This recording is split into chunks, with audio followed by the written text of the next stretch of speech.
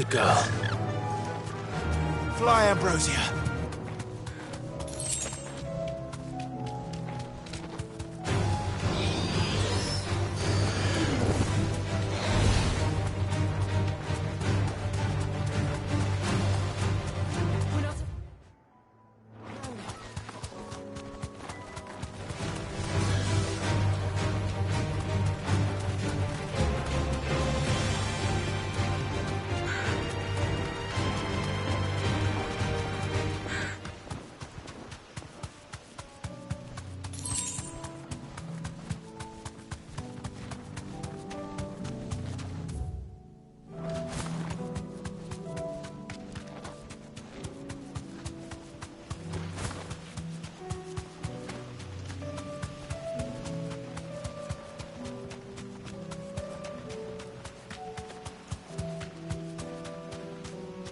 Straight home now.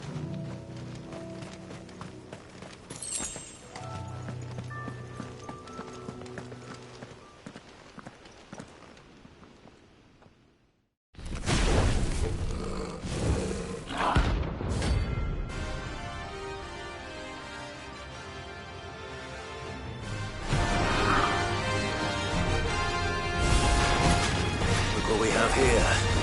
Greetings, Your Majesty. Over here! Go, Tor! Sicker! Sicker! So, Tor! This one! Get him!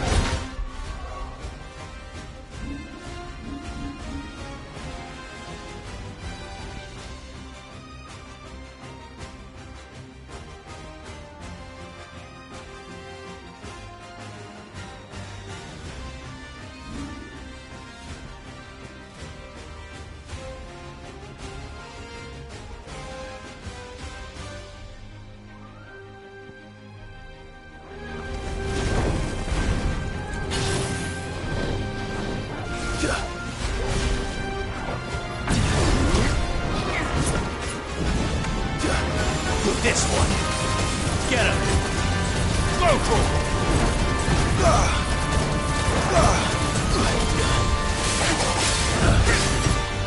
This one. Get him. Sick him. Get him. This one. Go, Tor. Over here.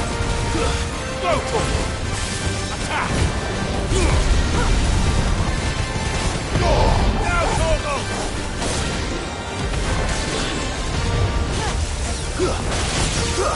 Attack! Go, Torgal! Get him!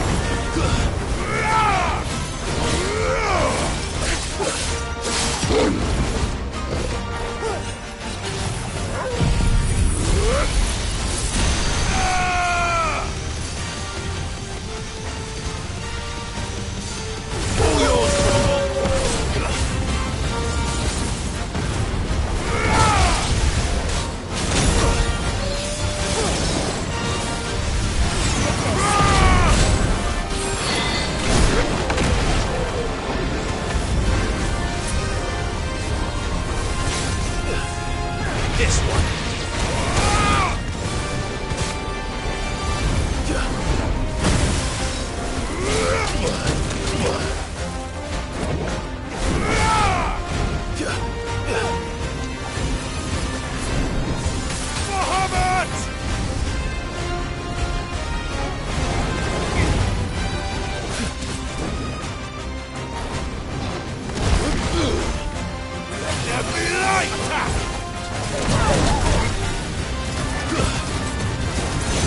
Nice try.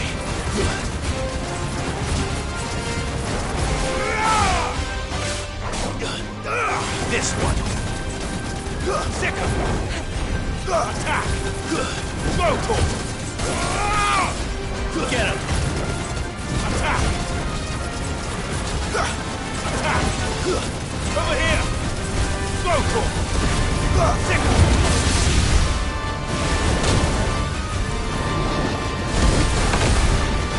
Too slow. I'm fast. Over here!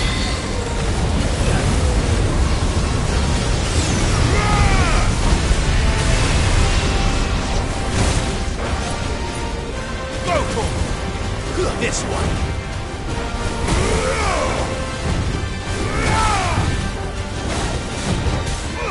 Go for it. Get him. Sick him.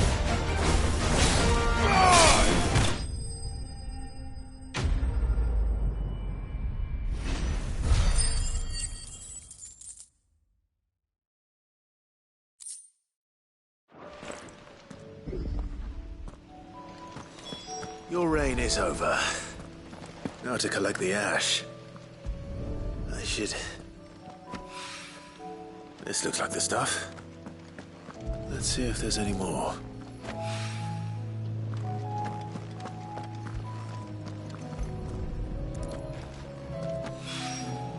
That should do it. If Hawaii needs more than this, he can fetch it himself.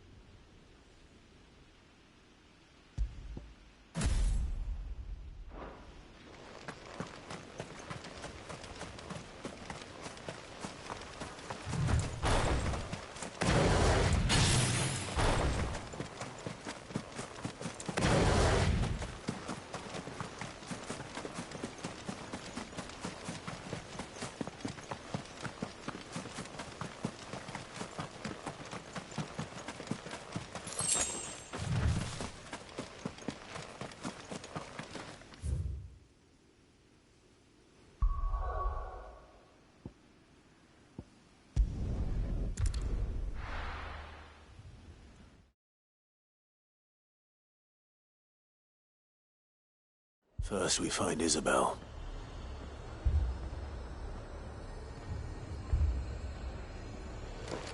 Heard a bloke saying he saw ghosts on the far side of the wall.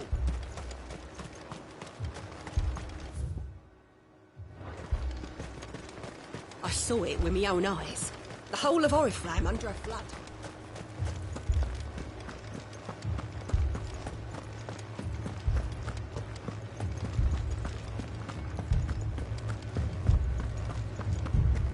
I can't do it. I can't.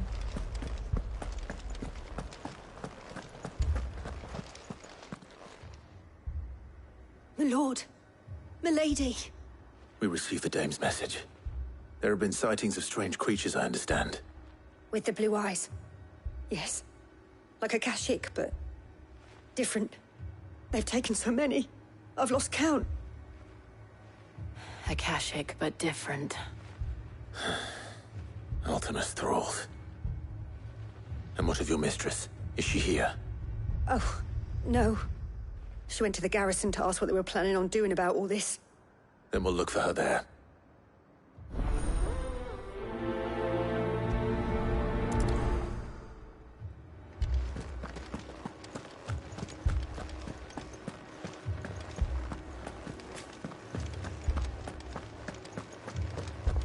We could leave.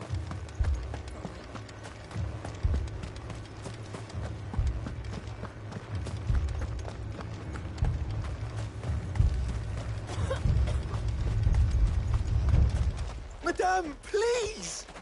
Half the garrison's been slaughtered by those things. We lost the captain this very morning. We've tried requesting reinforcements, but there's been no word from the capital or the Dominion in days! What more would you have us do? I would have you do your duty. Those at the Vale look to me for protection. And protect them I shall. Because they are my charges, and that is my duty. In case you have forgotten, the people of this town are your charges. But more than that, they are your people. Your sisters, your brothers, your lovers. So you have a choice. Lay down your sword and watch as they are slaughtered, or take it up and do what is right. She speaks the truth, you know. This here, it's all we have. It's all that's left. What we have left is our lives! Do you really want us to lose them as well? Not if we don't have to. Look, there's a cask under the captain's bunk. Let's talk about this over a drink, eh? I'm listening. I'll have a word with him.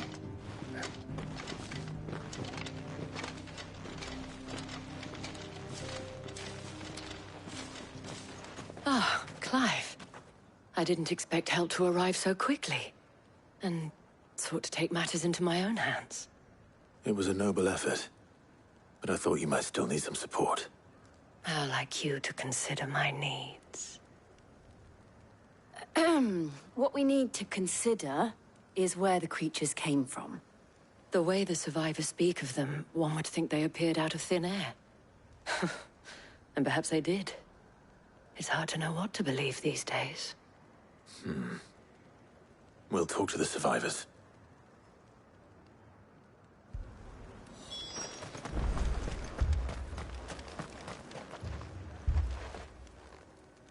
You're a pikeman, yes? What happened? I've got family in Moor. I heard the flood was spreading, so I went to see if they were all right. And a pack of them glowing things found me in the meadow. I ran for my life. I never did get to the village. Leave that to us. My family? They're still in the capital. I'm sorry, darling. I truly am.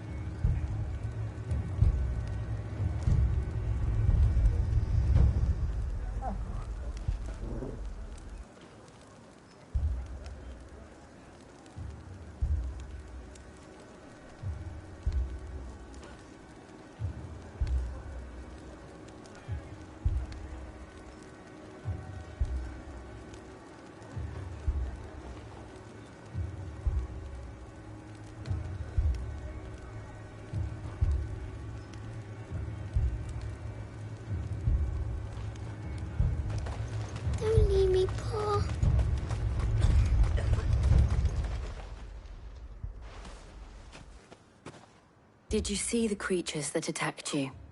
Creatures? Yeah, They came out of nowhere. They went for Joseph first, then me, and then they were just gone. Do you remember where you were? On the road from Oriflamme. We just passed Moor when... Where's my Joseph? It's all right. Just rest now. At least we have an idea of where the thralls might be now. We should head for more.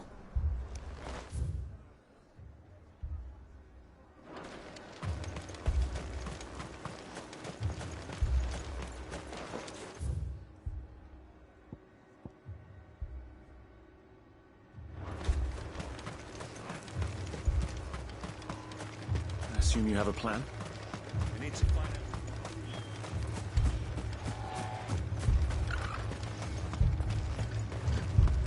It was all they could do to escape. They just left the bodies there in the flood.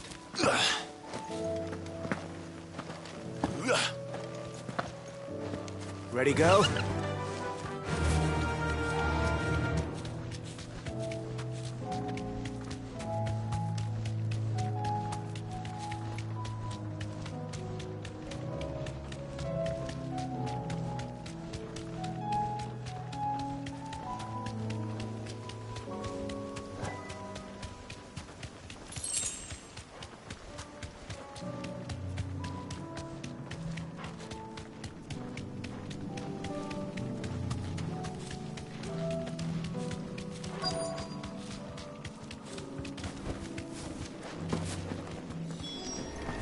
Clive, look. I see them. With me!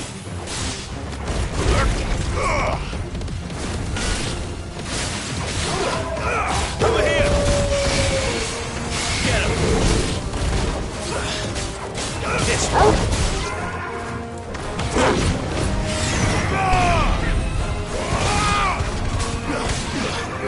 This one! Sick 'em! Should I prime? Save your strength.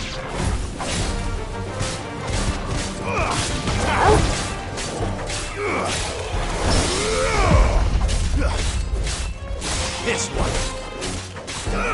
Go for it.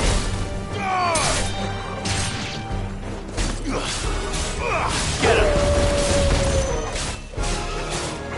Sick him.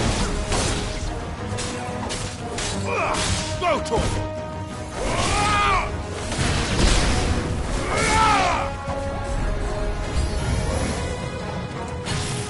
Soil and stone!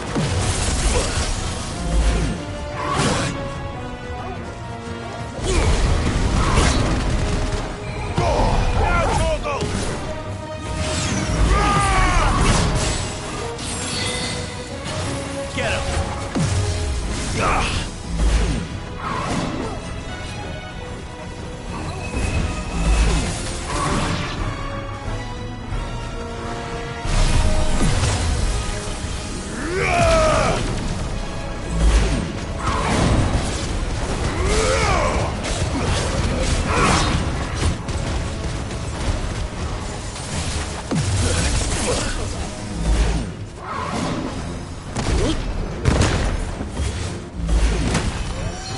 This one.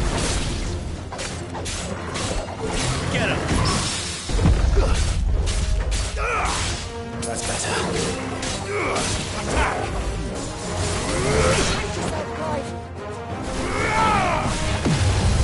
Get him. Over here.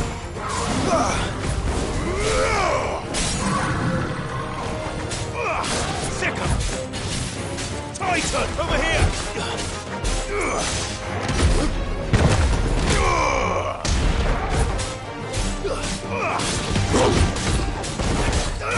Over here!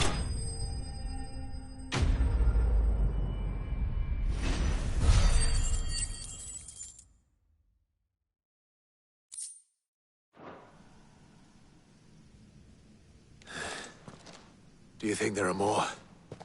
There are always more. But I'd say we've done what we can for the time being. Then we should let Isabel know.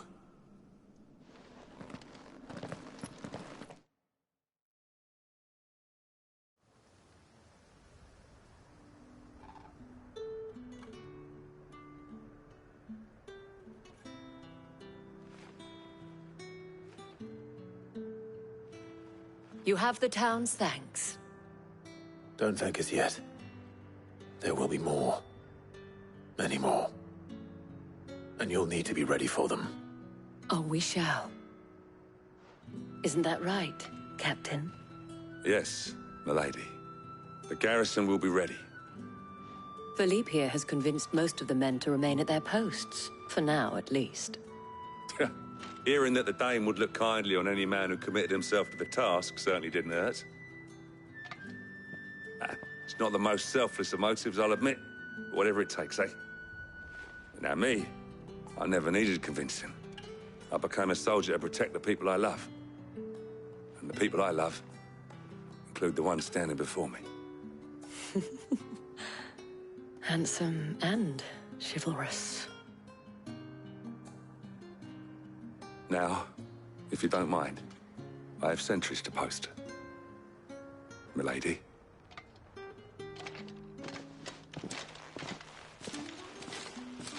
Lest you wonder, I'm not foolish enough to believe that this has solved all of my problems. But it has solved one, and that's one fewer than I had this morning. Thank you again, Clive.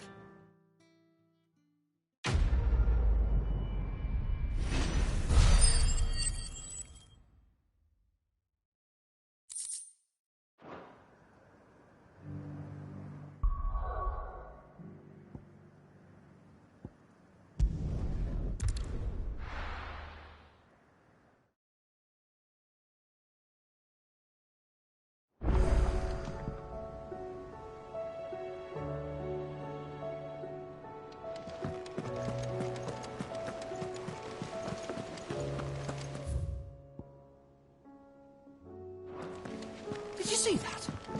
Tell me you saw that.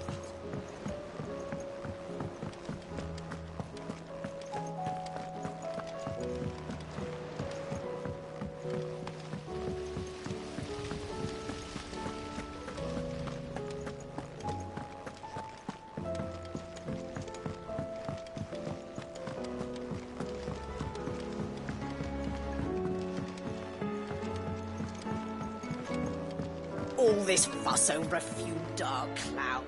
All right there, Sid? How's that hunt for the bomb ash going? I have it here.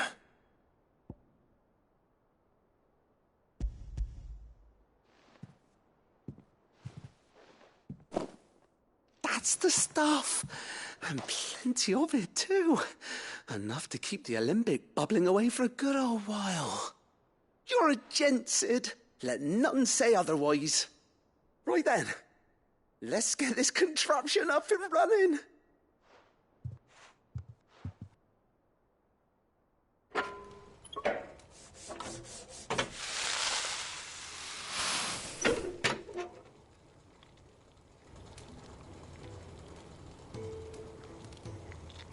There we have it.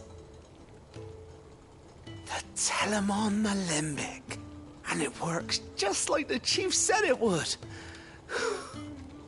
Very impressive. Says the man who cut down a burning boulder. Speaking of which, I still haven't returned the favor. There's no need. The good it will do for the hideaway is reward enough. Don't be silly. Why don't you let me take a look at that bag of yours? The one you keep your potions in. Reckon I could work some magic on that. What kind of magic?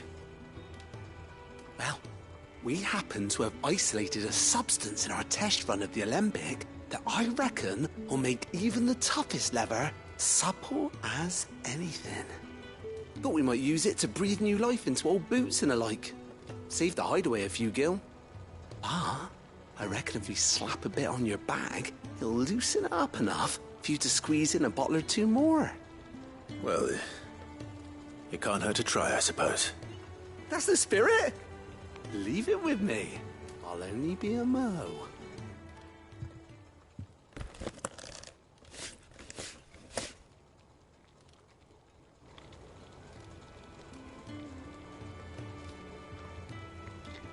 Well, what do you reckon? It certainly feels more flexible. Right? Told you. Thank you. I think. No. Thank you for supporting Mid and the rest of us in our endeavors. Without you, we'd never have been able to discover wonders like that stuff I rubbed on your bag. And I'm telling you, there's plenty more where that came from.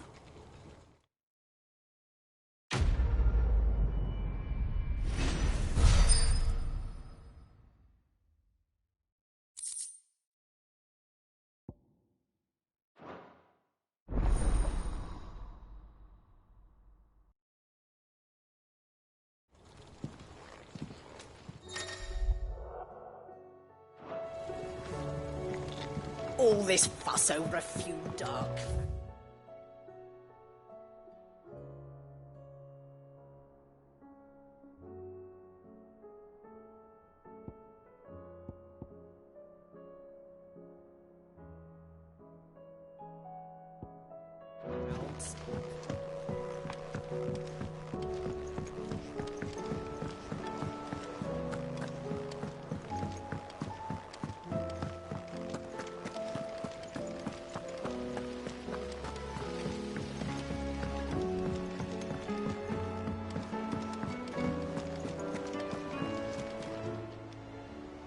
Oh, I wasn't expecting you back, sir.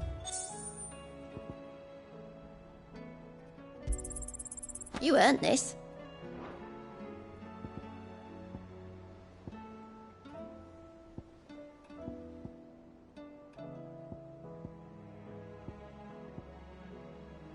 Come again.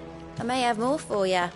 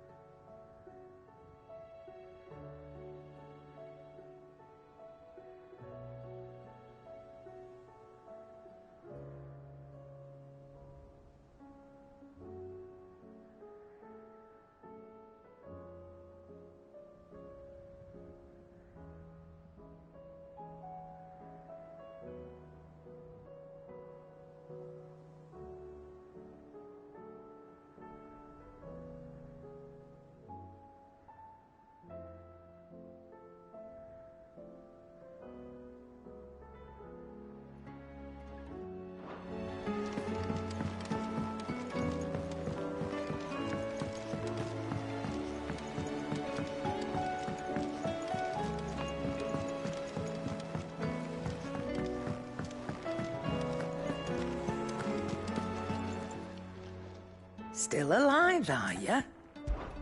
Going purse weighing you down?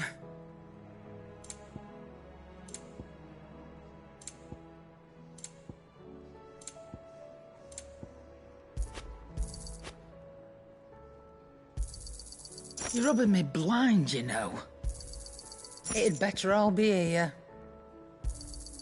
You're rubbing me blind, you know.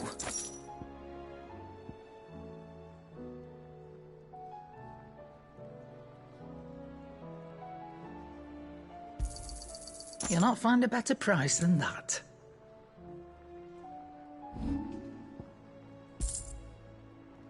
Come again. Or don't. I'm not much bothered either way. So what do I owe the honor? What do you want?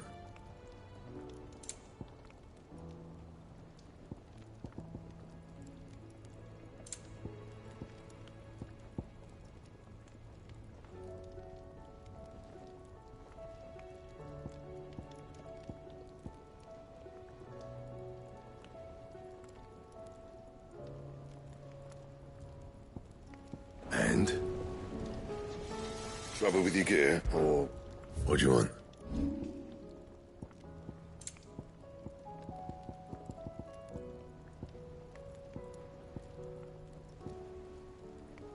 And how am I meant to do that, then?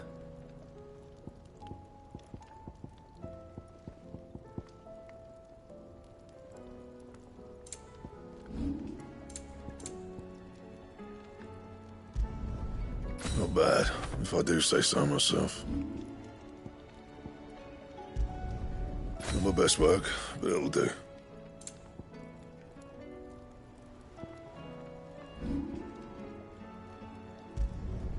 No scratches, right? Not my best work, but it'll do.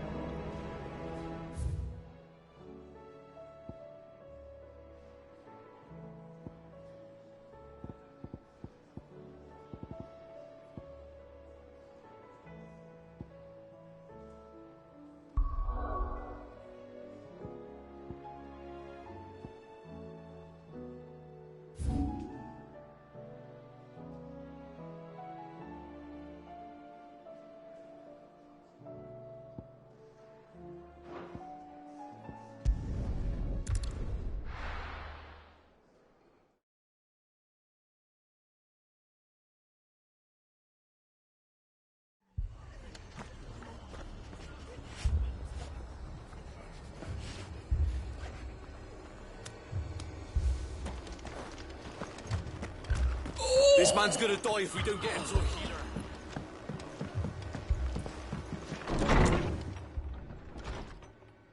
Martha, it's good to see you.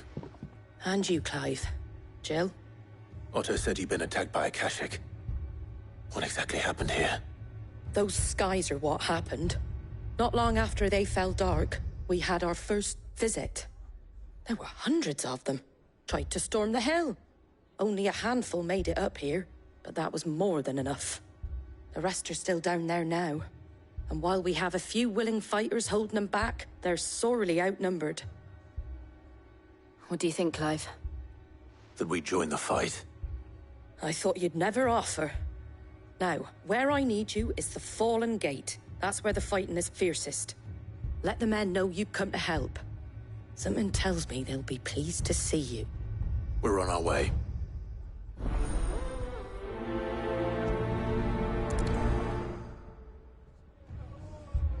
Do you think there are as many as Martha says? More.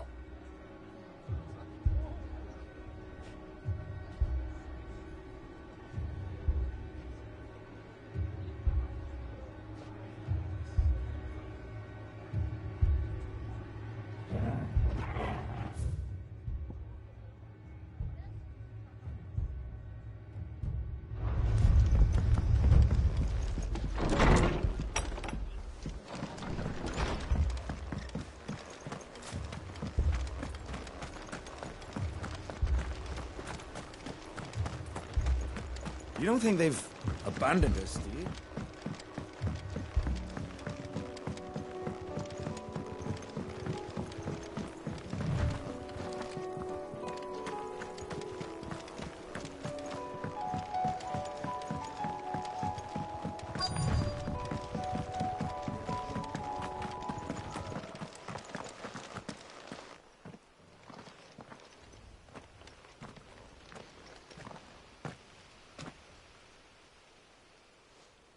Clive, wounded. We deal with the Akashic first.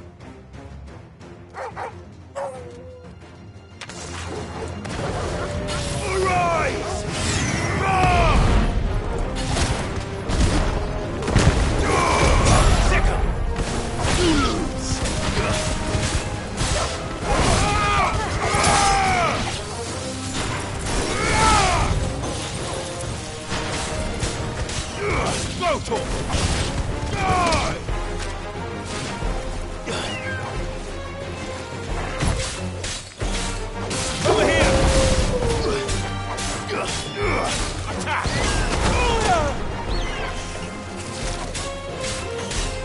This one.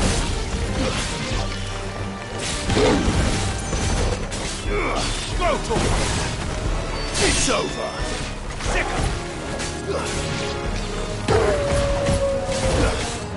This one. Over here.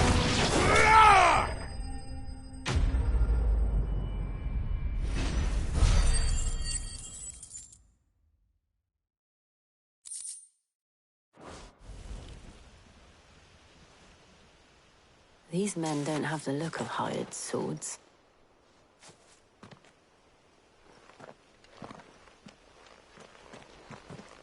If you've come to rob this place, You are mistaken, my Lord Rosfield. We're here by Madame Martha's leave. how do you know my name? Forgive me, my lord. There wasn't time for introductions. We're with the Guardians of the Flame. Wade's men? But how did you come to be here? Where is your commander? Sir Wade left earlier with a scouting party to find out where the Akashic were coming from. Did he? Take your wounded back to the inn. Martha will see you're looked after. We'll join you anon.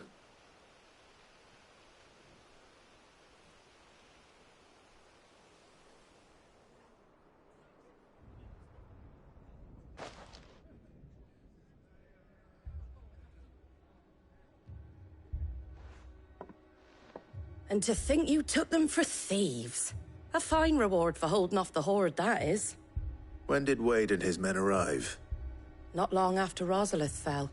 The Guardians asked me to shelter some of them that had lost their homes. They were making ready to leave just as the skies turned, and we agreed it was best we stuck together. Martha! Trouble!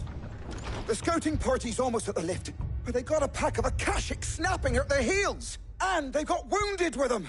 They're not gonna make it! Damn it all. We'll worry about them, Martha. You look after everyone here. If any can still fight, send them to the lift. I will. You two be safe now.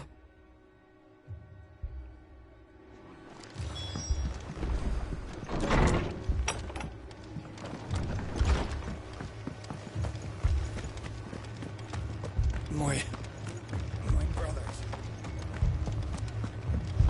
My dogs.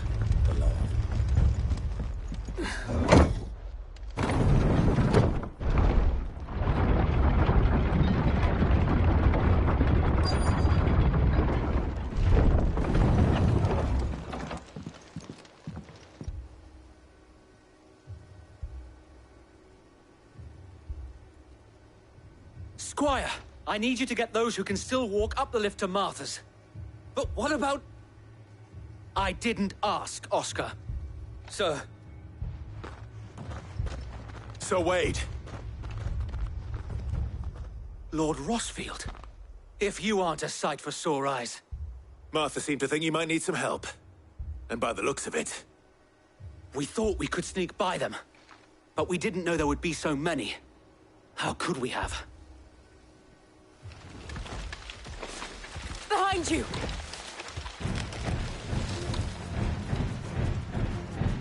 Damn it!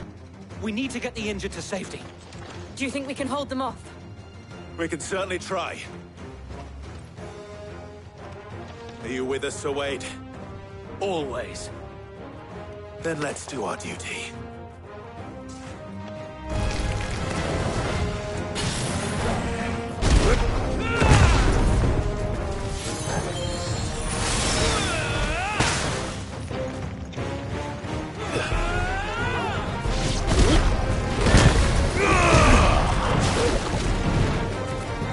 It's over. Go for it. Attack.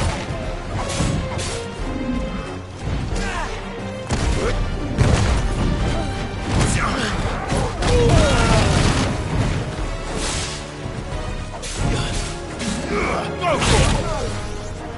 Thank you. Attack. Go for it.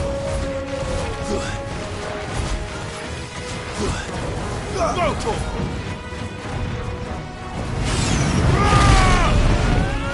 Get him! Go for it. Attack.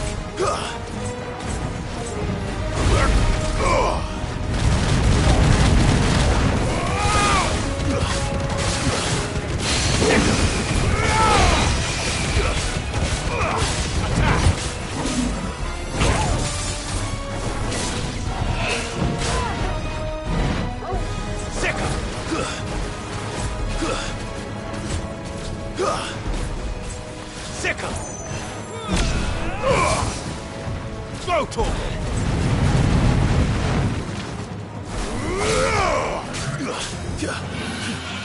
Attack. Go for it. Get him! Get him!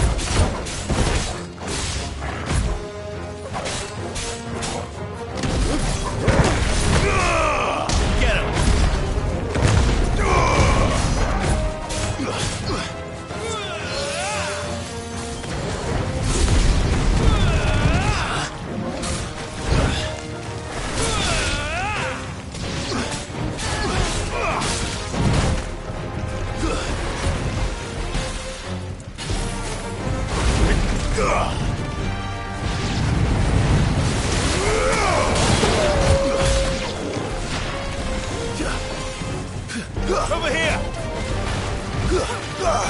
Attack. Get him!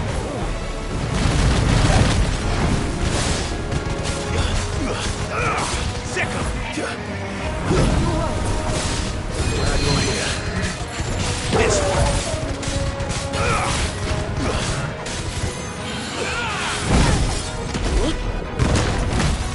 Go for it.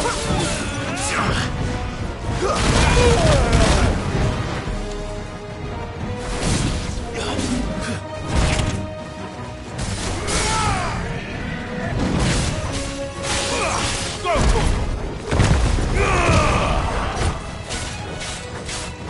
Get him!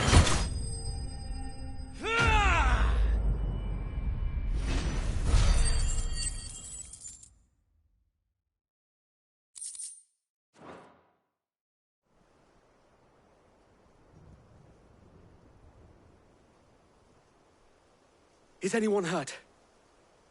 I don't think so. And yet again, you've pulled me from the flames. It's just a pity I keep walking into them.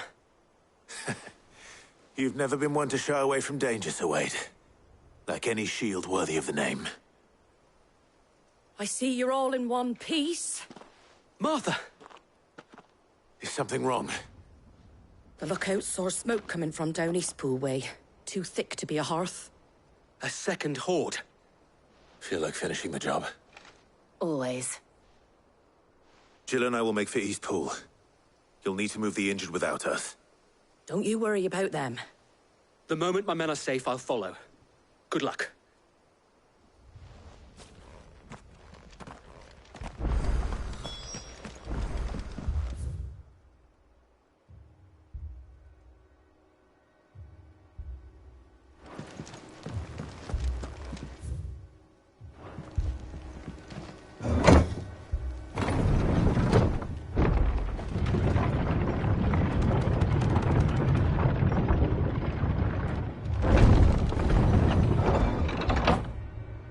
right, boy.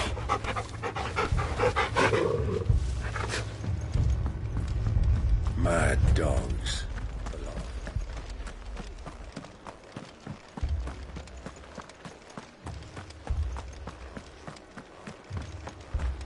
This man's gonna die if we don't get him to a healer.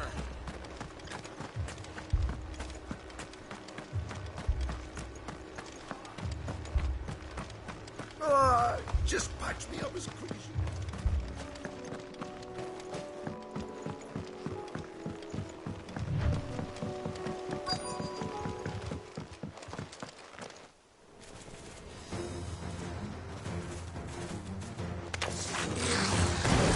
They're headed for the rest. We have to slow them down. Martha and the others won't be ready. Sickle! Go to him! Attack! Go to him! Get him! Sickle! This one! Get him! Get him!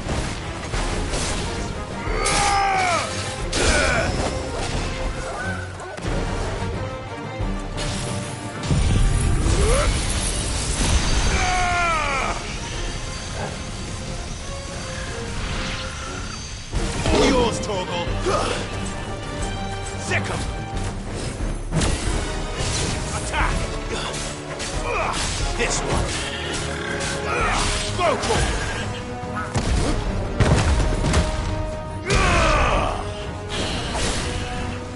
Get him! Go for it!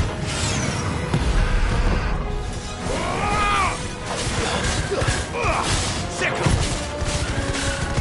Go to it! This one!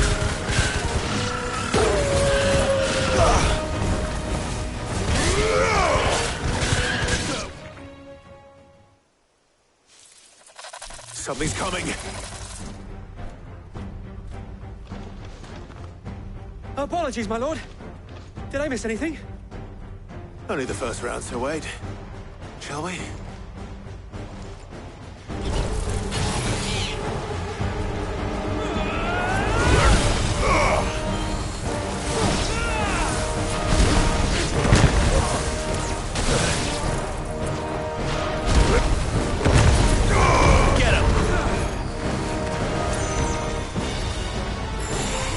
That's better. Go, go!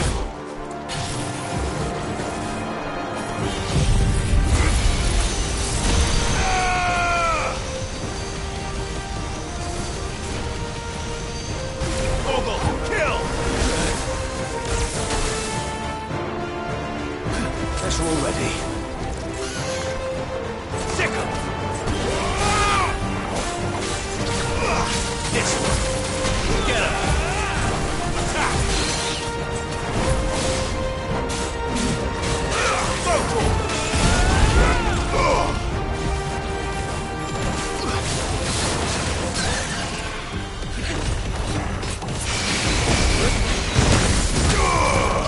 This one! Go to him! Go to him!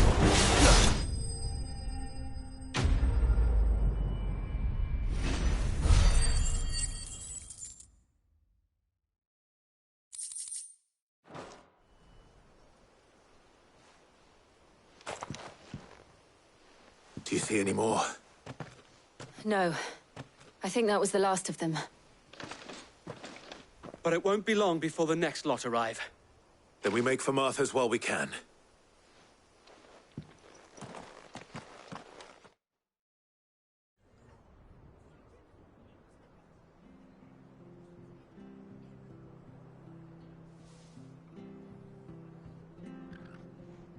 What did you find out there?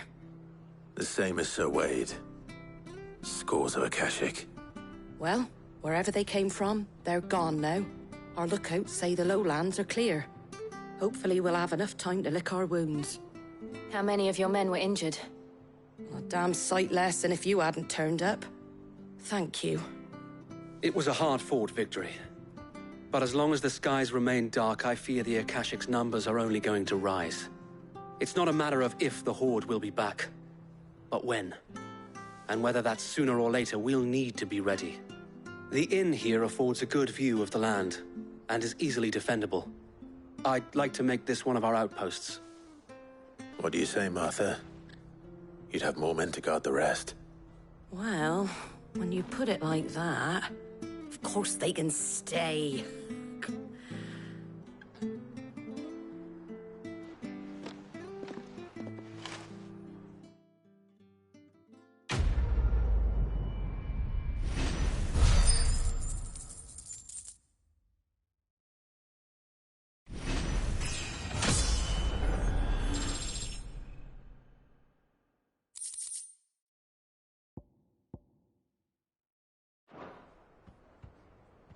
My lord, there's someone I'd like you to meet.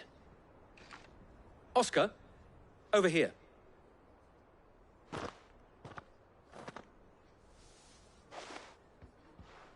It is an honor to make your acquaintance, Lord Rossfield. I am Oscar. Oscar of House Murdoch. Murdoch? I wasn't aware the Lord Commander had children. Oh, he didn't. But his brother, my father, did. I am Sir Rodney's nephew. Well, go on, then. It's not for me to ask him. Yes, Sir Wade.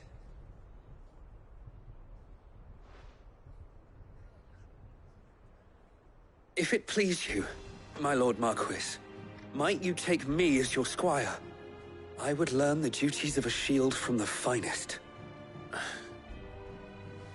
I'm sorry to disappoint you, Oscar, but I'm a shield no longer.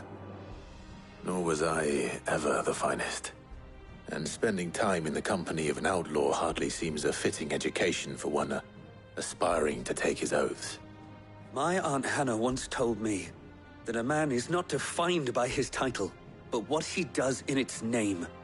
You have accomplished much since taking on the mantle of Cid, winning no little honor in so doing. And I would sooner serve under an honorable outlaw than an unworthy shield. Not that Sir Wade and the other Guardians are... I mean to say that, they're... It's all right. We know what you mean. There is only so much the boy can learn from me, my lord. But a squire... Would that really be so bad? You were a squire once. And I'm certain Sir Rodney would approve.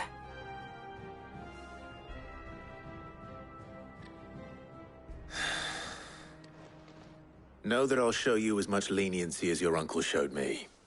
I would not have it any other way.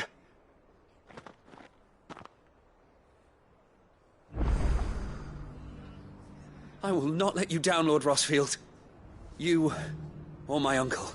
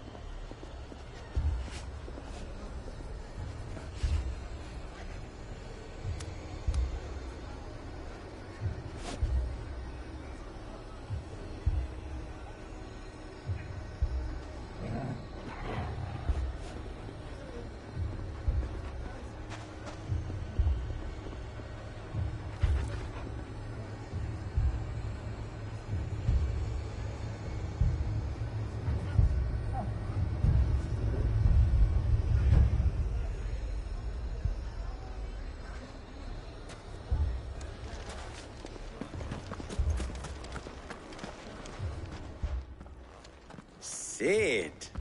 Oh, your new companion appears much more formidable than your uncle.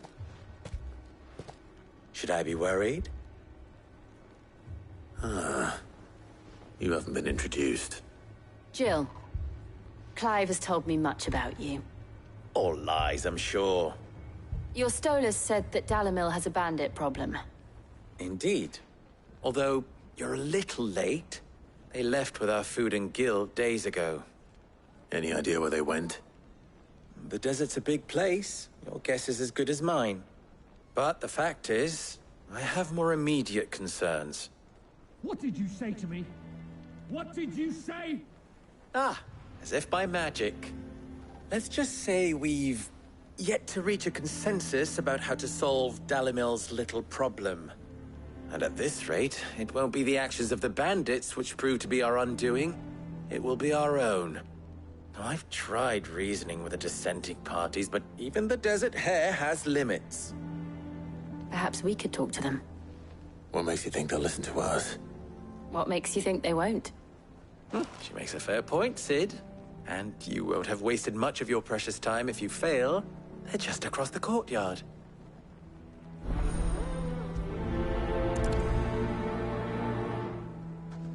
Suppose we just follow the shouting.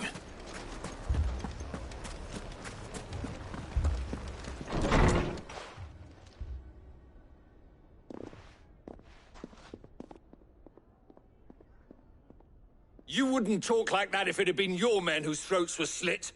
Blood for blood, it's the only way.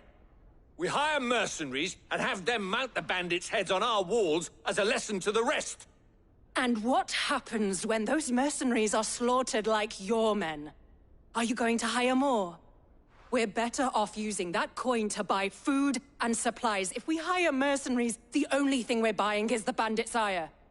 And you cannot fill empty bellies with that. Do you hear me? But what happens when they come back? Maybe it'll be your throat that's slit. That's enough. Both of you. Any more of this and I'll throw you out myself. Come back when you're ready to talk like adults.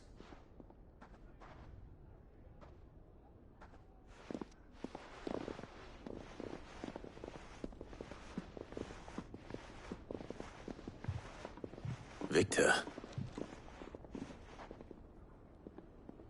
What's he doing here? Sid. And Lady Jill. What brings you here? I was about to ask you the same thing. Costness is in chaos, and the markets have all but ceased to operate. The Briar's Kiss here in Dalamil is the only place I can reliably obtain supplies. I was here to do just that when Master Lubor told me of his troubles. He thought I might be able to talk some sense into these fools. But if you're here, I suppose his patience must be waning. Who are those people? Those were the thorns in Lubor's side. And the reason this place might be headed the same way as Costness. It's these accursed skies. The darkness is enough to drive a man to madness. Or an entire city, for that matter. We're still working on the skies. But in the meantime, perhaps we can find a solution to Dalamil's problems. I hope so. For all our sakes.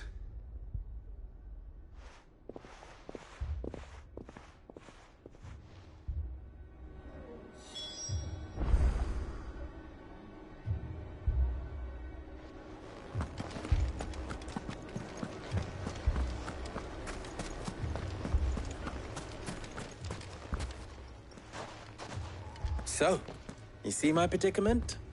What I saw was a room full of people who were angry and afraid.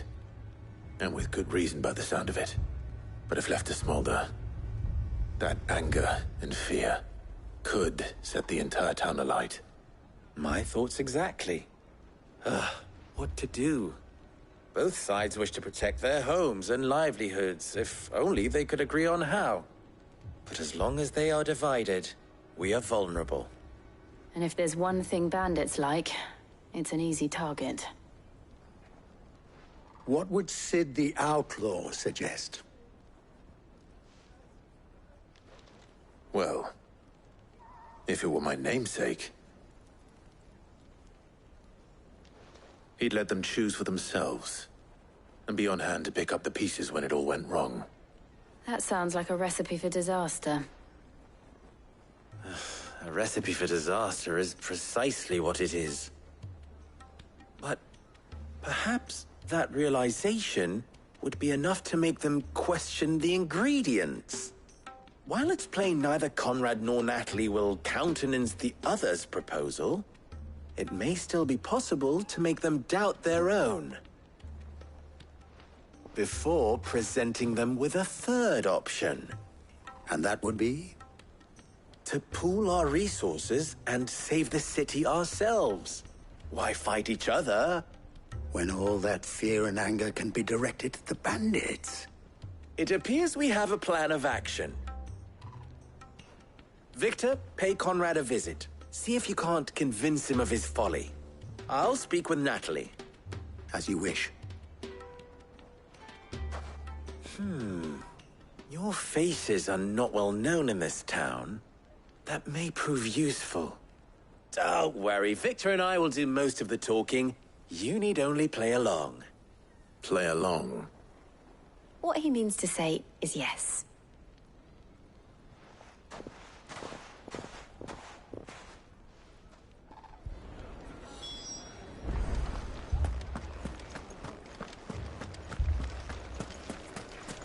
Picture it, Conrad.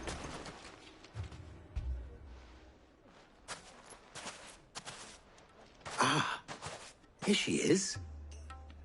The Lady of the Spear herself. Conrad, may I introduce you to Jane, commander of the Red Wings, the oldest mercenary guild in the Free Cities. A pleasure, my lady. The pleasure is all mine. As I told you, I summoned the commander here from Canver to inquire about a contract. Victor says you told him no. That there aren't any men left to hire. Is that true? True as the crystals cracked. Nobles came and claimed every last one worth his salt. And not just from us Red Wings. You know of the 7 high houses. There must be 2 swords assigned each one. Granted, we have a few boys left. If it's boys you're looking for. Well, Conrad, are you saying that Dalamil's finest cannot defend this town better than a gaggle of unblooded striplings? That a band of beardless youths could better avenge the deaths of your brave men than you yourselves? Absolutely not. We'll show those bastards who they're dealing with.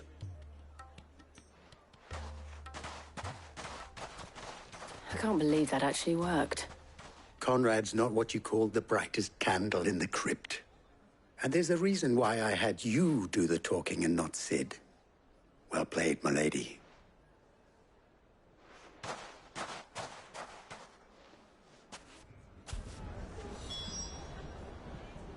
Then let us band together and show these brutes that Dalimil is not to be trifled with.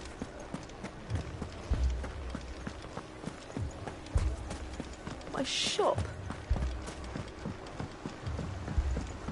If I had my pickaxe, I would... I mean, it may still be possible to buy something. Ah, here he is now.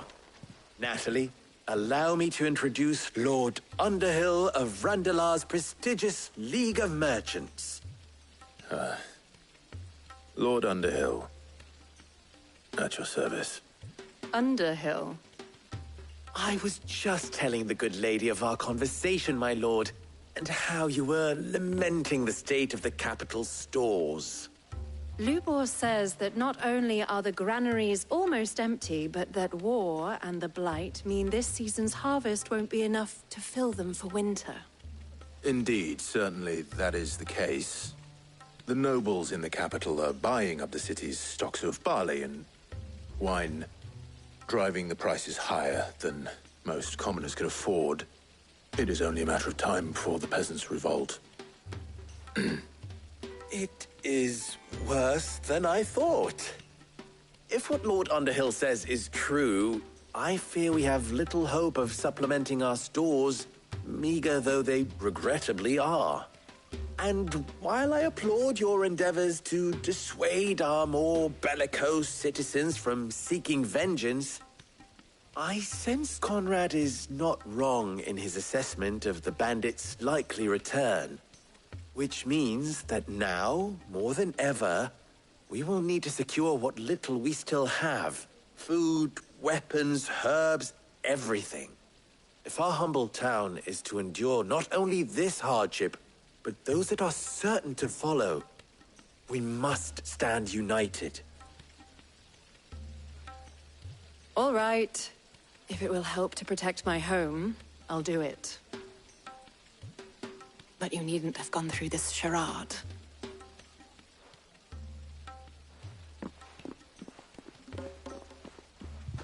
Thank you, Clive.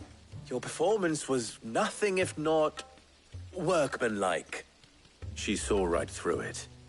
I didn't say it was good, merely that it produced the desired effect. Now, my scouts should be returning shortly. Meet me back at the Briar's Kiss, and we shall see what we face.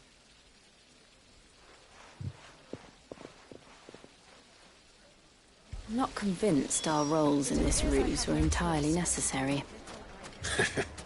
I don't know. Conrad seemed quite taken with you. Mummy, I'm scared. Oh, I'm ruined. Good news, Sid. Both Conrad and Natalie have somewhat gracefully accepted their new roles. With time, they may even learn to. Time no longer appears to be the luxury it was before lunch. I take it your scouts found the bandits. Technically, it would be the bandits who found my scouts. It appears they march for Dalimil as we speak. All of them. You're not serious. They don't just want food, they want the whole damn town.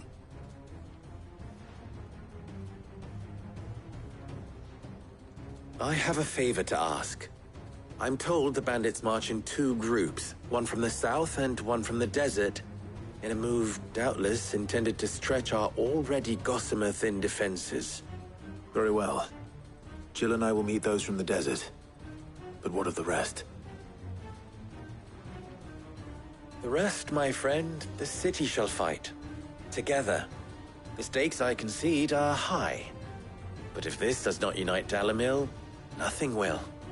That is a lot of faith to put into those who had their hands around each other's throats but a moment ago. Then it will be for us to see that their hands are kept occupied. And I do mean us. I thought you might say that. We'll hold them off for as long as we can. And we will do the same.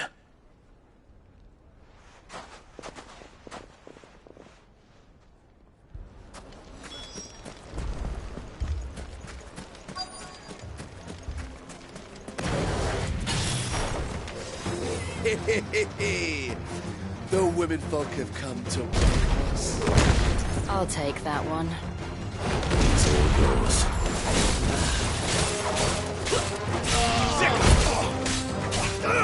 Get him!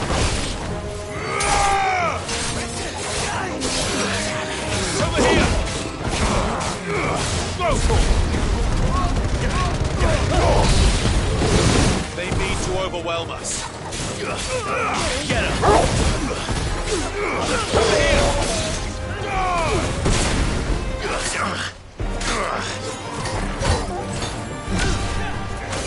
Go for it! Over here!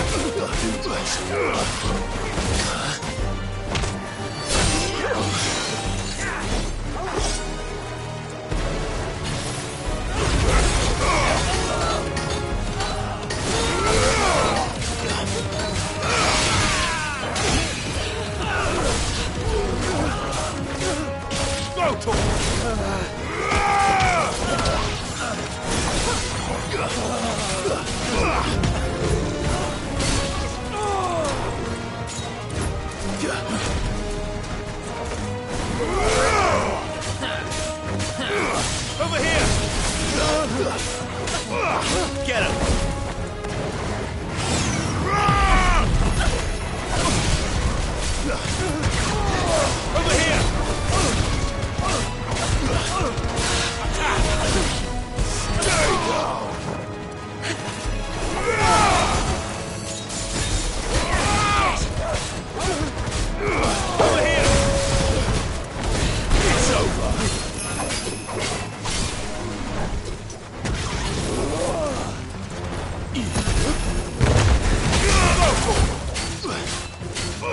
Get him!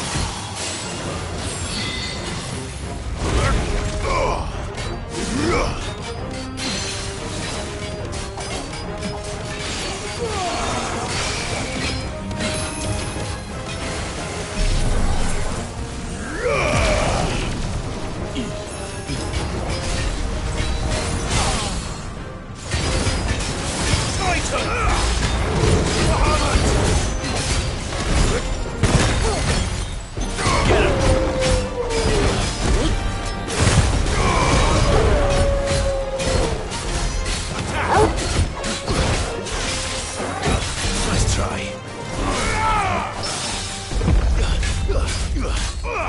Over here!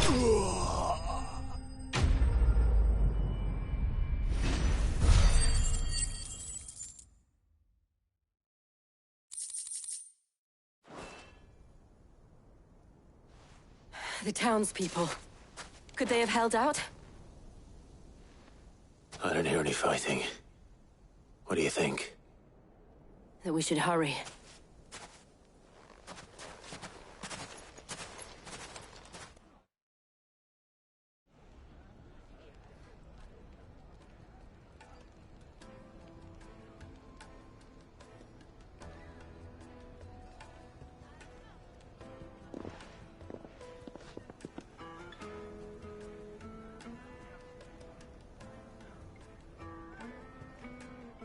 Natalie, I owe you an apology.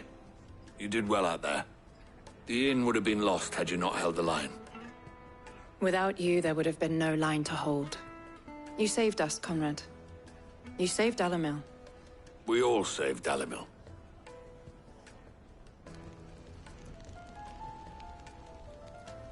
Conrad seems to have had a change of heart. I'd say they both have. I take it from your presence that our visitors from the desert won't be joining us either. Pity. The plan worked, Sid. Granted, it only took an army of bloodthirsty bandits at our gate. Calm now, Victor. Why quibble over the details? We are united, and that is all that matters. As for you, Sid, you fight considerably better than you act.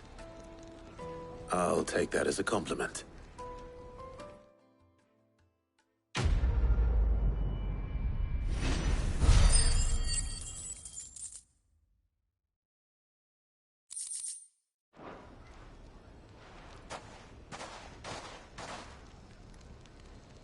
Our friends seem to have things under control.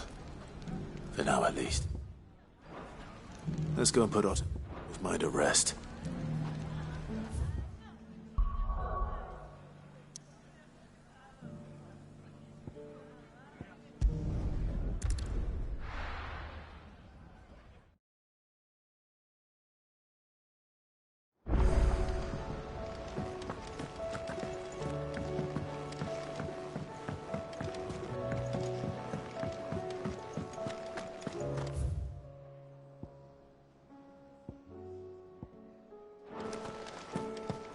Did you see the pair that got hauled into tires?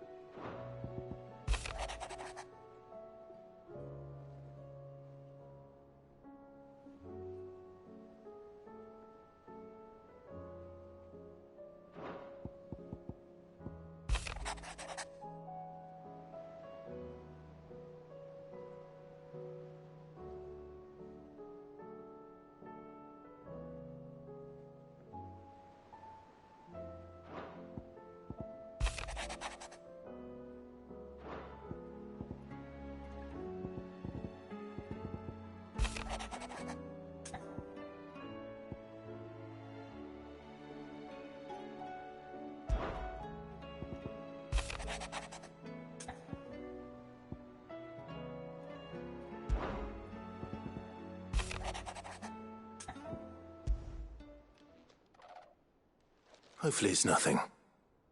But I should speak to Blackthorn just in case.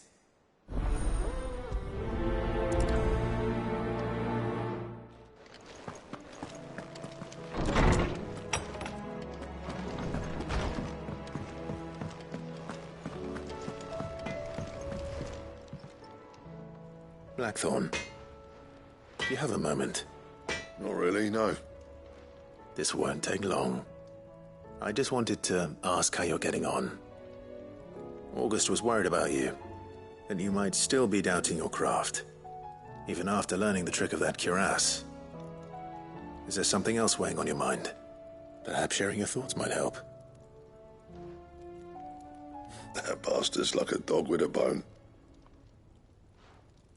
Still, you've got a keen eye, I'll give him that. He's just, well, Karen showed me something. Something I've never seen before. And that was? A sword. An odd-looking thing with a single-edged blade. The metal itself wasn't anything to write home about, but fuck me, the edge on it. You could slice a man clean in two with a weapon like that, and he'd be halfway home before he even realised he'd been cut. So that's what's troubling you? Nah, no. Not troubling me exactly. More distracting. Can't stop thinking, how do you get an edge that sharp? It's driving me mad. And if you knew how to do it, we could arm the curse breakers with even better blades. That's about the size of it, yeah. I'll see what I can find out. Sharper swords are always welcome. And we can't have our master blacksmith being distracted. You're a soft touch, you know that. But I can't say I'm not grateful for it. Good luck, eh? Thank you. Let's see what Karen knows about this sword.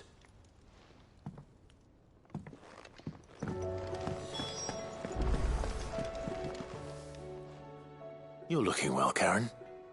What you want? Out with it. I want to know about the sword you showed Blackthorn. Single-edged and extremely sharp. Running around after him again, are you? I suppose I am, yes. But I need to help him find out how to work an edge like that. It's driving him to distraction. Little wonder, I suppose. There's not many like that make it as far as the twins, and those that do go straight into private collections. Which made it nice and easy finding a buyer. Can you tell me who bought it? Where is it now? You think I tell people who my clients are? Suppose you're not likely to go nicking him off me, are you now? Fine. If you stop mooning at me like that. Lord Ignac's the man you want. Dalmekian bloke. Collects weapons and the like. And he's got more money than sense, which is why he's one of my favourite clients. Reckon he'll still be at the inn in Dalamil, where I left him. Thank you, Karen. Oh. And he's a touch eccentric. If you take my meaning. I appreciate the warning.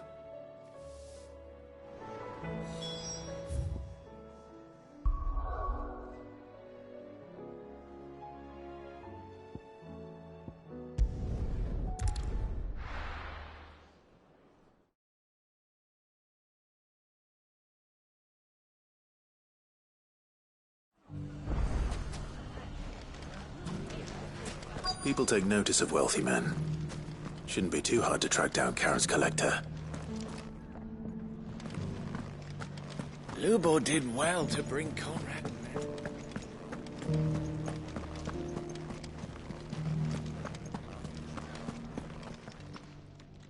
My reputation will be ruined! Ruined! Calm yourself, Lord Ignac, I beg of you, before you do yourself a mischief. Pardon the intrusion, but... Out! Get out! I paid for these rooms so I wouldn't be disturbed. Leave me be! Please, allow me to apologize.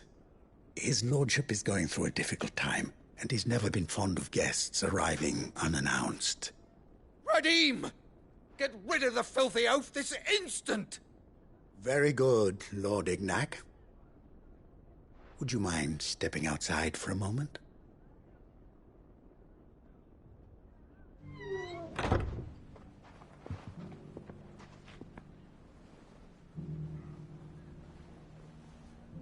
I'm sorry if I've caused you any trouble. That? No. That's just how his lordship is. Though the morning's events have left him somewhat fractious. He has been dispossessed of his luggage, you see. The thieves also made away with a considerable amount of coin. Coin the innkeeper will soon be keen to collect. I don't suppose a certain blade was among the stolen items. A single-edged sword. It was purchased from a merchant friend of mine. Ah, you know Lady Karen. Yes, I'm afraid it was. Then I'll retrieve Lord Ignac's luggage. But I have one condition. You have but to state it. You are welcome to anything that is within my power to grant. I want an audience with Lord Ignac. A few minutes should be enough. Then I'll be on my way. A condition I would be a fool to refuse. Of course, you shall have your audience. I don't suppose you saw where the thieves went? I did not, no. Though some discreet inquiries made on his lordship's behalf mean that I know where you might find them. The bandit's bed. Every ill-gotten coin in Dalimil is said to pass through that disreputable corner of the Valcroy. And that's where I'm heading. I shall speak to Lord Ignac in your absence, and arrange for an audience upon your triumphant return. That will be very kind of you. Farewell, and best of luck.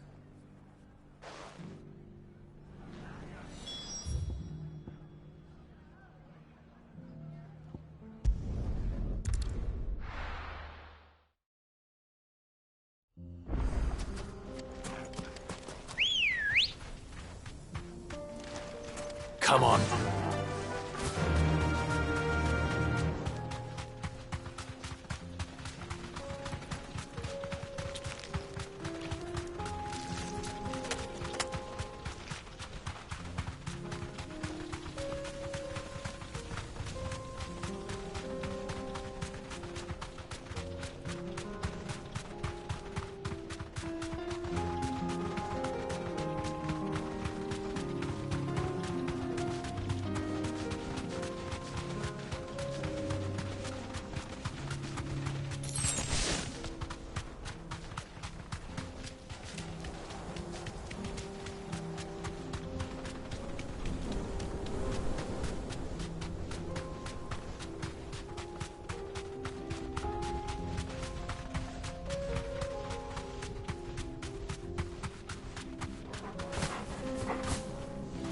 Straight home now.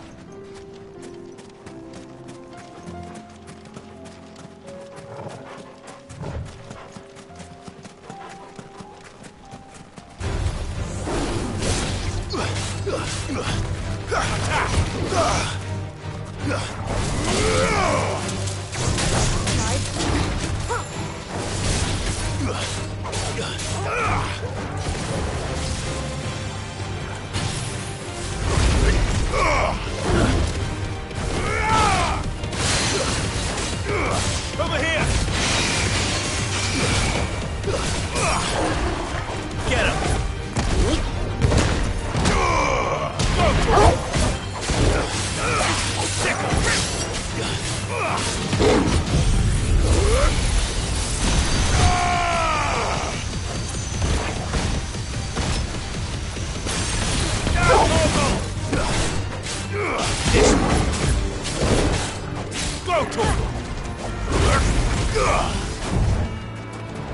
him!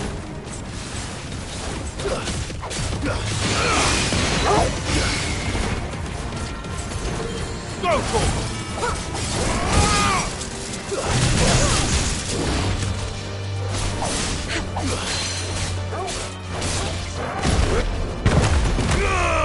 Get him! Too slow. Get him! Go for it!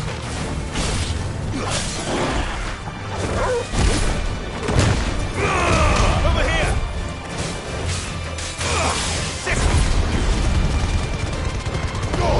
All yours, Torgal!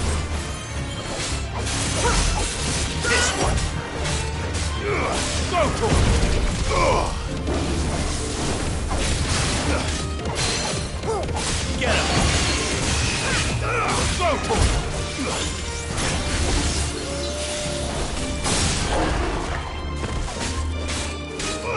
Get him!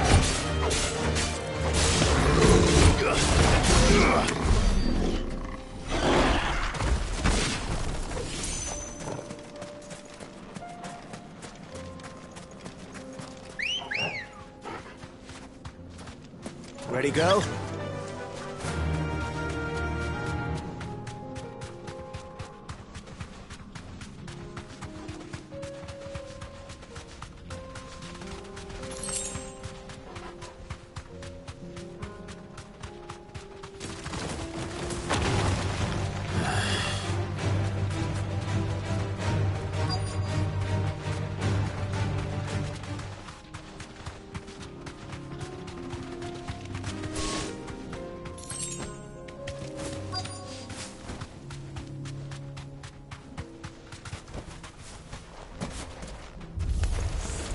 We've got company!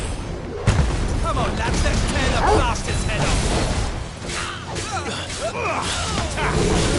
Stay down! This one! Enough! Attack!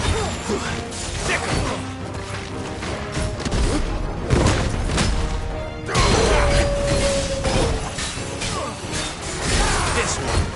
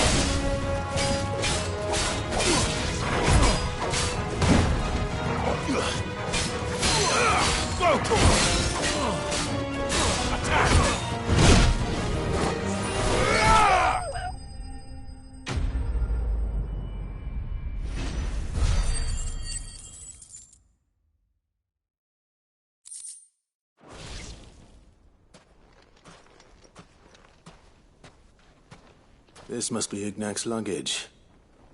Nothing seems to be damaged. All right. Let's get it back to Dalimil.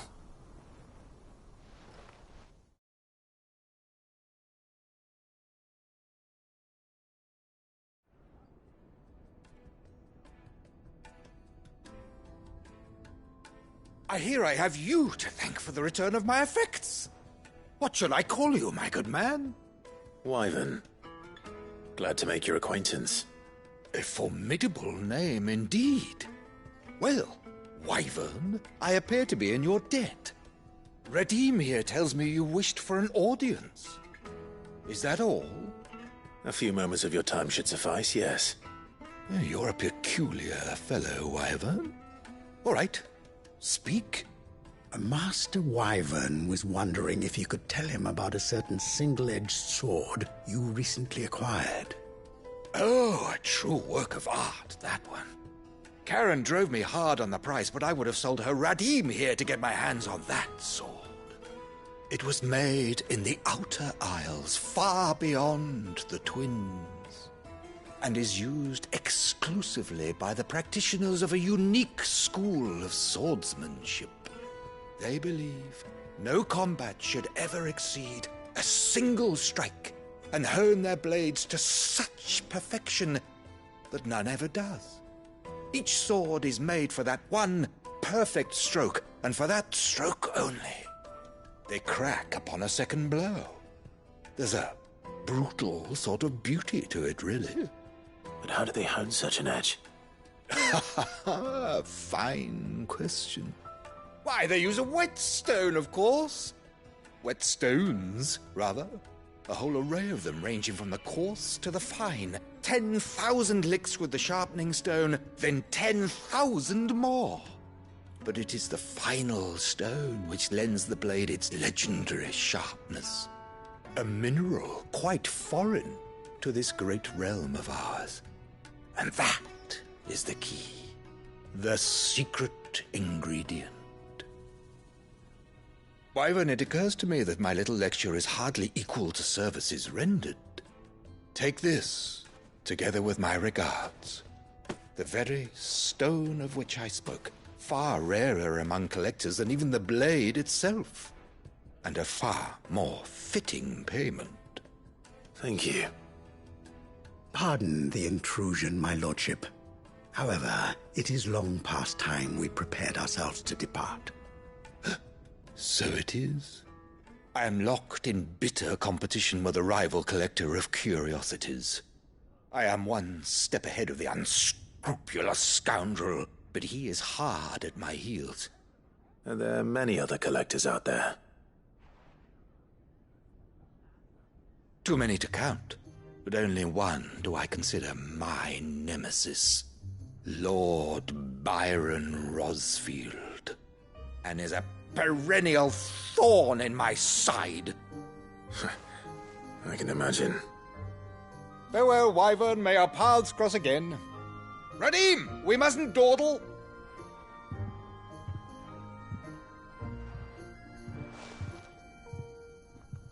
I think his lordship is rather taken with you, Master Wyvern.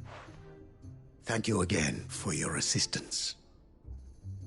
Coming, my lordship. I'll be right there.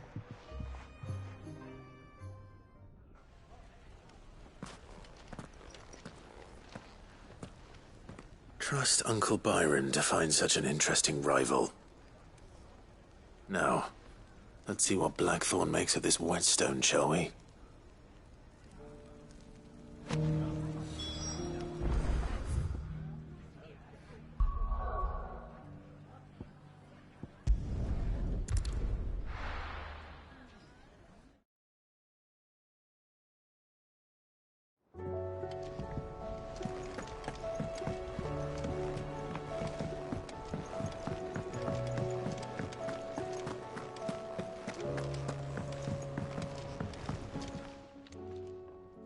Sorry for the wait, but hopefully you'll agree it was worth it. You learned something about that sword, then? I did better than that.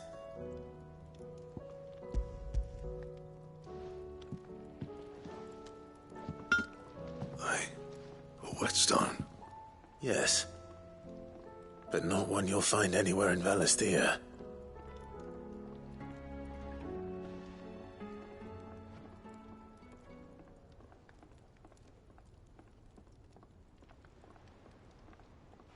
No wonder I couldn't get the same finish on the grinding wheel.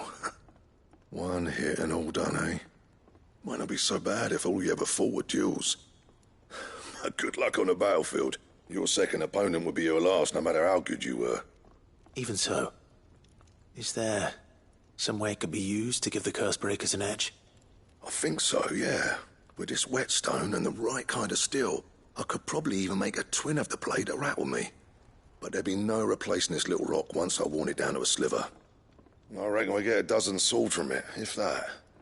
Swords that the Cursebreakers wouldn't know how to wield properly, and that would see them through a single fire piece. Nah, no point trying to copy that thing. Be about as much use as a wax anvil. But finishing our blades with a whetstone this fine, now that's something to consider. And what's finer than fallen masonry, eh? Or more hard-wearing, for that matter. Just imagine it. Good Valisthean steel with an edge as sharp as any found in the Outer Isles. I won't make a copy, nah. I'll make something much better.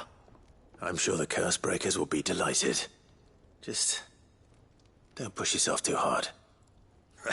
Don't you worry about me, Sunshine. I've been working day and night since I was half your age, and I'll still be here when you're long gone. Hey, thanks, Clive. I mean it. I owe you one, August too.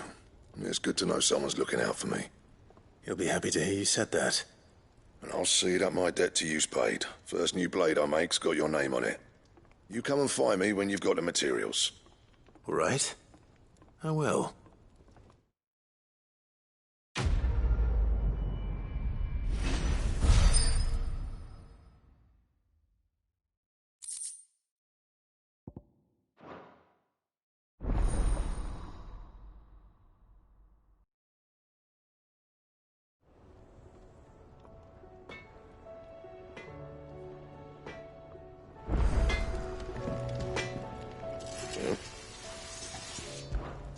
So, what'll it be?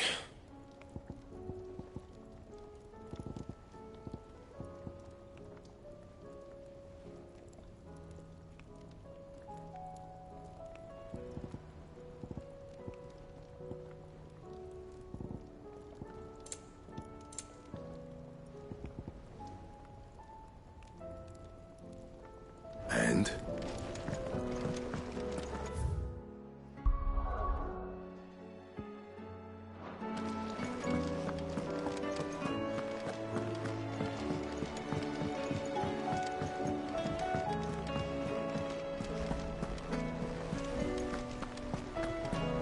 Did you see that? Tell me you saw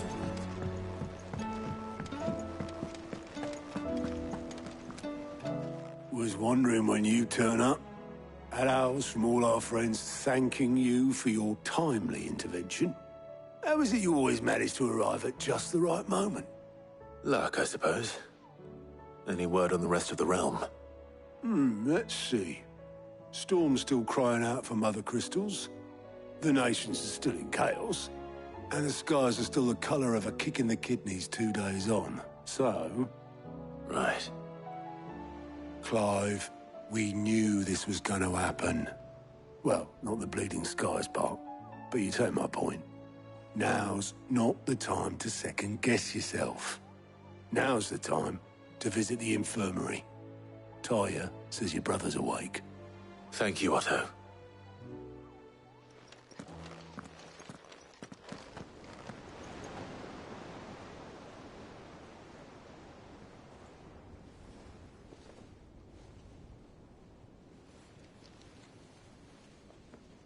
So it was not Sylvester, but Olivier who served as Ultima's puppet.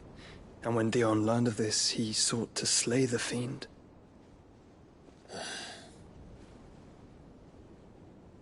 Only for his father to take the spear that would have freed him. Enough to drive a man to madness.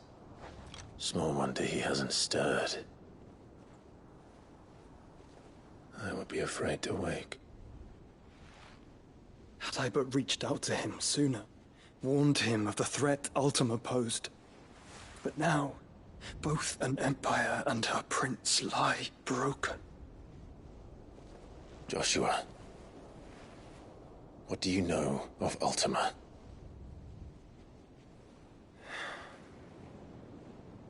Very little, I'm afraid.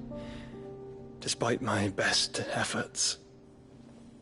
18 years ago, as I lay buried beneath the rubble of Phoenix Gate, 'twas not death who came for me, but another. And it was while in my rescuer's care I first heard of Ultima. I've been chasing his shadow ever since. Ultima is driven by some deep, dark purpose, and for whatever reason, it would seem you are crucial to his designs. He will stop at nothing to have you, even if that means toppling an empire. But why me? What possible use could I be to such a creature? That is one of many answers that have eluded me. Yet, I am certain of this. It is not mere chance. You were chosen for a reason. All dominants carry within them the might of an icon. Nigh limitless power that is at once acutely limited. I wield fire, and only fire. And I only ice. 8 wardens for 8 elements. But you, Clive. You are different. You're special. Your abilities begin with the flames of Ifrit. But they do not end there. The fact Ifrit can even exist goes against everything we thought we knew of dominance. Perhaps Ultima has been waiting for one such as you, whose potential is truly limitless. I've encountered that thing several times now. If it or he, as you say, needs me, why hasn't he claimed me as he did the boy? Were I to hazard a guess, I'd say the two of you are somehow incompatible. His mind not properly attuned to your body. His mind? Mind, awareness, spirit, call it what you wish. But I believe Ultima to be an embodiment of the concept. This is why I struggle and fail to contain him here inside me. I'm sorry. Inside you? With every setting sun, I feel my strength wane. And though the Phoenix's flames mend the prison I have made for Ultima, they do so at a cost. We must find a means to bring an end to him before I meet my own. What were you thinking? It was that or let him take Clive. And I've always had a soft spot for my brother. But that doesn't mean you should sacrifice yourself to save me.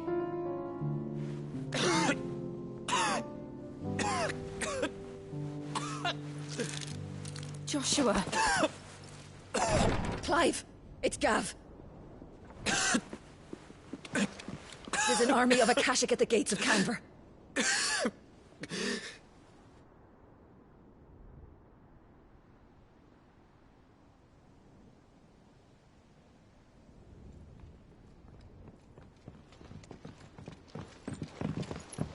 Well, what's the short of it?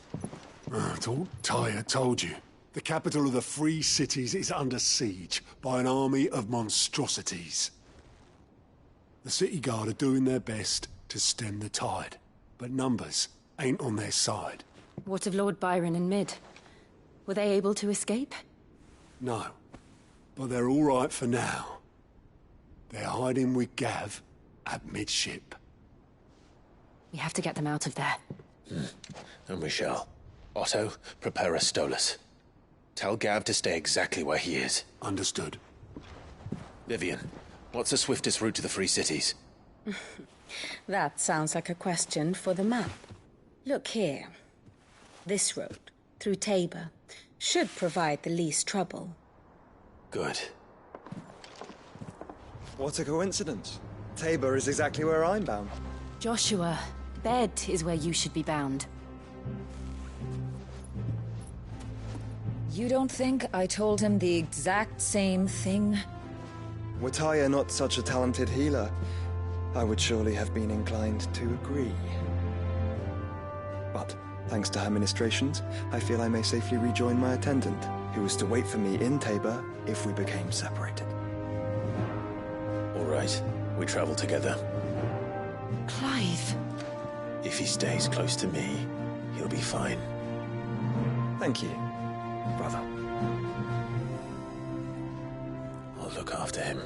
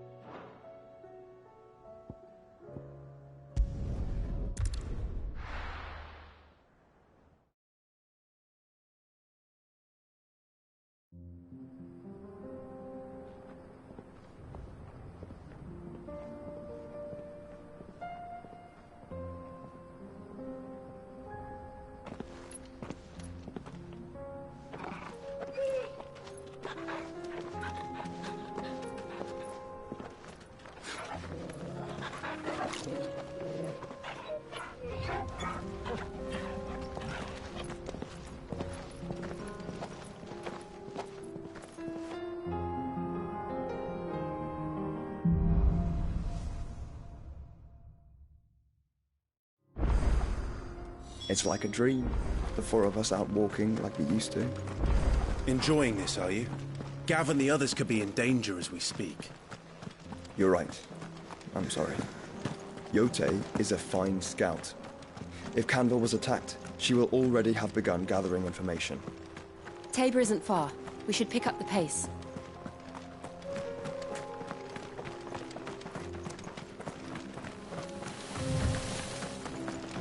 We can use the ruins to cross the ravine.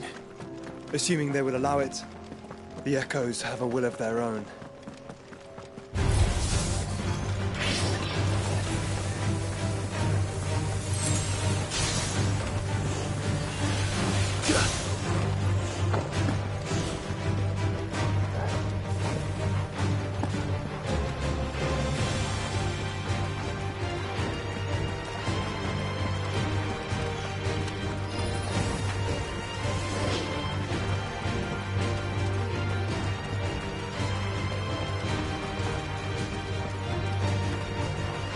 Tell us about Yote, Joshua. She's strong-willed, loyal, and deadly with a blade. Much like Clive, but with better manners.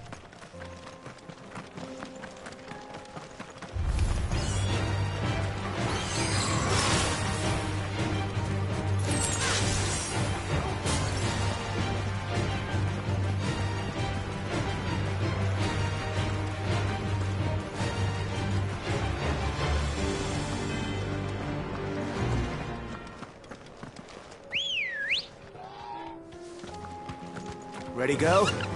Faster!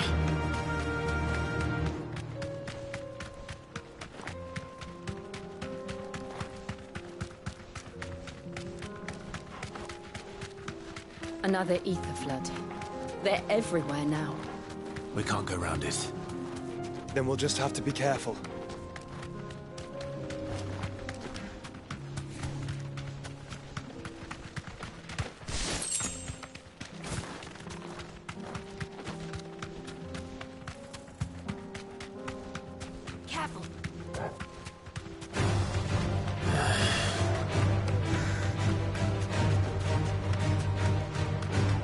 We're nearly there.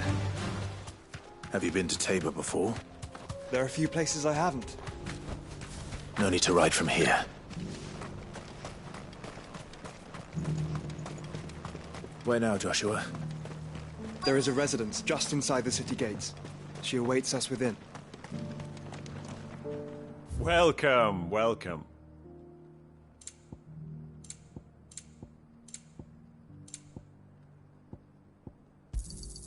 A fine choice.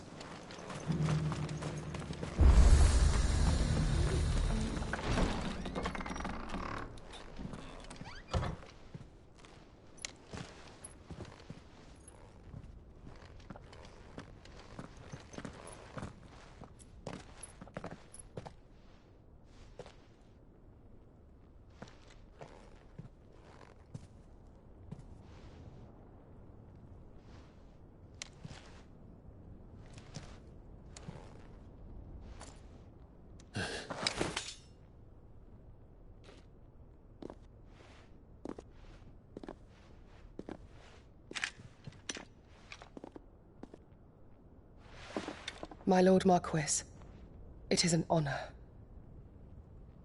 I am Yote, Knight of the Undying, charged with the protection of His Grace Joshua Rosfield, Keeper of the Flame of the Phoenix. Of course. It all makes sense now. Would you care to elaborate? The Undying are loyal servants to the ducal throne.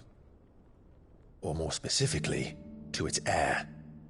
They have served our family for generations, albeit from the shadows. Since their inception, they have been tasked with the preservation and enactment of the rites of ancestral communion. After the events at Phoenix Gate, it was the Undying who delivered me to safety. And since the day I left Rosaria, Yote has been my constant companion and protector. Without her sword, I would not have survived my journey across the realm. Rise, Lady Yote.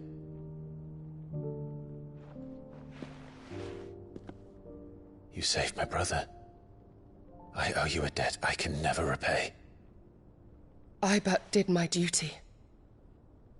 Come now. Tell us what you've discovered. Your Grace. It is as you feared. The vessel we spied off the coast of the Crystalline Dominion on the night of her fall. It was the Einherjar. Beyond any doubt.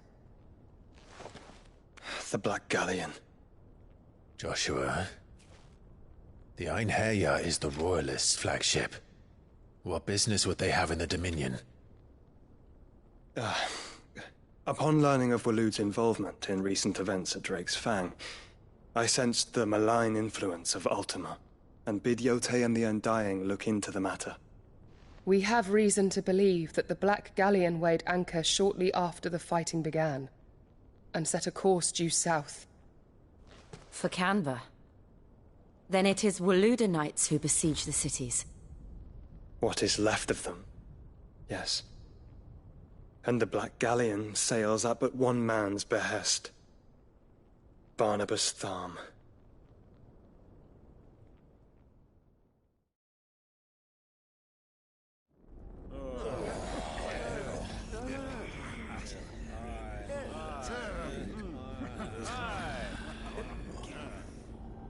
But are we truly safe here in the Agora? The city guard have been paid, if that's what you're implying. All the more reason for them to run. Well, you are free to leave, Lord Minister. Markets abandoned, warehouses aflame, blackened hulls choking every port in the capital. Canva is ruined. The realm teeters on the brink of chaos, and all you can think about is commerce! Forgive us. We were not aware Dhalmekia now subsisted on charity. Quite. How dare you?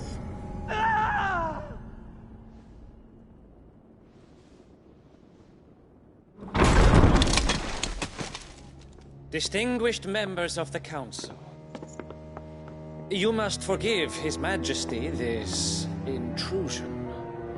What is the meaning of this?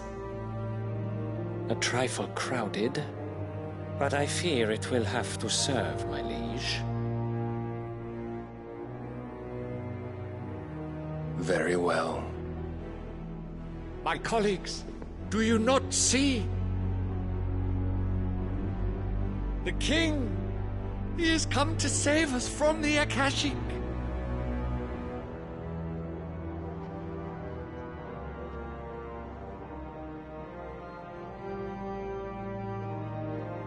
He is a gift from the heavens, divine intervention, our very salvation. And of course, if it is compensation he requires, we would be most willing to negotiate a fair price for services rendered. Fools! Your ignorance unbecomes you.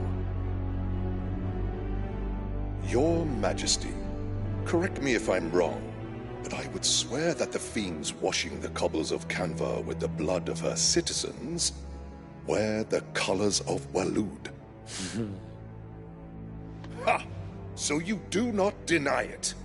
Guards, fetter them, and see our guests to the dungeons!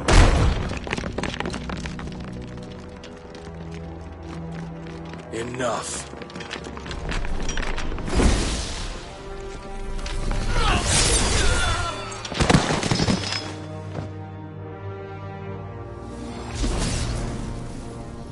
Pathetic creatures.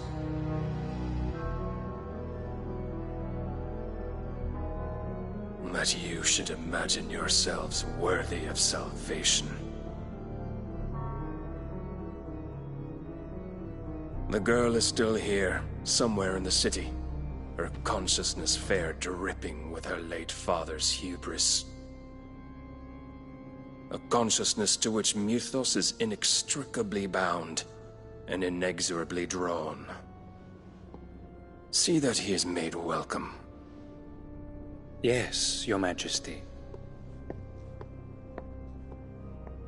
Come, Mythos.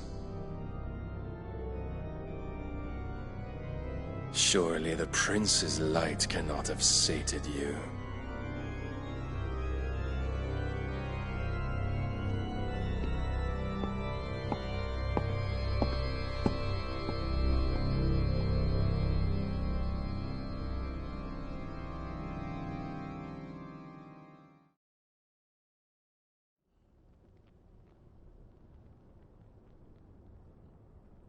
So then, how long has Waloed been under Ultima's control? How long indeed? Based on what we know of Barnabas's actions, I would guess some few years, mayhap more. But to what end? What does Ultima want? The tapestry. Show them.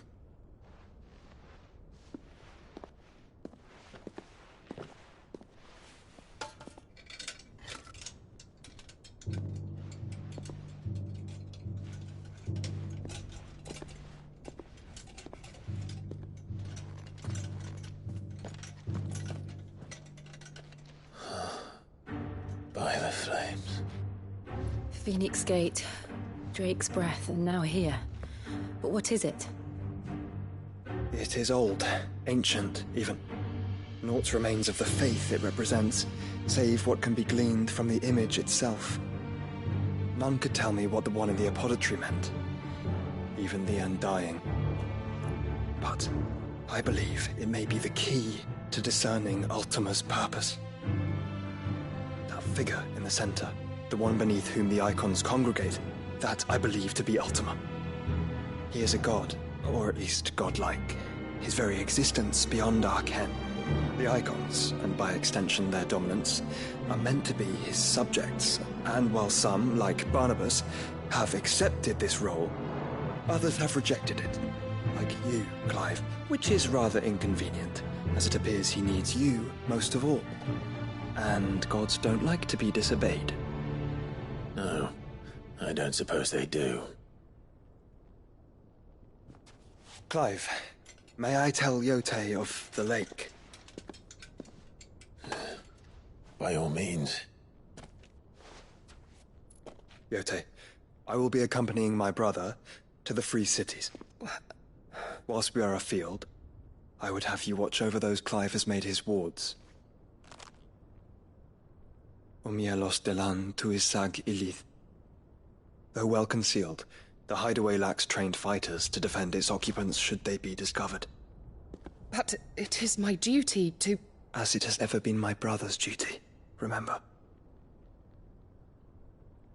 If that is your wish, Your Grace.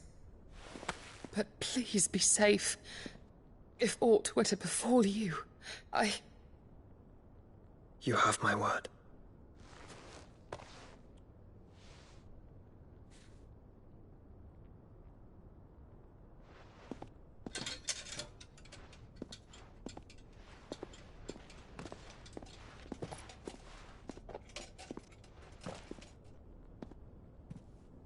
Farewell, my lord, my lady.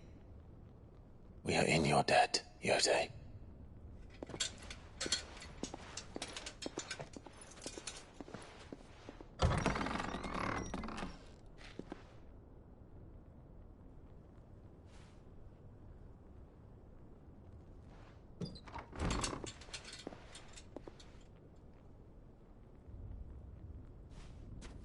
Let's find our friends.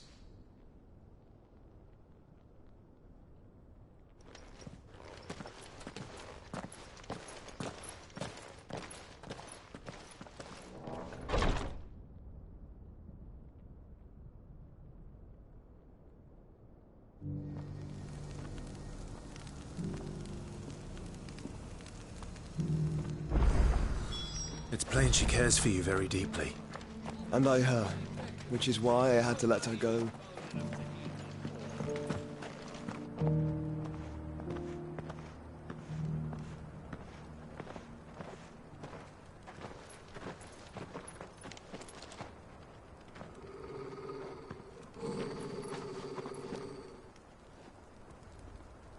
Cyril.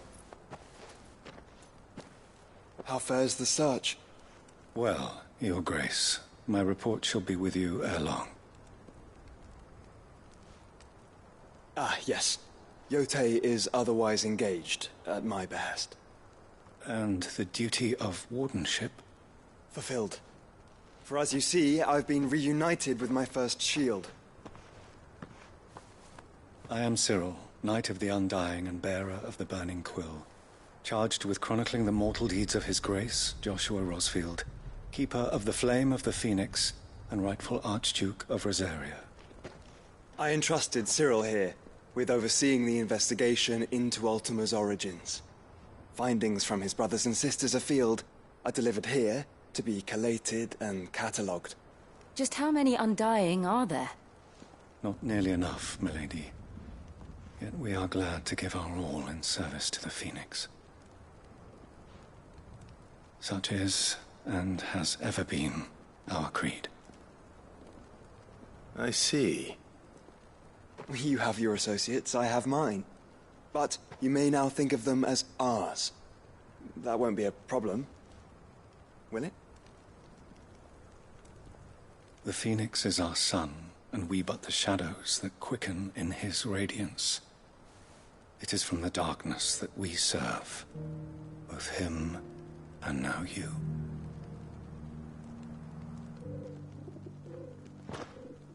Pray accept this token.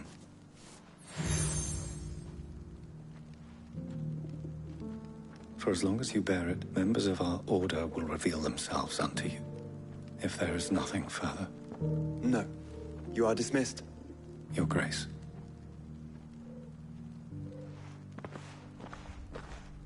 It's a canva, then. We'll talk about this later. Cyril seems very, You certainly keep strange bedfellows, Joshua.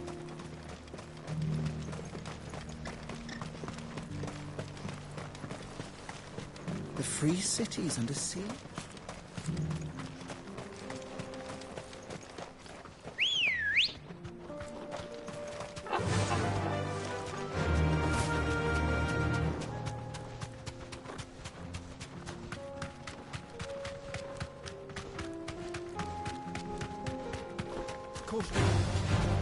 Orcs. Then let us be rid of them.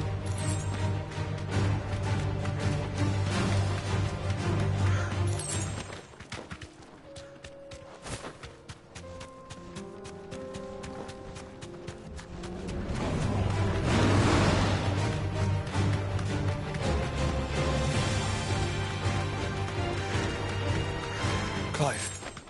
Smoke. Is the city fallen?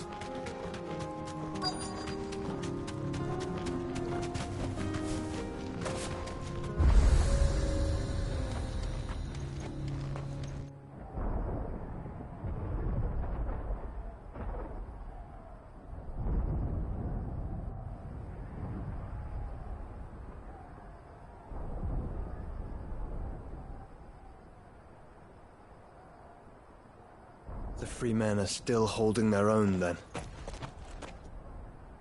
Do we have any idea where Gav and the others might be? There's a warehouse near the docks where we agreed to meet if there was any trouble. We should hurry.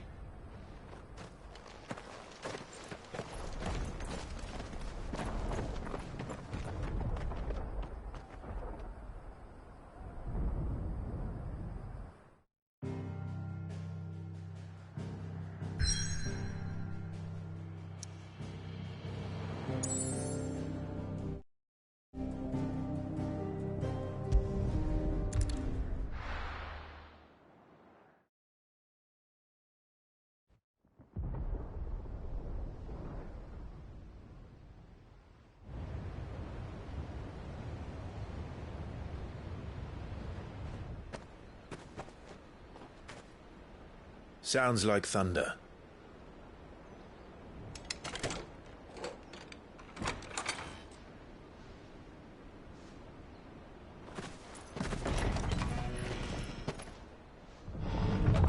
You're late. We're starting to think you'd stumbled off a cliff.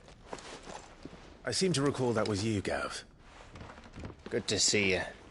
Any trouble on the road? Nothing we couldn't handle. I knew you'd come. Is that who I think it is? Yes. Allow me to introduce my brother, Joshua. Clive's told me all about you. Or even listening most of the time. Name's Midadol, but everyone calls me Mid. my lady. Eh?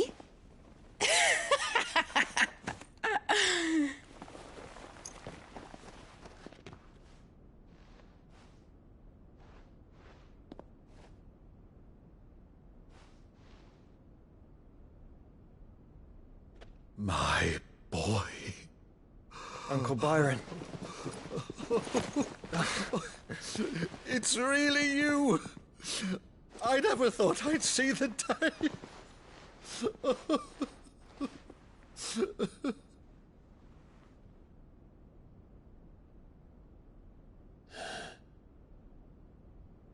So these Akashic are being controlled? That's what it looked like. Empty eyes, eerie blue glow. No doubt they were turned, but silent as monks, every last one of them. Your man here speaks true, Clive. We saw more than a few in this city. They moved in ranks with a purpose, and not of their own. Ultima's doing. Perhaps. What of the city? The people? Dead, mostly. Mostly, but not all. A handful managed to lock themselves in their villas before the Horde arrived. Some in the merchants' district to the west, and a few others on the far bank. If the Akashic stumble across either hiding place, a few bolted doors won't hold them for long. We need to find them. And quickly. What do you propose? We split into two parties. I will make for the merchants' district, while you look to those across the river. Mind keeping an eye on my brother? Not at all. We find the villa and try the servants' entrance. Understood. And what of us? Mid, is she fit to sail? The ship, the Mithril engine could probably do with a few more tweaks. Then you better work fast. Even if we do reach the survivors in time, they'll never make it to the hideaway on foot. You leave that to me. See that Mid doesn't get herself into trouble, would you? Think I can manage that? I'll keep him safe. Looks like you stuck with me, Byron. That's Lord Rossfield, you little gutter snipe!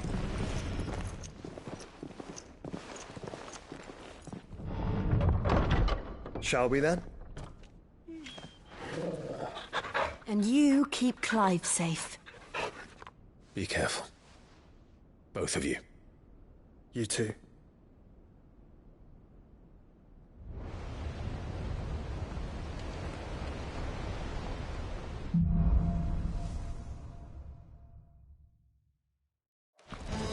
All right, Torgal. Let's find those survivors.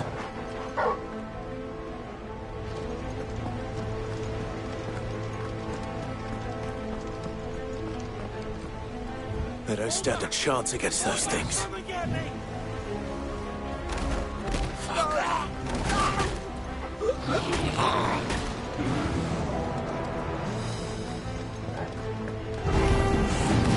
They've been routed.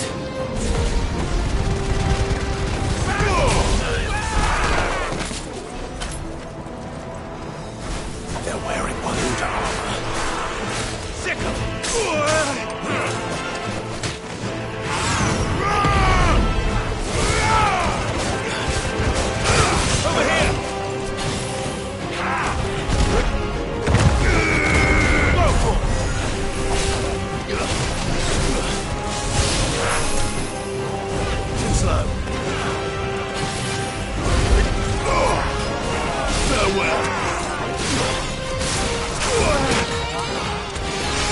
Thanks, boy.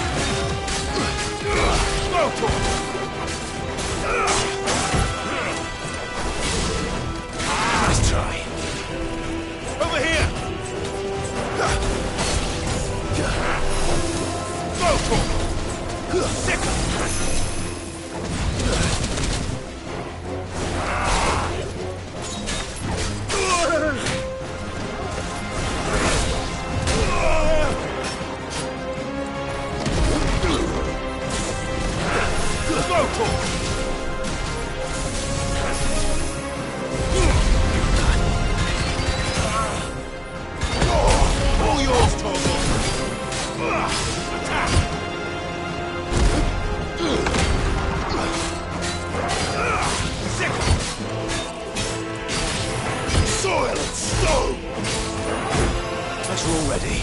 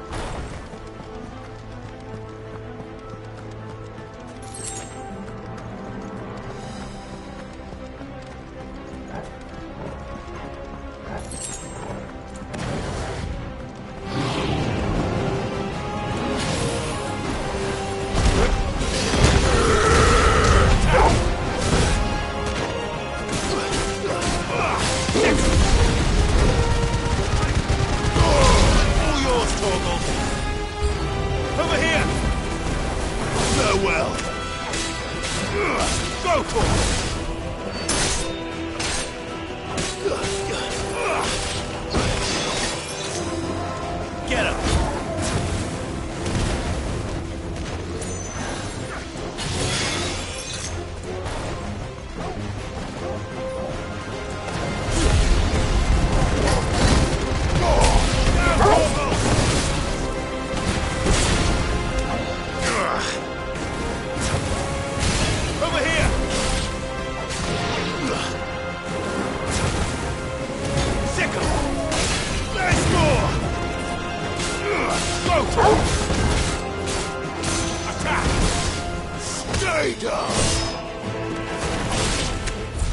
What happened to the Royal Army? There's nothing but monsters here.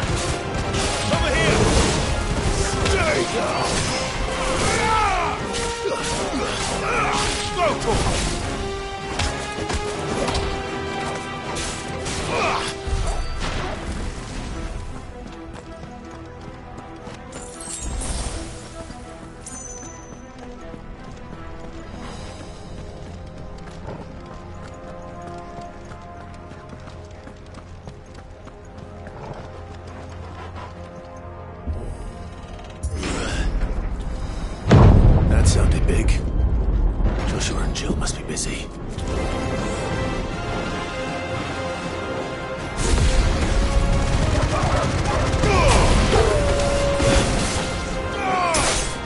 You're finished. You lose. Get him! Over here!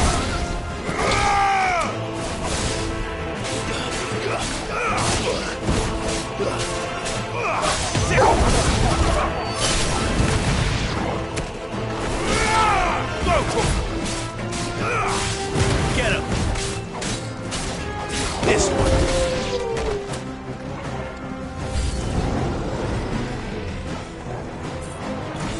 Attack!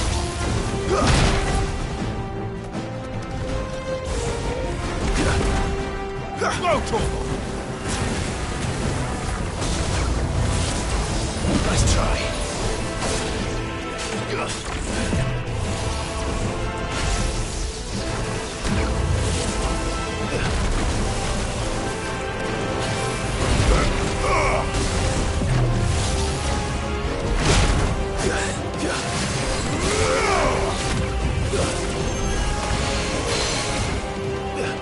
Over here! To me, flames!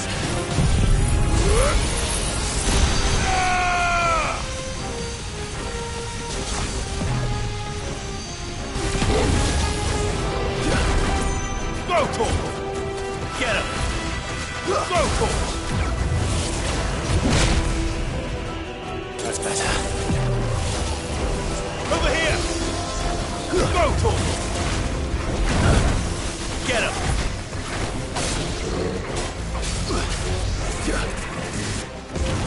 Over here! Go, Torgal!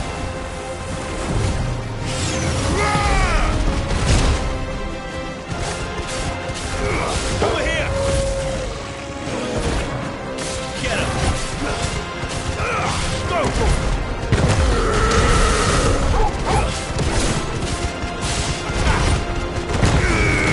Over here! Go, Torgal! All yours, Torgal! Over here! Get him! This one! Go, Torgal! Get him! Go, Torgal! Get him!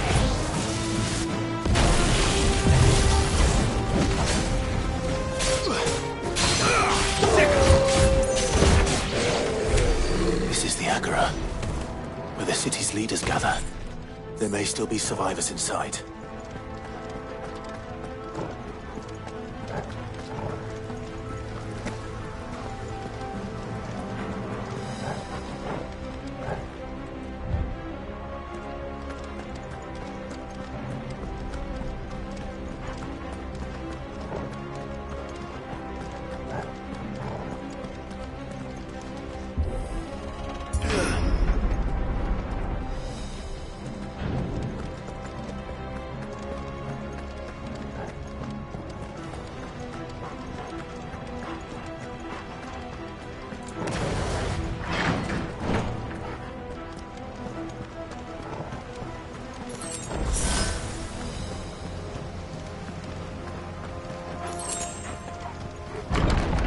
Where are they?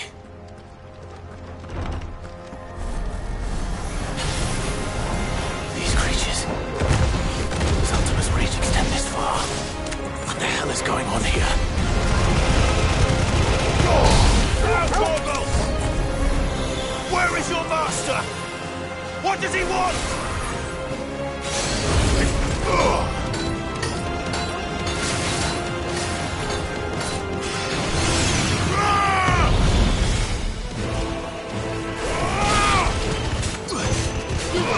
Over here!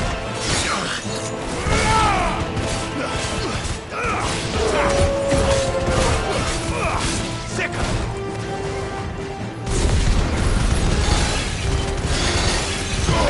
Torgal, kill! This one!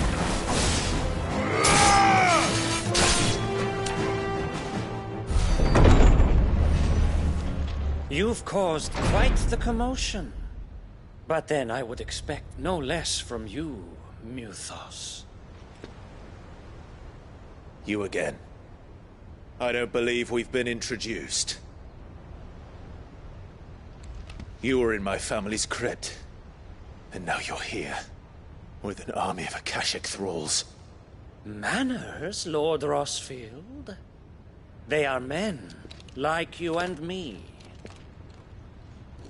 Albeit ones unburdened by the wills that drive our kind to madness. They are pure. They are divine. What? And they are all that remains in this once raucous city. You'll pay for what you've done. As you wish. I confess I have been very much looking forward to this. Pardon me this indulgence, Your Majesty. The vessel shall not be spoiled.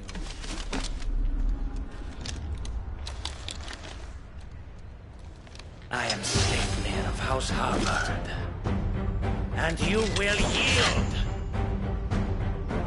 Or not. As long as you don't hold back. Get him!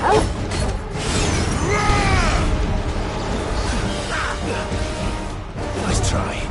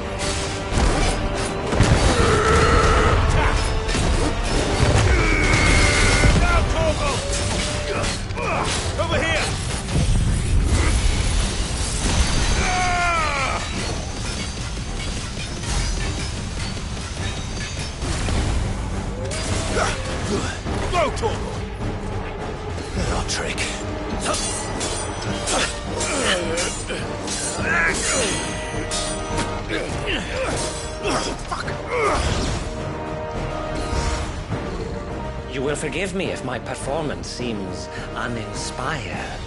It is just that I expected so much more from our chosen one. Perhaps this will kindle your flame? What now? A gift from my liege lord's armory. Gungnir. Watch closely, Mythos.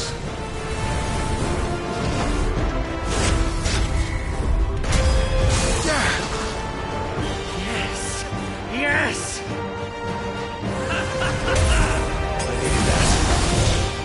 Get him!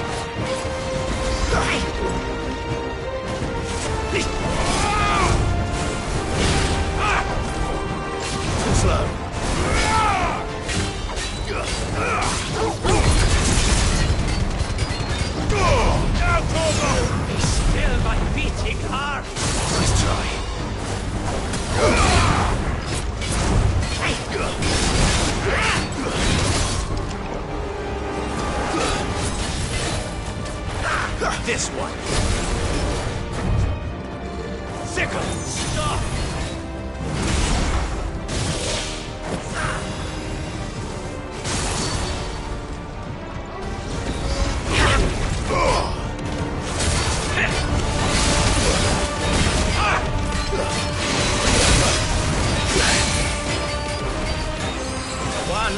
seldom enough. Would you not agree? Actually, I wouldn't.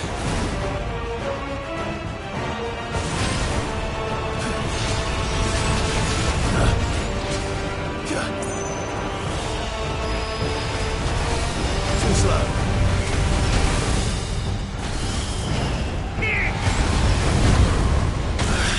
Fuck.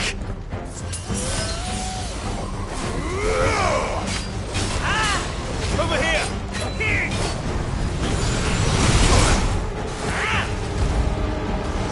Titan!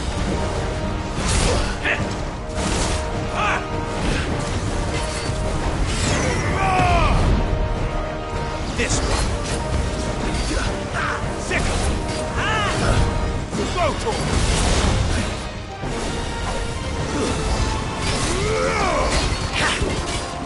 Attack!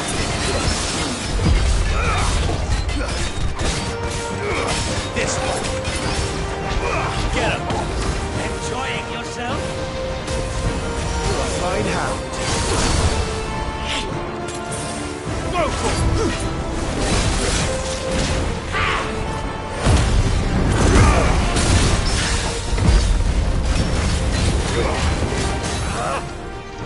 This one!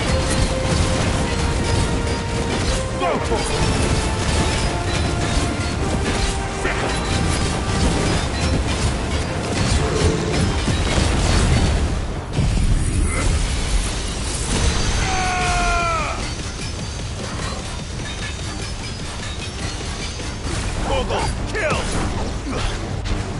This one! Sickle! Vocal! Nice try.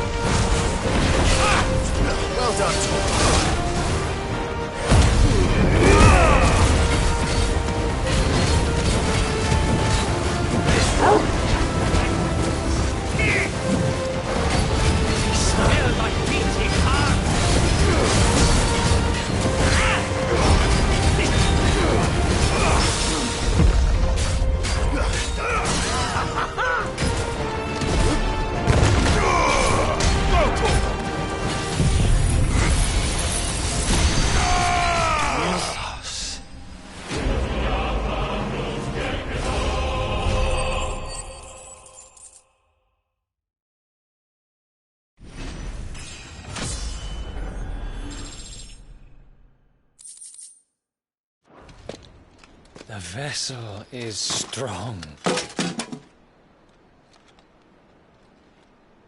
My liege.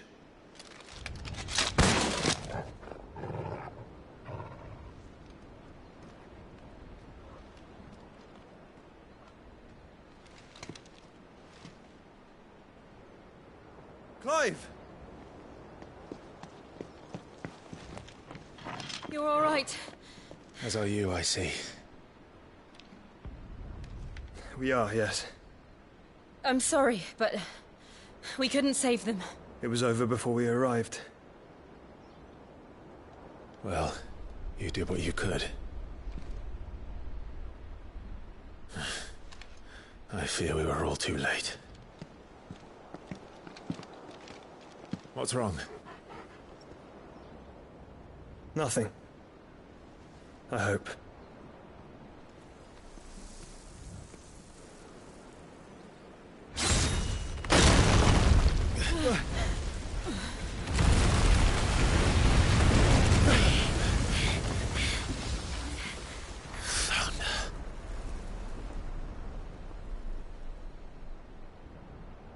Leaving so soon, Mythos?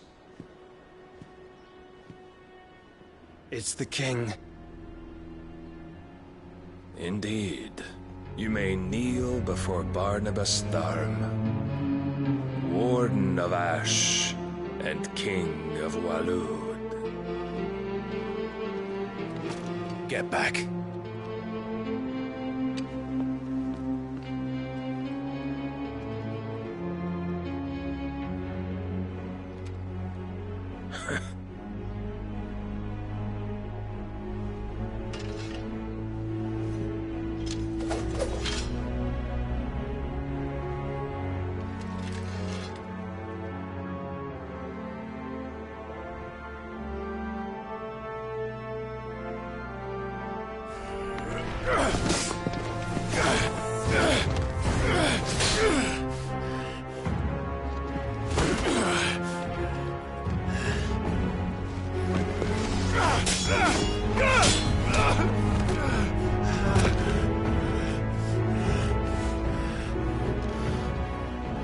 Wild and impetuous. I expected more of the boy who bested my Lord Commander. Yet I see why my master covets you so. The power within you, Mythos. The potential.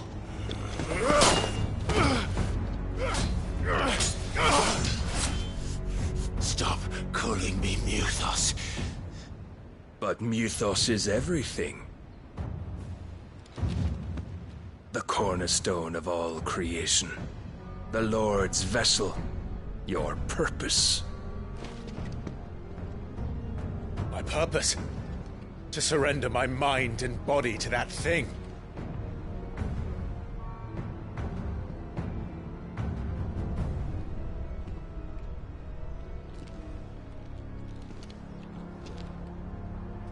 No, Your Majesty. My purpose is my own. I made a promise to my friends, to my people. And nothing is going to stand in my way. You would allow this delusion of free will to bar your path to greatness? Truly, your volition is a cancer. One that must be excised.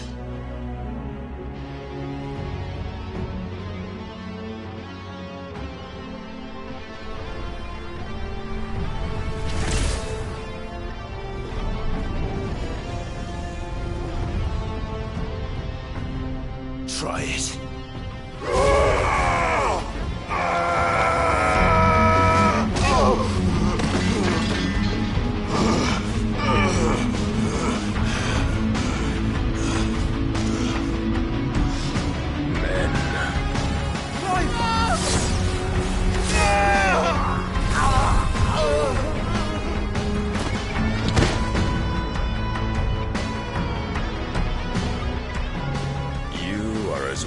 As all the rest. Joshua!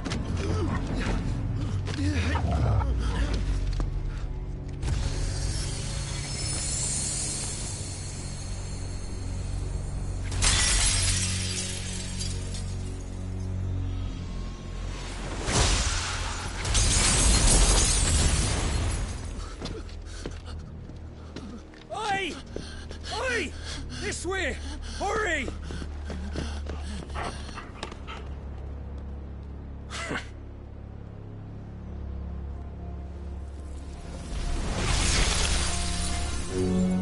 Power beyond reckoning, and they use it as a crutch. Such a waste.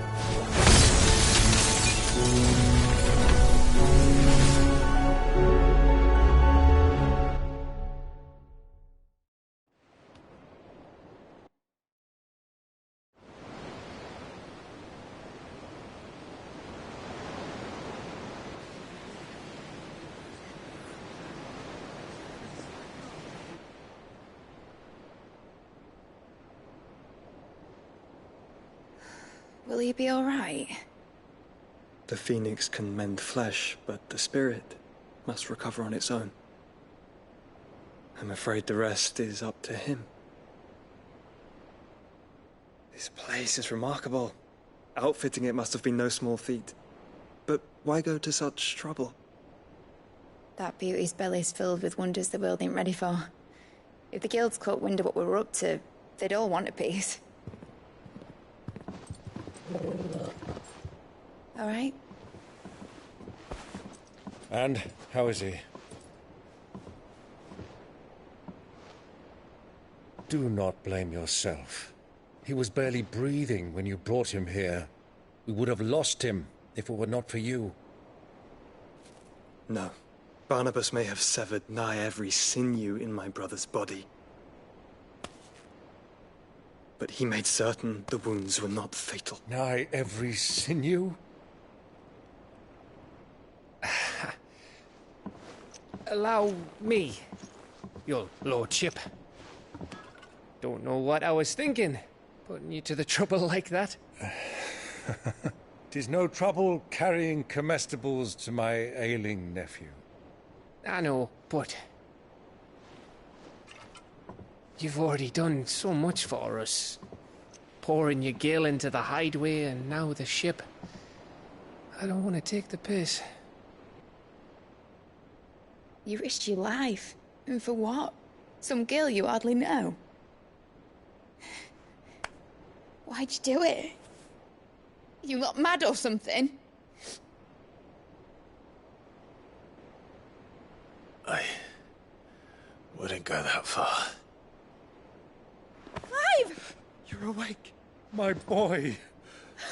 Oh. All I want to do is help. And the world won't save itself. It was Sid. Your father, who taught me that. Sounds like him. Don't you dare do that again. What of the Royalists? Fucked off, the lot of them, along with the galleon. With the king on board, no doubt. Behind here, I wouldn't sail without him. Clive. Jill didn't come back. What do you mean? She kept the king busy while the others dragged you out. It's all right, Mid. Jill is fine. The ether of her icon endures. And as long as it does, we can be certain she is alive.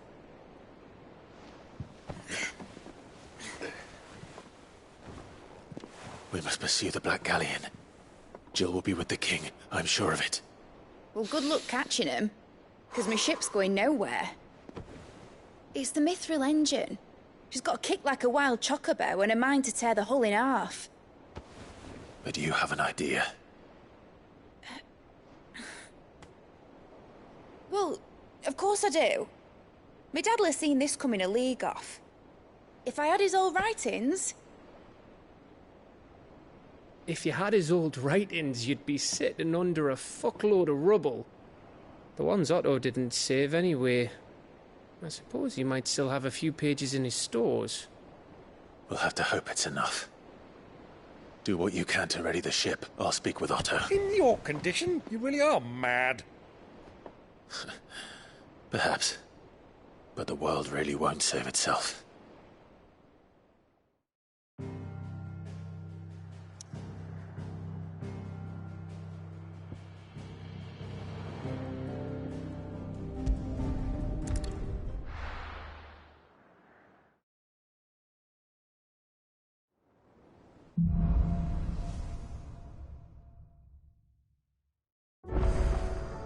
All right. Gav said that Otto might know something.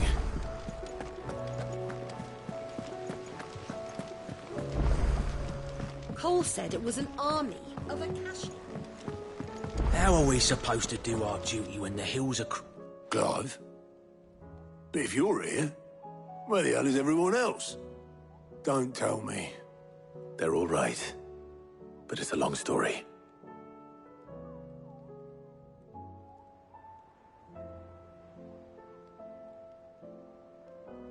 You lot don't do things by halves, do you?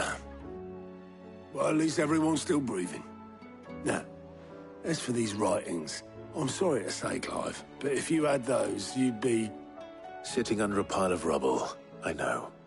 But we were able to save a few bits and pieces from the ruins, most of which ended up being used to build this place. The more personal items we gave to the next of kin. In the case of Sid's things, that would have been Mid. Then I'll check the workshop.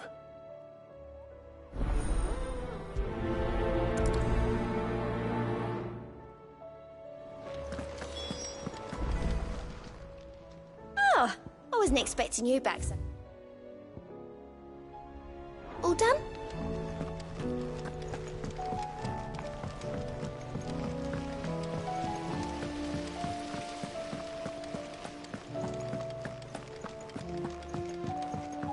If Amber and the Lazarus are gone, Do you think Mid's ship will ever sail?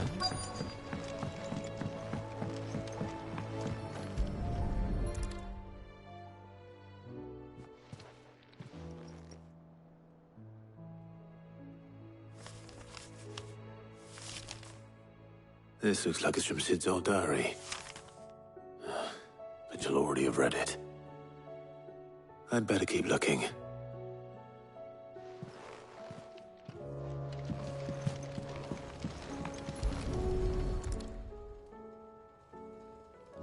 What do we have here? Oh. Sid's pipes. Something tells me Mid won't be needing these.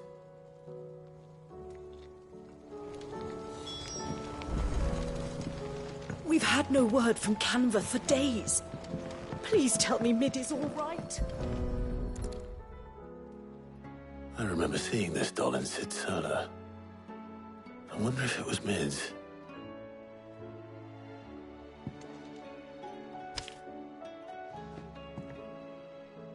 Huh. What's this tucked inside it?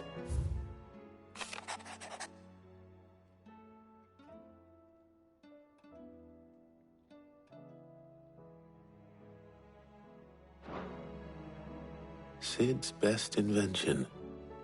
Huh. That sounds promising. So Sid hid something in Mid's first opus. But what would that be? Perhaps Otto might know.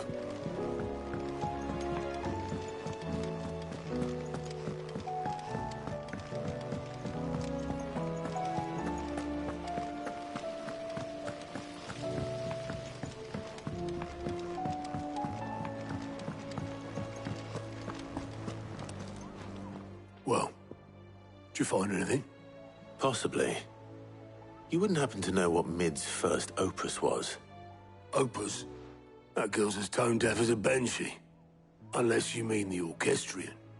She couldn't have been more than, what, 11, 12 when she cobbled that thing together? It surprised us all. Not least her dad. You should have seen how proud he was of the little scamp. What's that battered old box have to do with anything? I think Sid may have hidden something inside it. Wouldn't surprise me. Those two and their bloody treasure hunts. Half the things in the hideaway were hidden one time or another.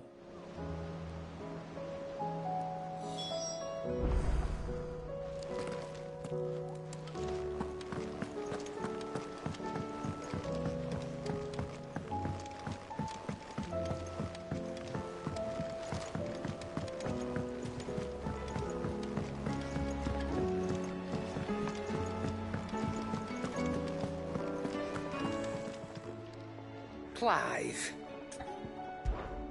Go on, then. You'll not find a better price than that.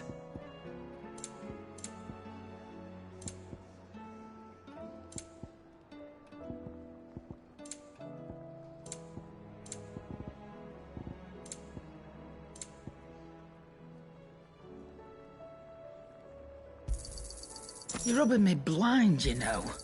You'll not find a better price than that. Is that all? So what do I owe the honor? Not Sangfordian, do you?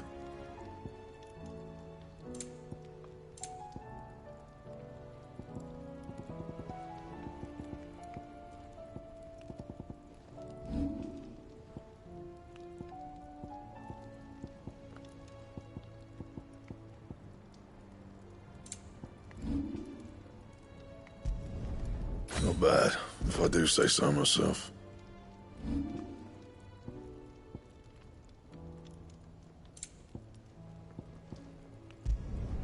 Not my best work, but it'll do.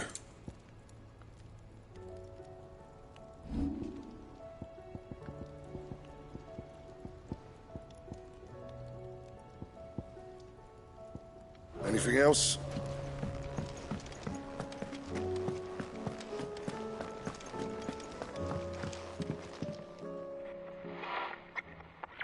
I didn't break it.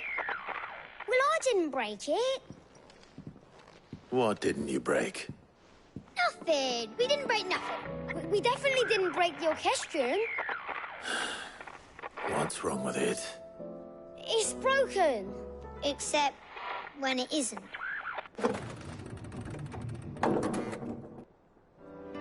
See? And you had nothing to do with this? Nope, nothing. We just wanted to listen to all the songs at once. So we pressed all the buttons. Like this.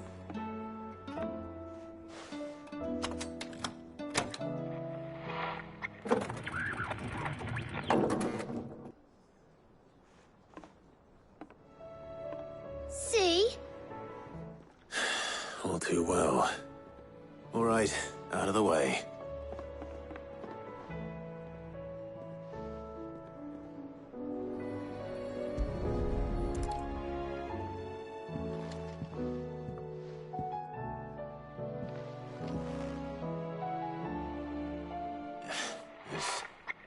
Something caught on one of the gears. Did you break it? Can you fix it? No, I mean, yeah, yes. There. How about now? You fixed it! Sid fixed it! He more than fixed it! Yeah, new music! Huh. Never heard this one before. They started playing when I removed this. Whatever it is.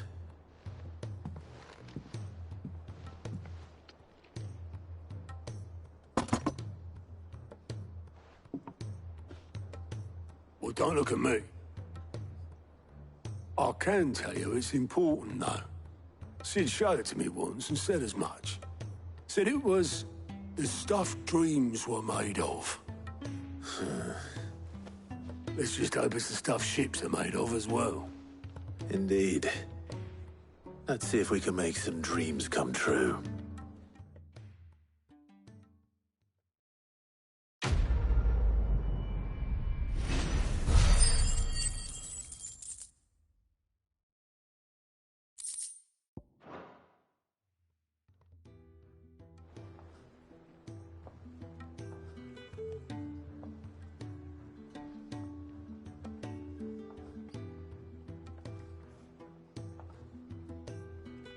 Just the two I was looking for. Aye, aye. Who's a patient? Actually, yes. The Crown Prince just left. Dion left? Unless you've another word for stood up and walked off. Yes, left. He did have the decency to leave a message with Obelisk before commandeering one of his dinghies. Should we go after him? No. We're not the Prince's keepers. He's free to do as he sees fit. I'd rather he did so in bed. His wounds are nowhere near healed. Much like yours, I suspect. Otto told me what happened in Canver. What is it with this realm's princes and their aversion to rest? Ask me when I get back. Though I may be sometime. Then at least try to stay safe. And if that fails? Try to stay alive, eh?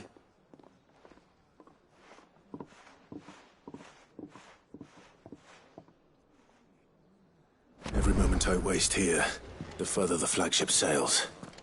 I have to get back.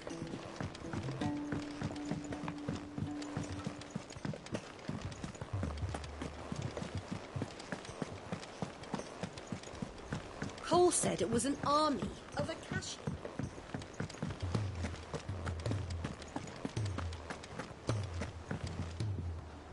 All right, Clive. Blackthorn told me you helped him out again. It's half of that. Speaking of which, I'm actually a bit, Worried about him. And you want my advice? afraid so. It's a bit of a funny one, this, but I saved this posh knob while I was out on a mission, and he gave me this flashy ring to say thank you. So, obviously, I show it to Blackthorn, thinking he'll be impressed, only for him to go white as a sheet and quiet as a curl instead.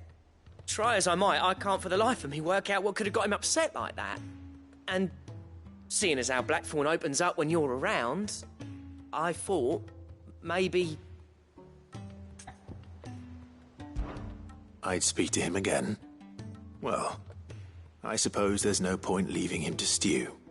Cheers, Clive. I'll be sure to pay him a visit as soon as I have a moment. All right, I'll meet you by the forge then. You come along when you're ready.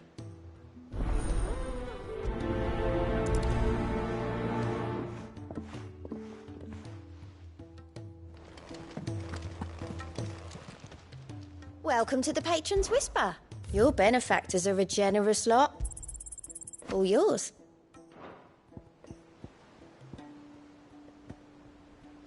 Best of luck out there, Sid.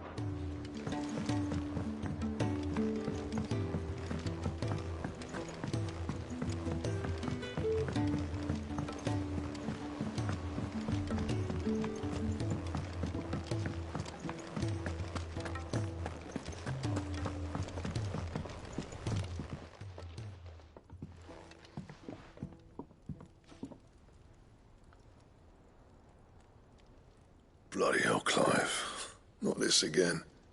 Oh, ain't you got better things to do with your time? That remains to be seen. August tells me he showed you a ring, and that the sight of it clearly upset you. Would you mind telling us why? Come on, mate. Bottling it up ain't gonna help no one. If it weren't the ring, and it was something I said, then I'm sorry. It was the ring, right? It brought back some unhappy memories, that's all. Memories better left forgotten. Memories of what? There are things we'd all rather leave behind, Blackthorn. But sometimes it helps to talk about them. And sometimes it doesn't. Is that so hard to understand? Don't be like that. Fine. If it'll get you off my back. That ring you flashed was the work of Zoltan.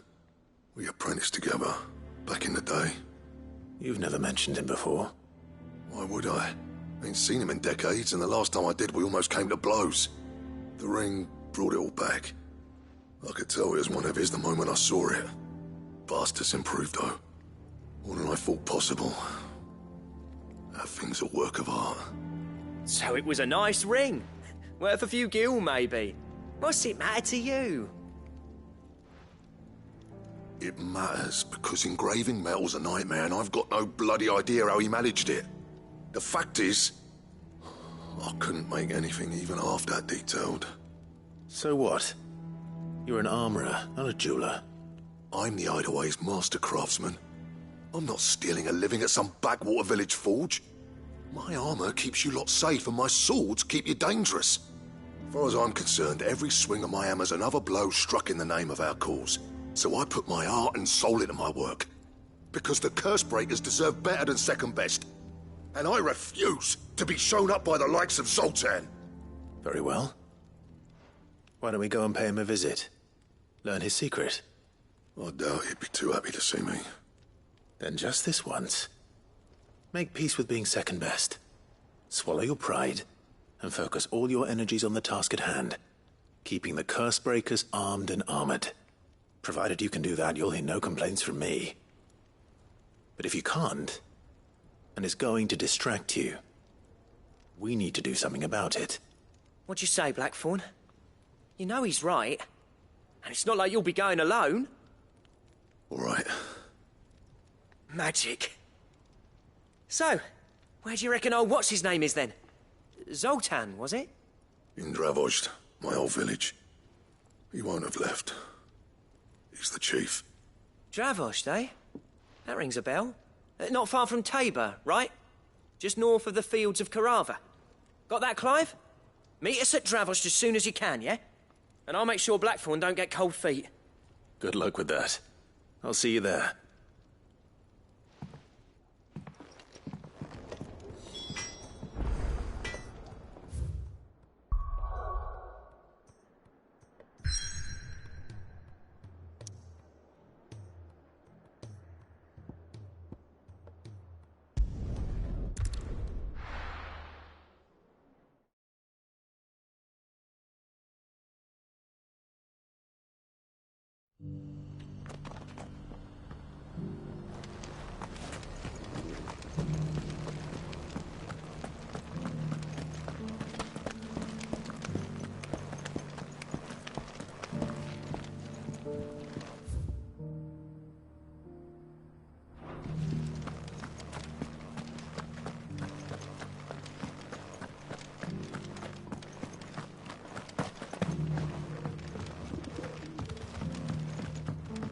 So it's these stones to Canva, and the rest of the boxes.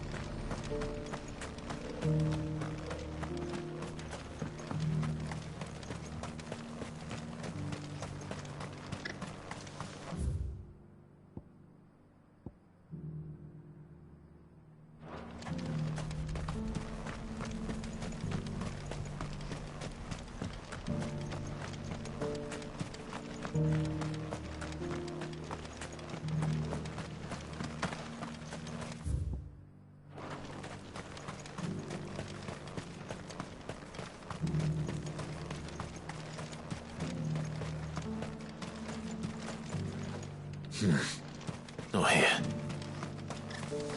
The free city's under siege? Who'd have thought?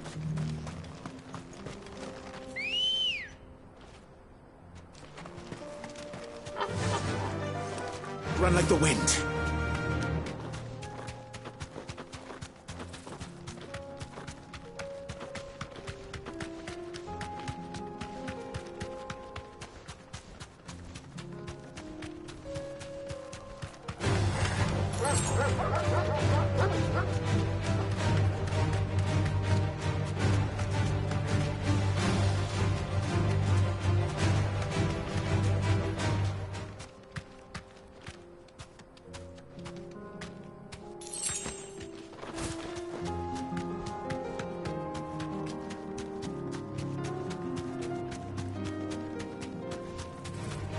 They'll get surrounded.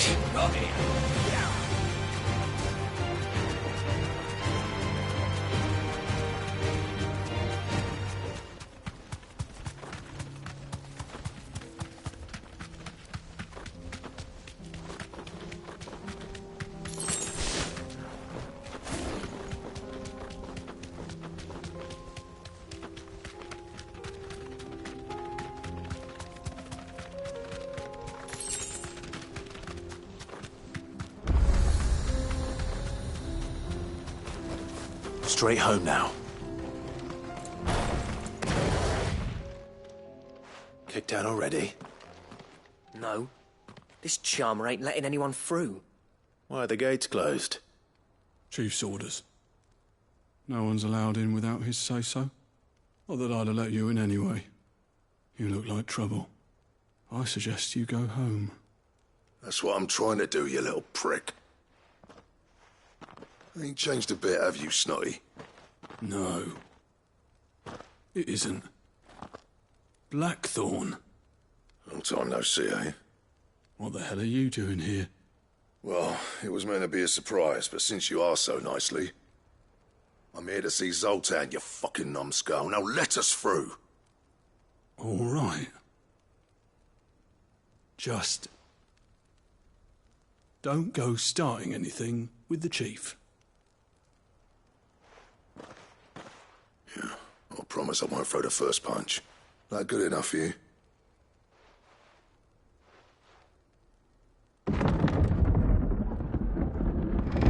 Go on then. Much obliged.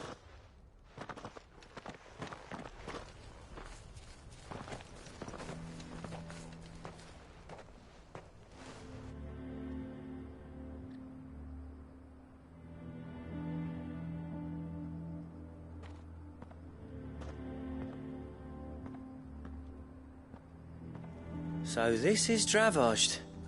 Not much going on, is there? It's a smithing town. When I was a lad, you'd have to shout to be heard over the sound of hammer on anvil.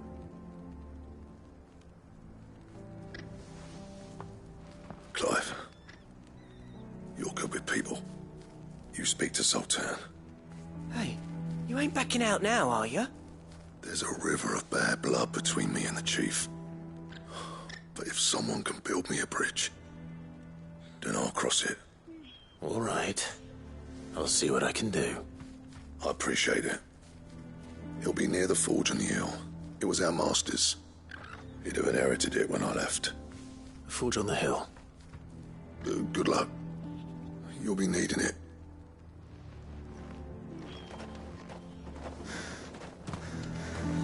But if we can't fire the forges, how are we going to earn our keep? Mama, why hasn't...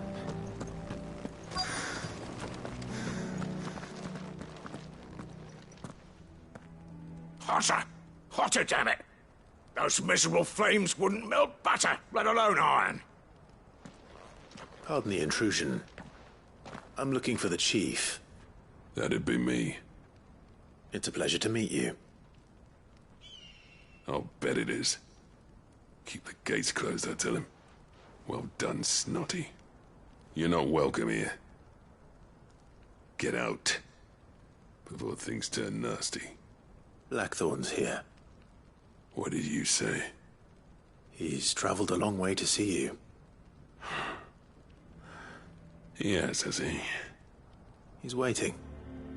Down by the gates. Then I suggest you take him with you when you leave. Didn't you apprentice together? So what if we did? Fuck! We're getting nowhere! These bearers' flames are next to bloody useless! We're never going to be able to fire up the forges unless we can find some new crystals. I'm a busy man, as you can see, so do me a favor and piss off. Oh, and if you're struggling to find your way out, ask Blackthorn. That prick knows exactly where the exit is. He's not wanted here. And neither are you. All right. I'm going.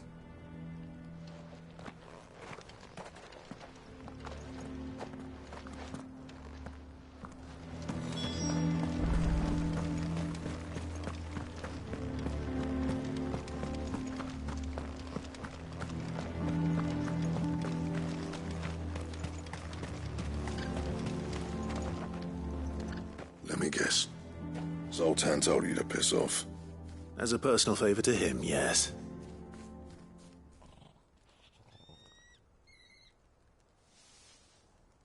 Well, at least he didn't beat about the bush. There'll be no talking him round.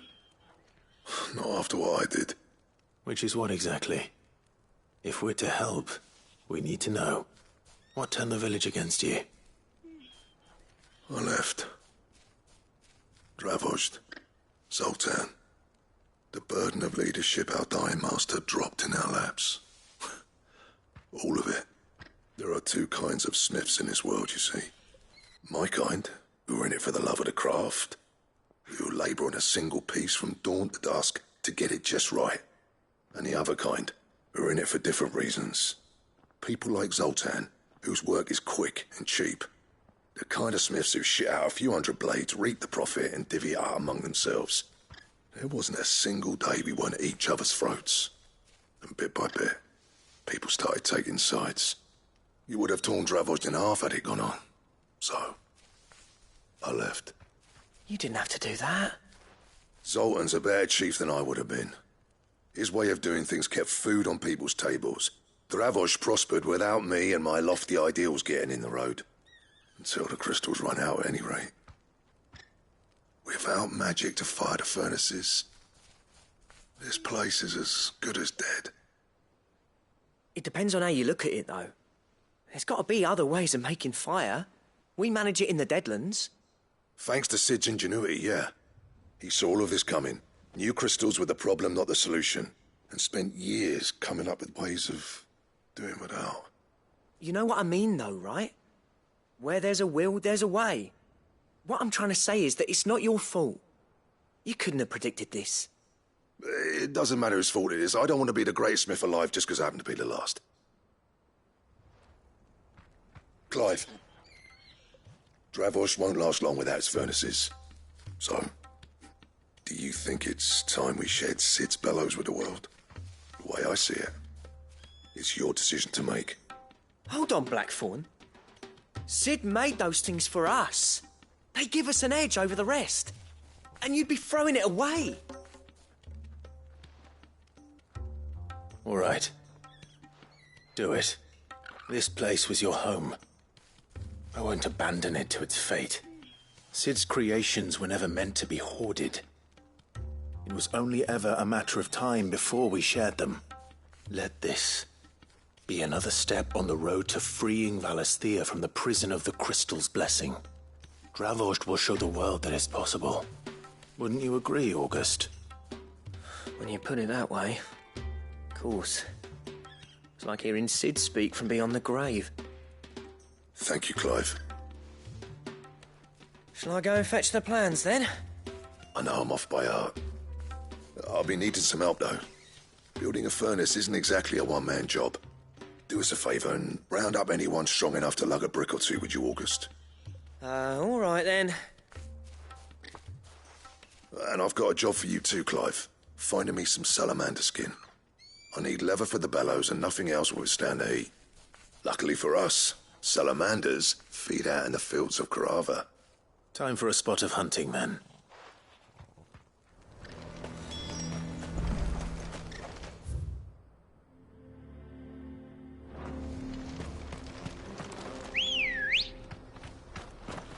Let's go. Faster!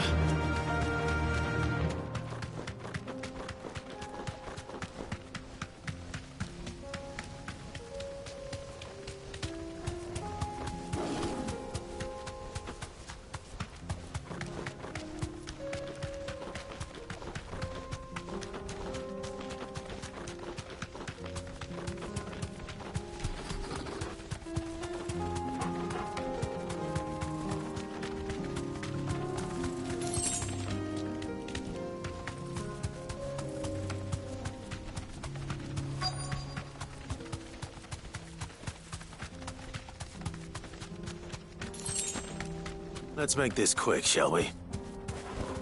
Be safe.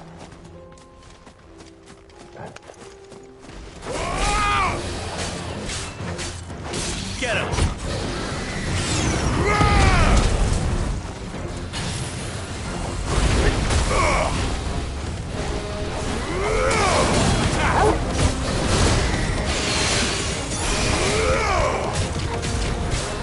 Get him!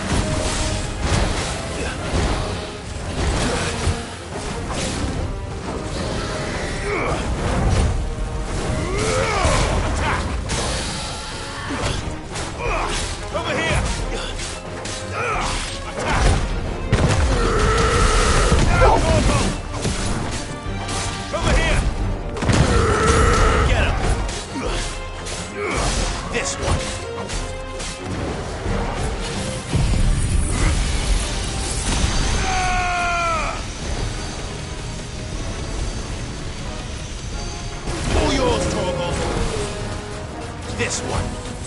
Second. This one. Over here.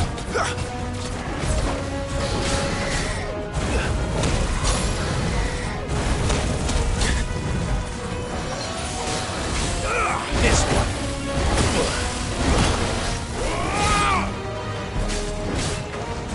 Over here.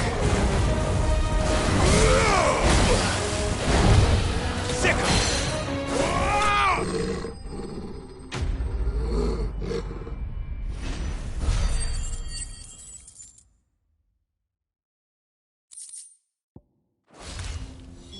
I dare say that will be enough for a decent set of bellows.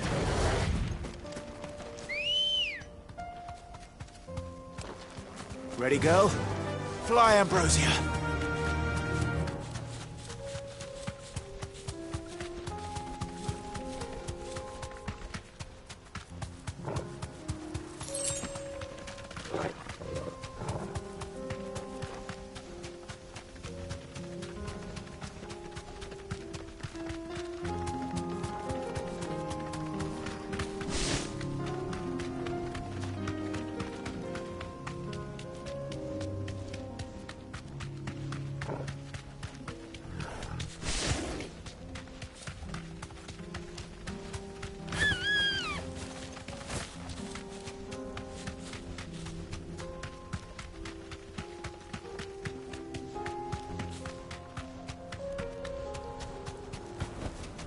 Back to the stables, girl. What's this all about, then? Don't know. Any trouble finding the skin? Nothing I couldn't handle.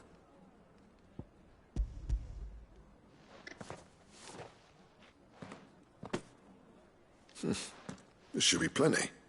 Right then, time to put these louds to work. If everyone pulls their weight, we'll be finished in no time.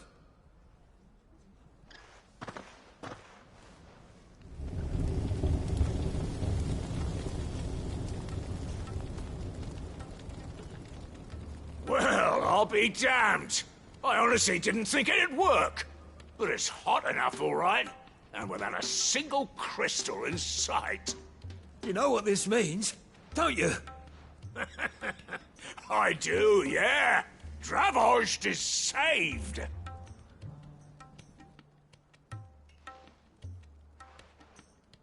Sorry about earlier.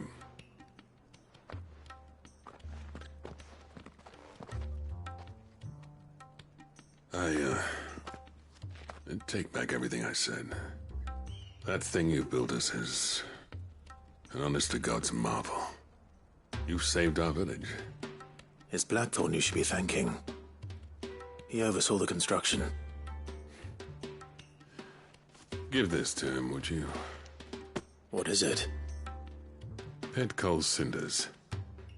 After he left, I spent years trying to eke the most out of our forges.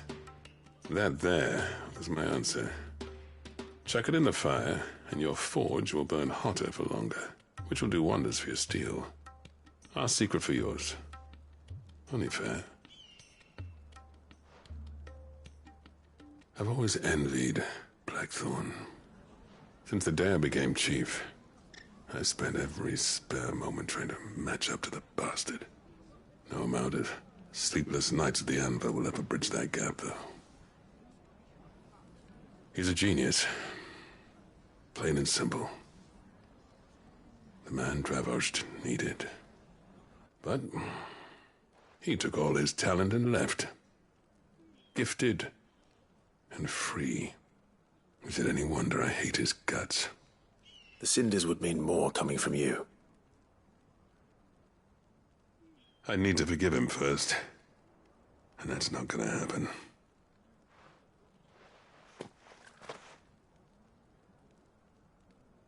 Well, you know what they say. Oriflamme weren't built in a day and all that. These things take time. Especially when they involve two geezers who hold grudges tighter than their hammers. But what matters is, Blackthorn's got that twinkle back in his eye. And I'd call that a job well done.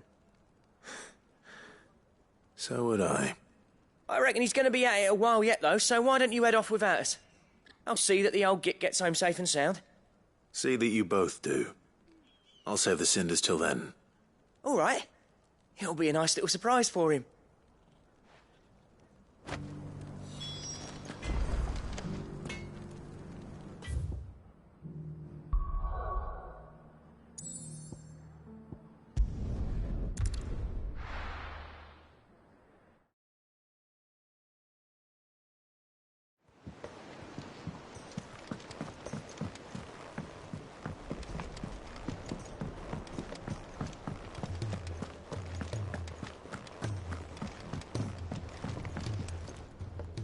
Gentlemen, I see you both made it home in one piece.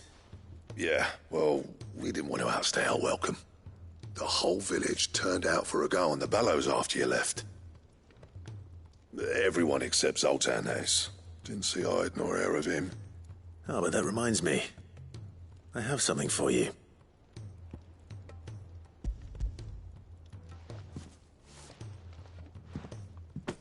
Pit Gold Cinder? How'd you come by this?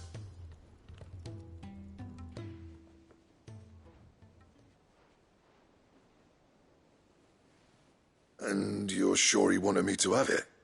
I'm sure. He didn't say so, but I think he wants to forgive you. Huh. Imagine that. Yeah.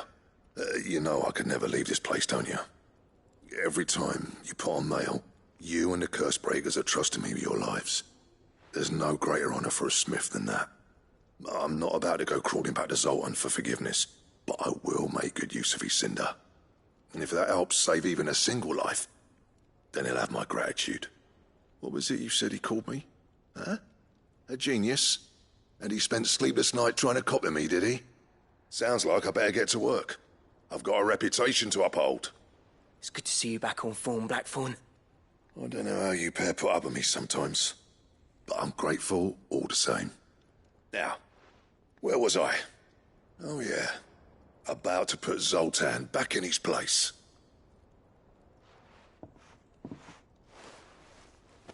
Ain't got the art to tell him how similar they are. Stubborn bastards. A little healthy competition should be good for him. You're not wrong. Still, it's a shame him and Zoltan couldn't let bygones be bygones. No use grumbling about it now, though. Blackthorn's happy. Or as near to happy as he gets. And that's good enough for me.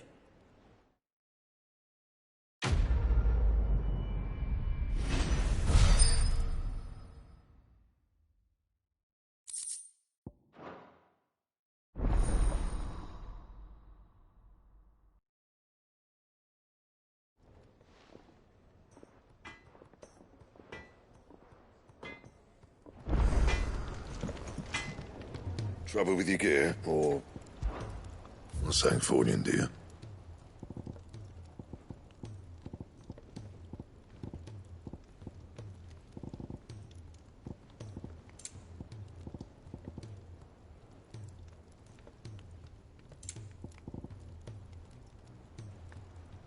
Anything else? If it's knowledge you seek, we've tomes aplenty to guide you in your search.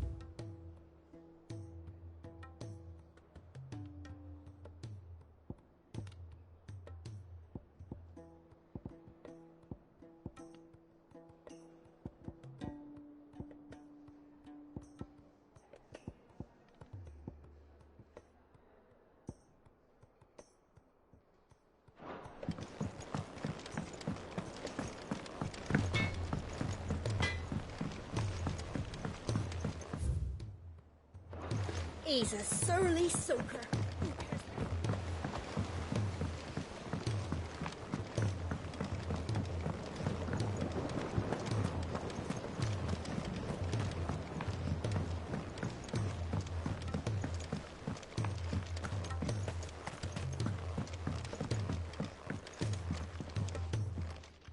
Sid, do you recall the flowers I had you bring back to the yard? Vaguely. Is something wrong? I'm afraid so. I was able to get most of the Morganbeards to take root, but they rarely flower. I fear the soil here does not agree with them. However, I believe I have a solution. I can't wait to hear it. I'm going to marry the Morganbeards with Morbles. I know, but hear me out. Morbles are possessed of a highly choleric temperament. The fire which drives them appears to be maintained by an abundance of nutrient-rich ether drawn from their environs. I believe that by grafting a Morble vine to a Morganbeard, the appendage's wealth of vigor-inducing nutrients might well stimulate the flower to bloom.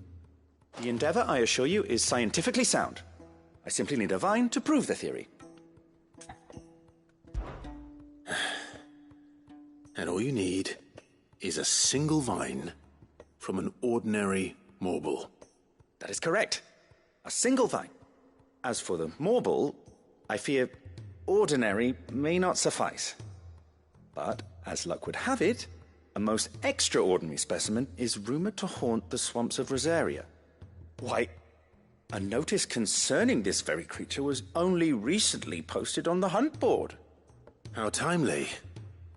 Well, I shan't keep you any longer. I know you have much to do, as do I. Now, where did I put my watering can?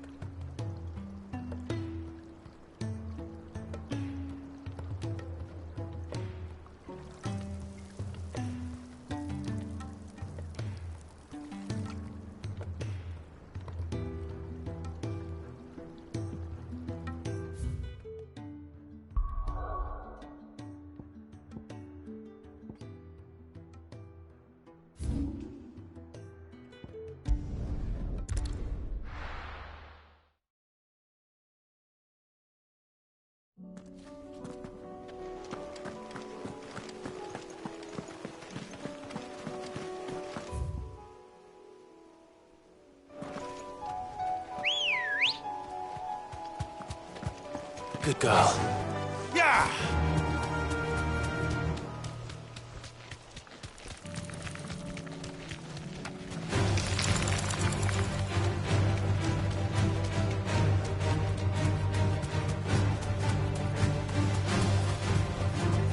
You deserve a rest.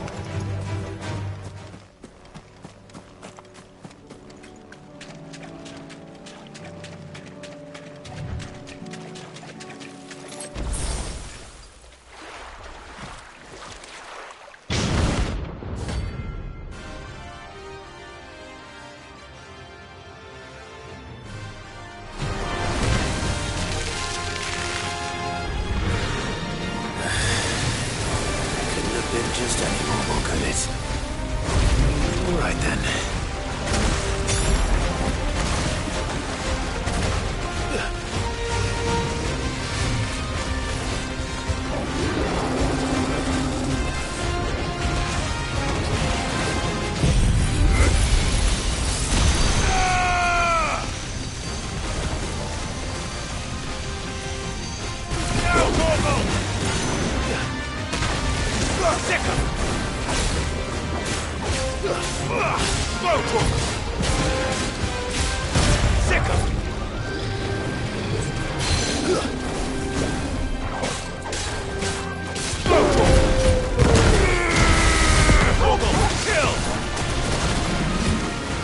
This one. Over here! Sick 'em! Too slow.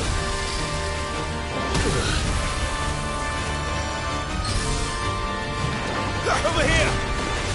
Sick 'em! Sick 'em!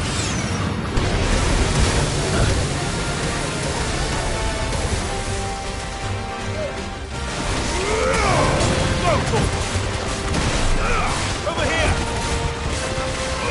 Nice try.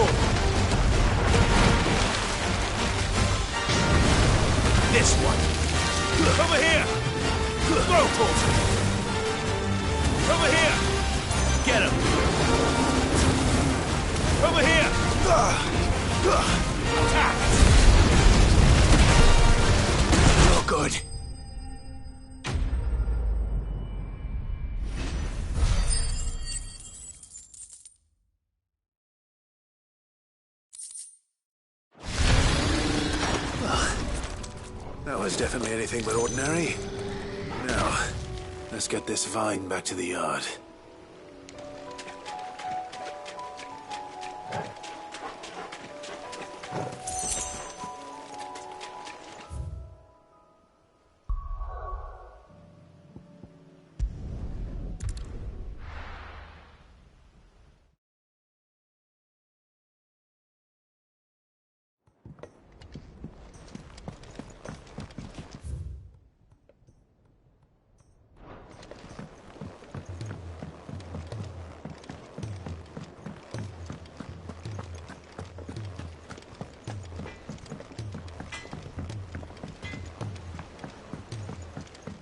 He's a surly soaker.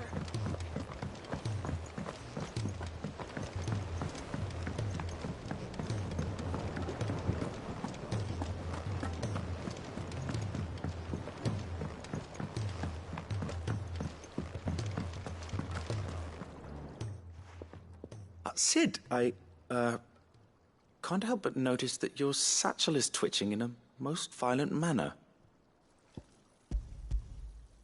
Here. It's your problem now. What an amazing specimen. The flesh positively throbs with vitality. If I can successfully graft this to the Morganbeards...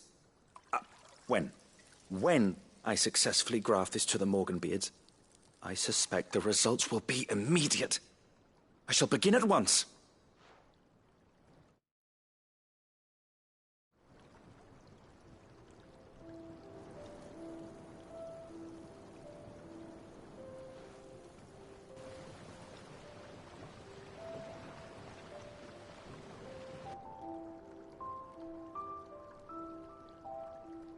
It is just as I hoped.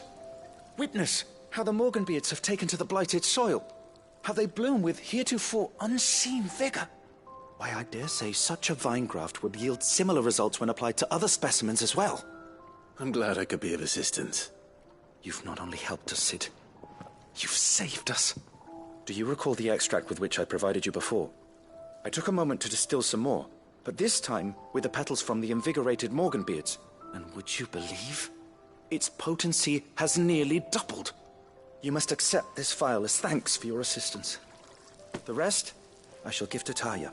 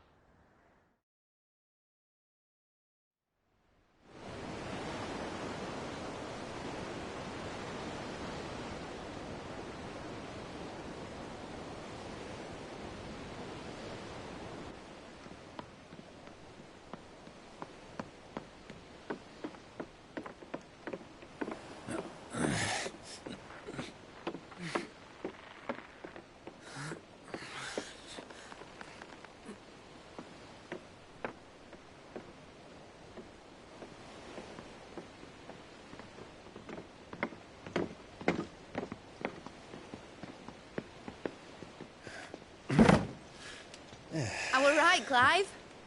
My dad had it all worked out. He'd be proud of you, Mid. His writings may have helped, but this achievement is all yours. Can we catch them? The Ainayar's one of the largest, fastest vessels ever built. And it won't help she has the wind at her back. Any other ship would be hard-pressed to keep pace with her, let alone reel her in. But this isn't any other ship. This is the Enterprise! And the world's never seen anything like my dad's engine. It certainly hasn't.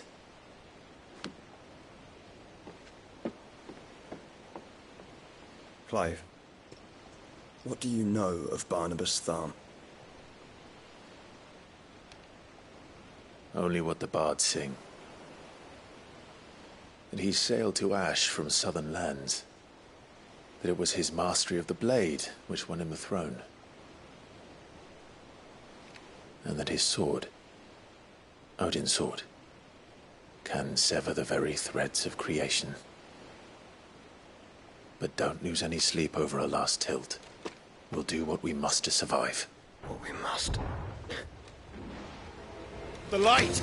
I thought this cove was meant to be hidden.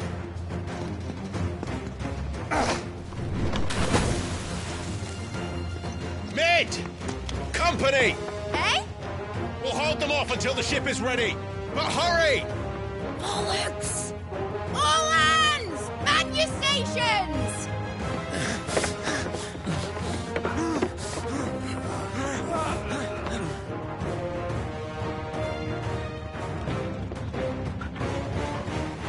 Everyone with me?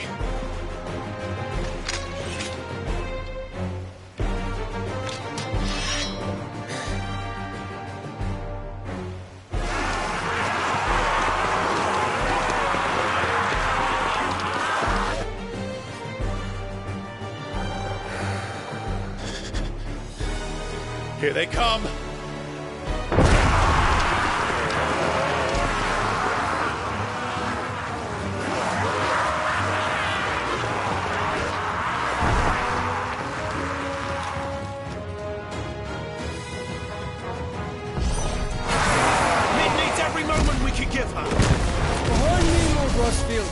I'll take care of these fuckers.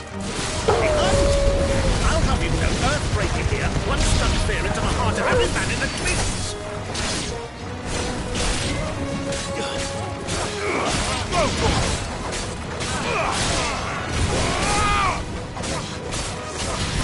This one.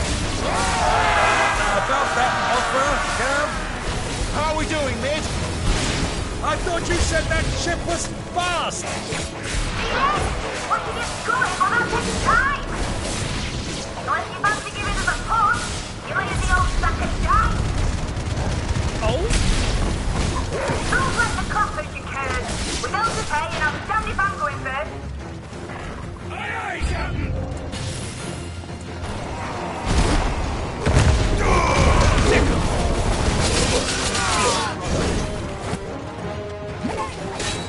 You're too kind.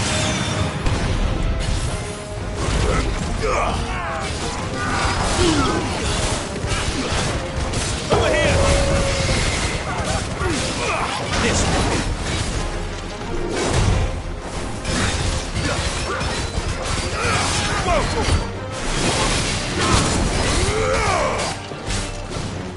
Get him! All yours, Torvald!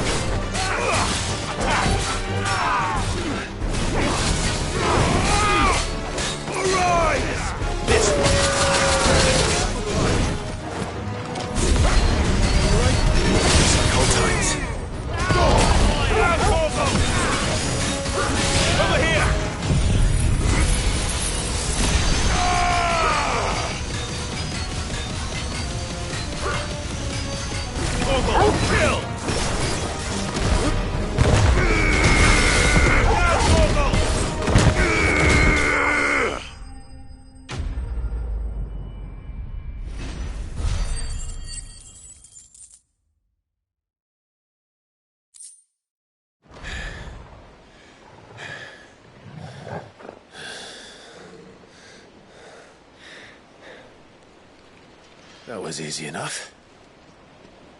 All right, you lousy lot. Get your asses on board. She's ready to sail. You heard the captain.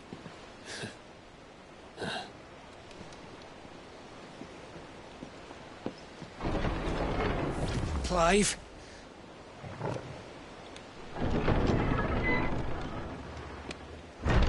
But I thought he was... Confounded. Then it is as I feared. Sleipnir is no man, but a creation of Odin.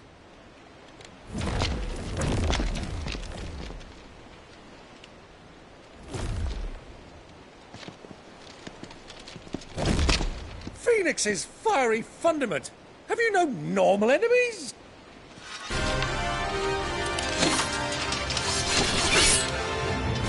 Up for another round? Of course we are. Right, Lord Rosfield? My boy, there was a time people called me the Executioner. Always at my earnings. No matter, heads will roll all the same. Mate! New plan! You leave! We follow! Follow? Swimming, are you? Oh, bugger me! Weigh anchor! Engine's dead slow ahead!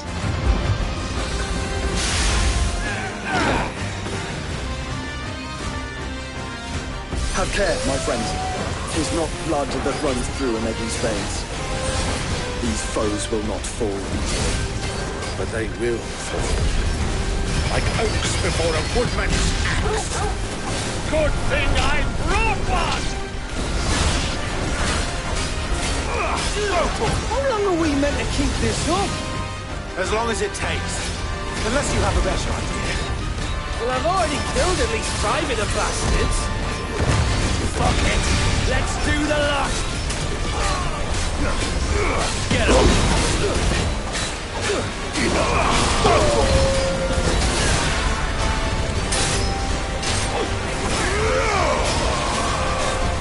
This one.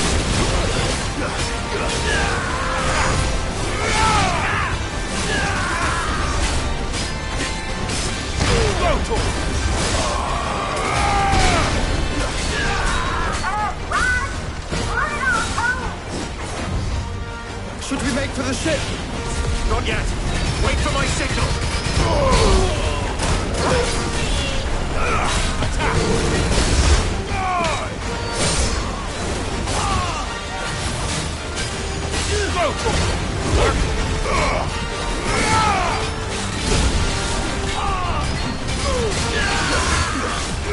This one. In your own time, Clive!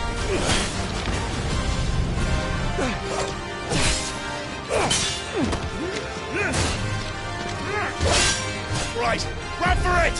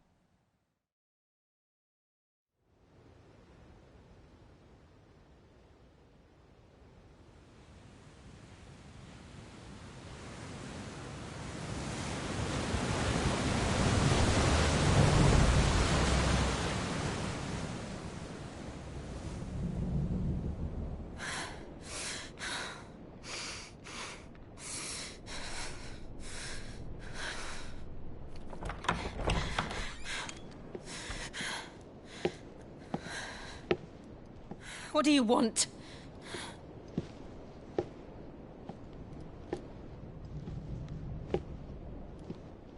That's quite a mess you've made. And wholly unnecessary.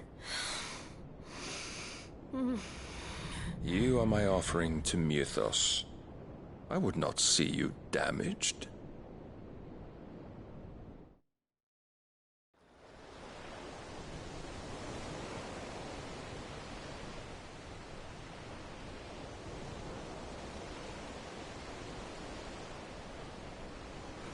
Now back to your stations!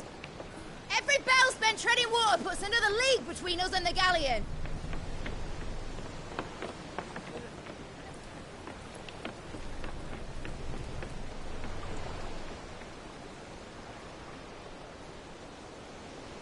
I don't suppose Mid has a spare engine? Since you rose from the grave, my fortunes have plummeted. Are you absolutely certain of this quest of yours, Clive? The foes you face are as terrible as they are numerous. Aye. And they'd have us live and die on their terms, which should answer your question. Ah! You have that same stubborn look as your father did when he set his mind to something. On the battlefield, I am but a single axe. A deadly one, mind, but a single one nonetheless. Yet what you require is 1,000, and I believe my old friend in Brandalar can provide them.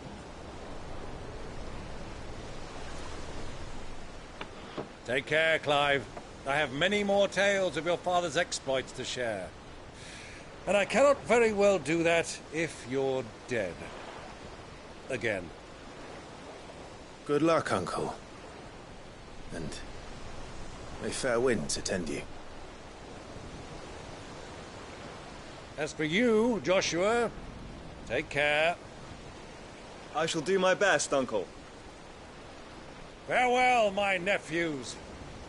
When next you see me, it shall be with an army at my back.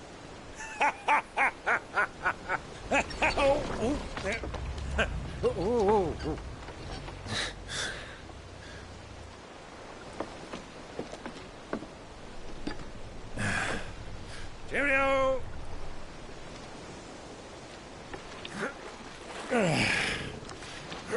Oh, yeah. Do keep up, my boy.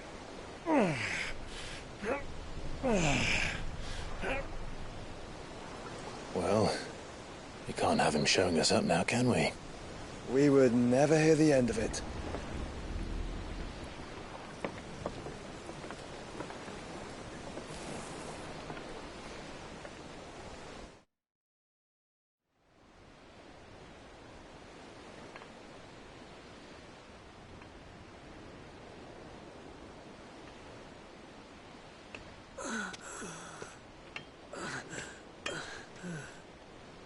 Greek, have mercy.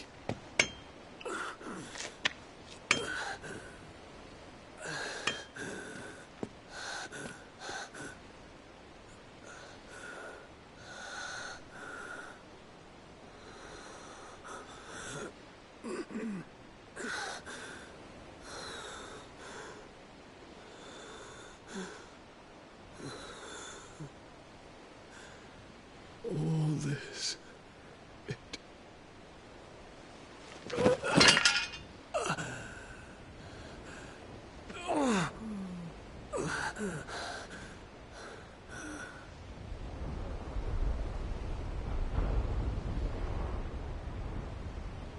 What have I done?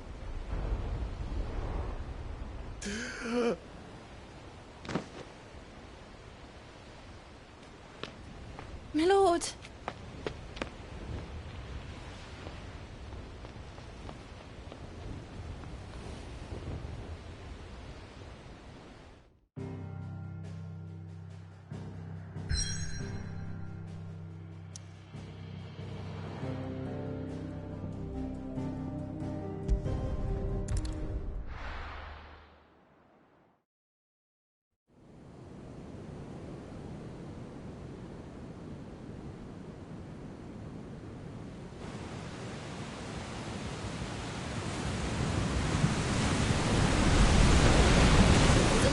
sea between here and Waloed, but any ship heading north has to round Zemeckis and put through the Narrow.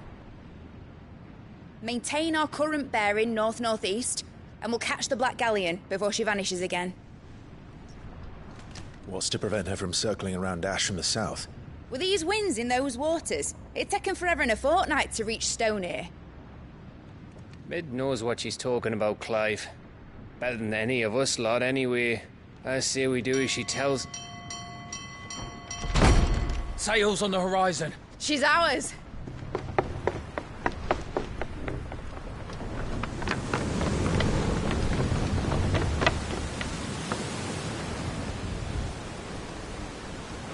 Look alive, boys! Full ahead! And keep those furnaces fed! Aye, aye! Do you feel that? Jill. All hands! Battle stations!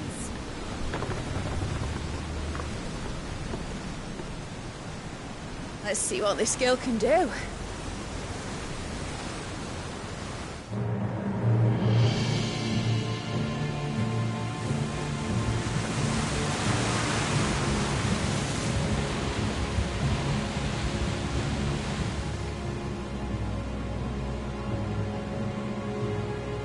Where one leads, so does the other follow. A bond of consciousness which joins them, condemning both to the same fate. Yet my every attempt to strike it from their hearts serves only to tighten its hold.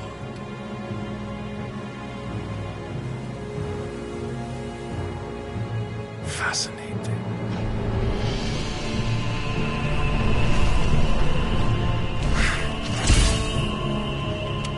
But then, there is naught my blade cannot sever.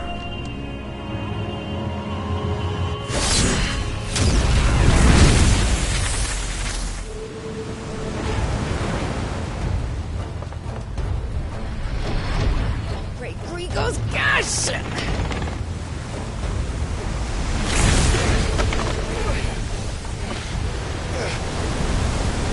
One of us.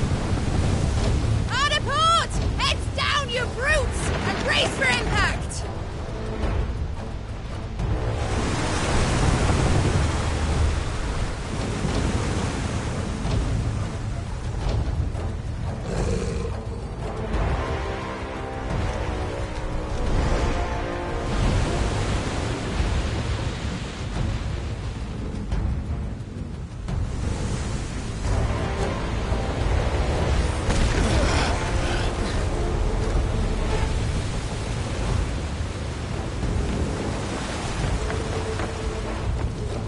It's now or never.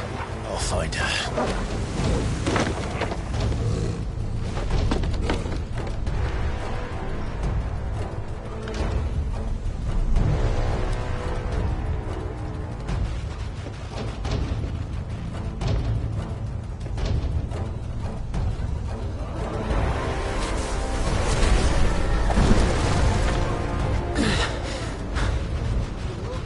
Bloody hell! How to stop it!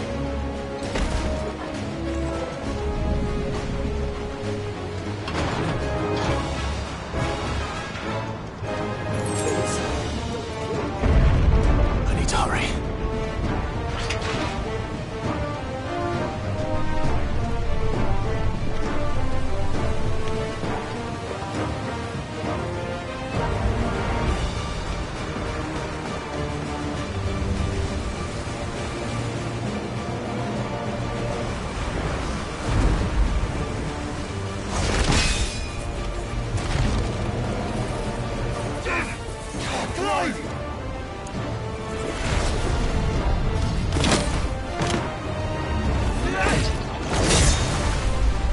No! There he is! The king wants him alive! Hold on. I'm coming. For both of you. That's the second Titan!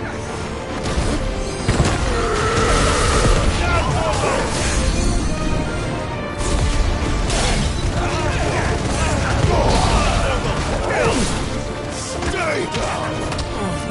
It's over!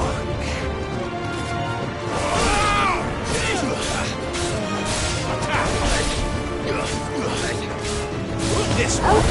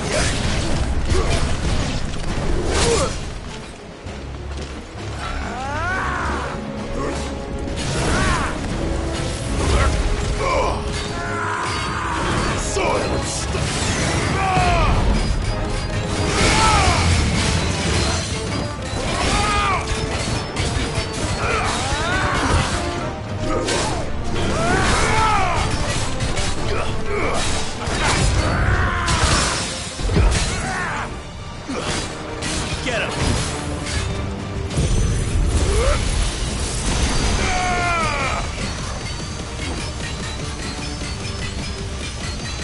Now, Torgal! This one! Go, Torgal!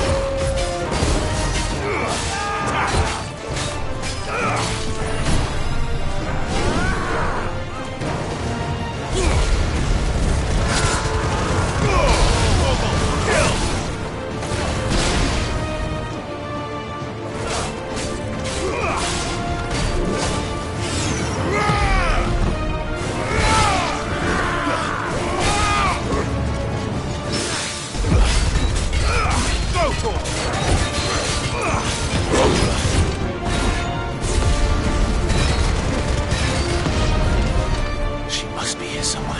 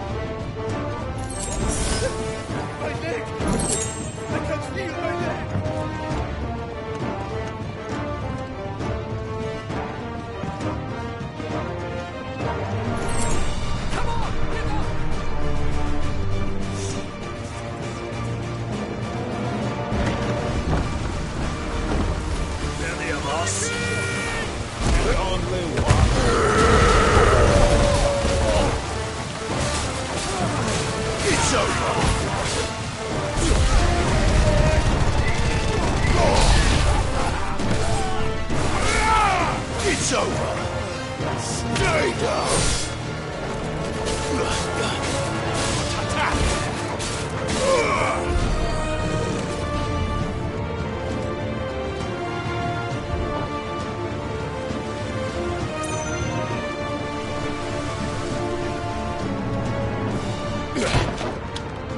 Jill!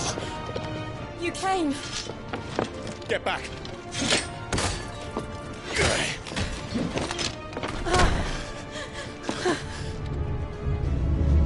Clive, how did you... I'll explain later. Hands.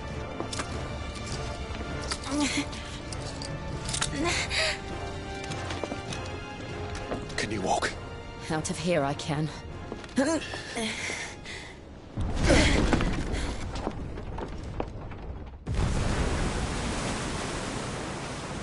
Stand still! Phoenix. Are you not the dominant of fire? I see naught before me but a guttering flame.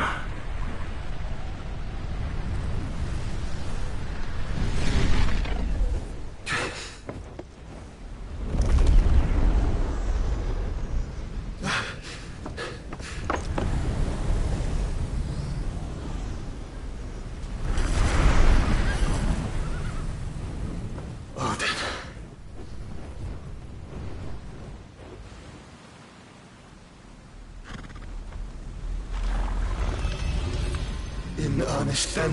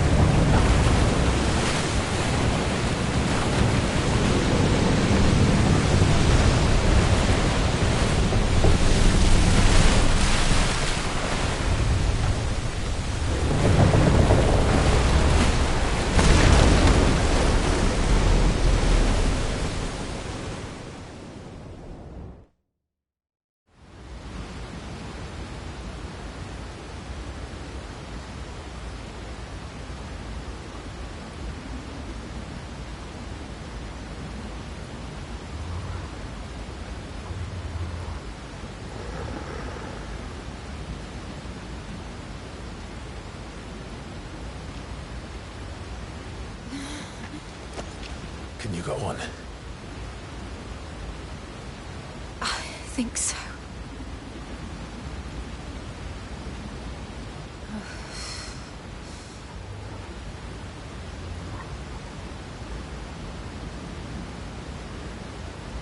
But to where?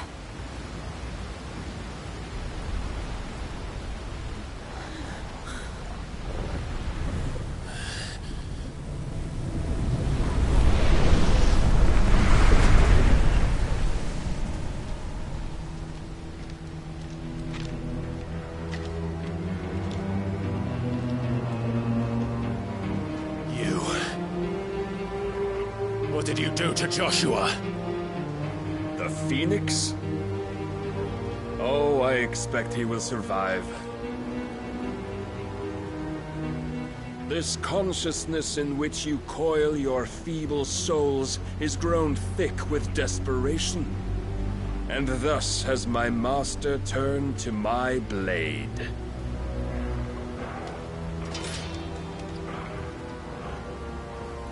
The world will soon be painted in black. And all that live shall gather in death's autumn wake. Not if we remove the cause of this misery. Not if we destroy the last of the Mother Crystals and restore balance to the world. Come. Do you truly think it's so simple?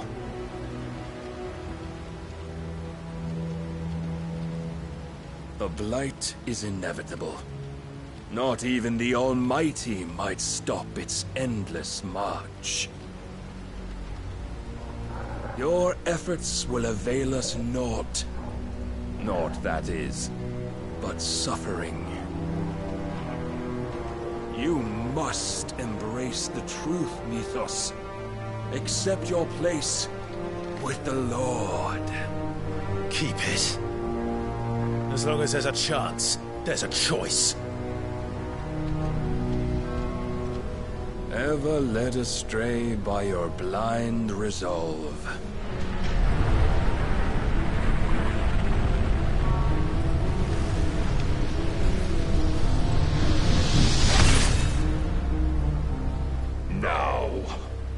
is time you learn the inevitability of your divine fate. However much it may hurt. Get as far away as you can. Clive, no. Trust me, Jill.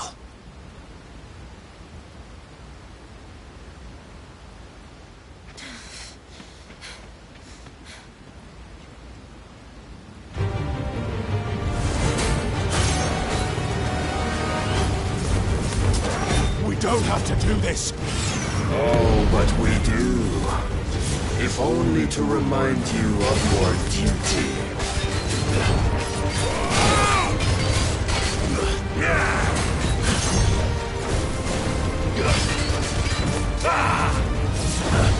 In the short time since our last meeting, you have grown much.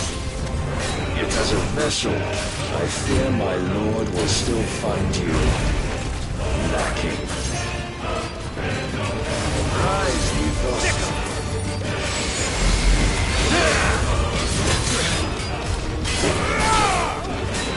All this fire and fury, and for what? Stopping the blight. A foolish notion fed to you by a foolish man. How dare you? You know naught of this world nor of our place in it. If our fates were so easily rewritten, we would all be gods. Get him! Sick him!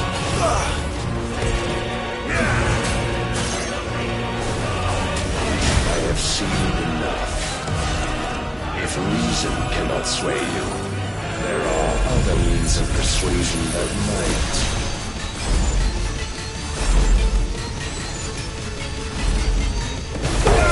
Cast off your tricks. Nice try.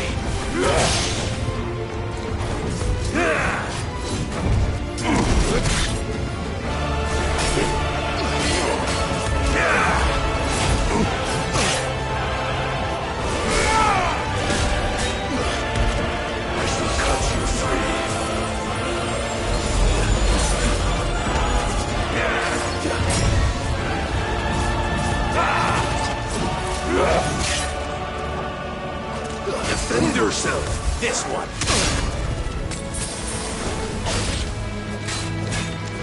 Go for it!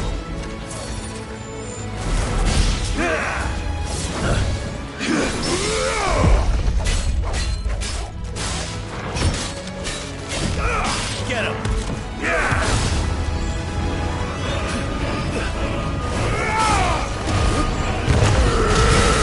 All yours, Torgal! Go for it!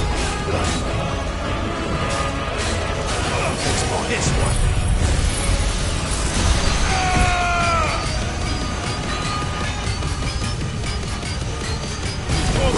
You will assume the mantle you've been given. And thus is the light of hope severed.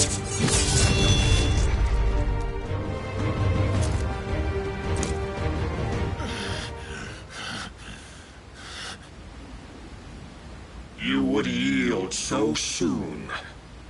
Never. Clive!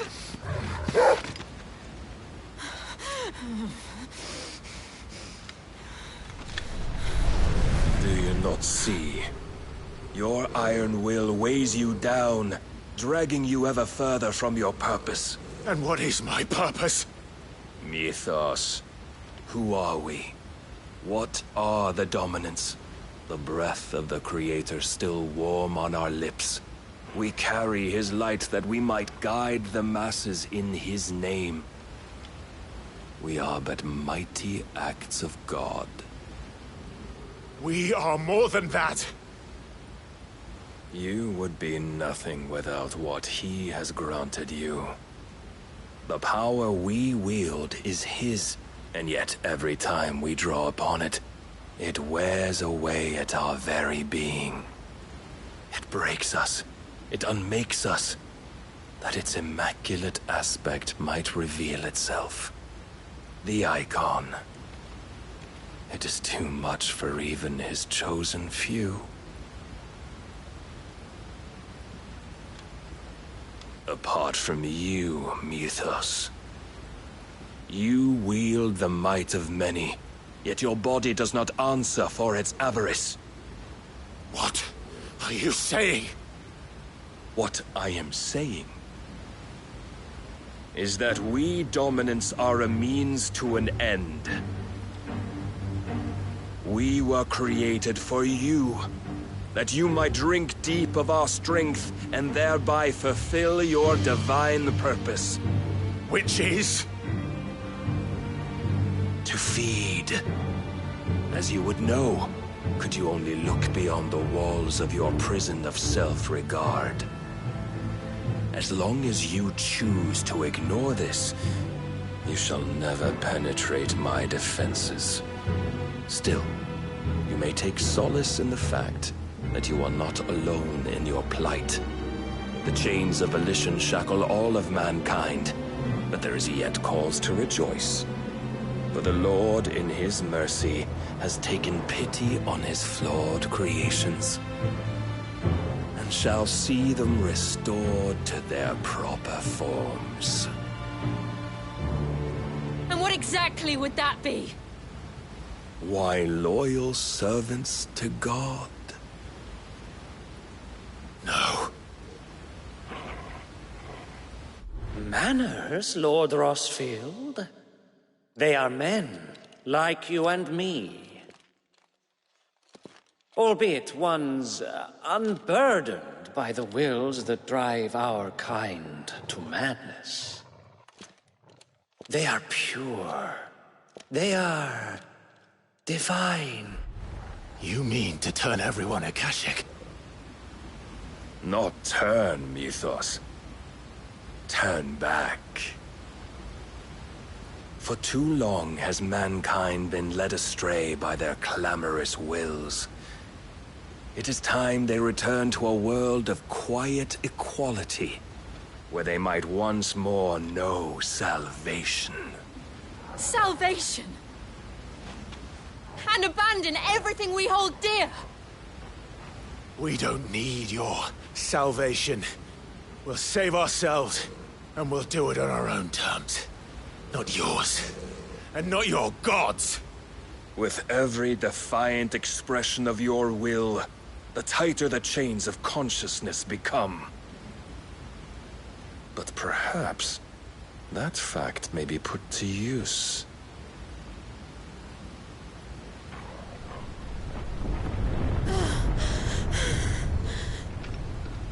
Clive! The faster it binds you to the remaining dominance, the stronger your hunger will become. Until it leads you back to the only answer there ever was. Mayhap not by the path my master intended, but back all the same.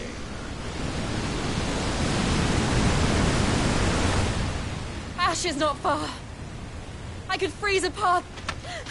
You're in no fit state. Probably not, but I can try.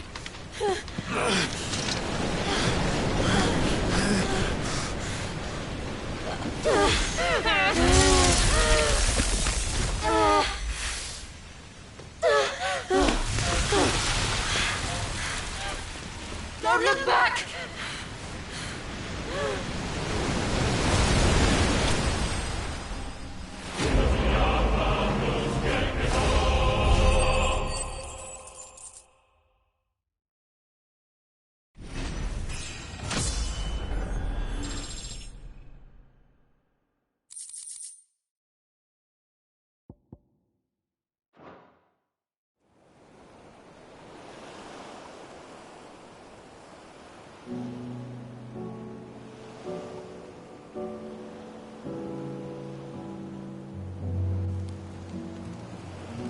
I hope the others are safe. The Enterprise was clear of the gap when we fell. They made it, Jill. And they will have seen the ice where it led. We need only wait till dawn.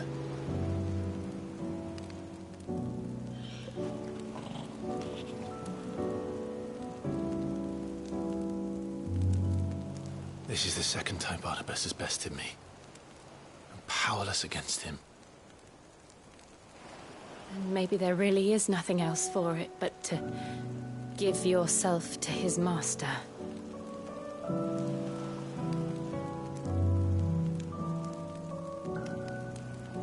Only you won't do that. The Clive I know would never do that. So you believe? But do you really know me? If what Barnabas said was true, then I'm more monster than man. And each time I summon the flames from within, I burn away the things that make me who I am. Do you, though? Think of what you've used that power for, of all the people you've saved. It doesn't matter how or by whom it was granted, only how you choose to use it.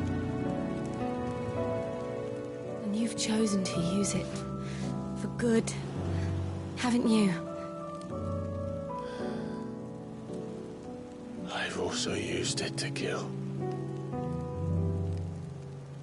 What if that's my purpose? What if it's all I'm good for?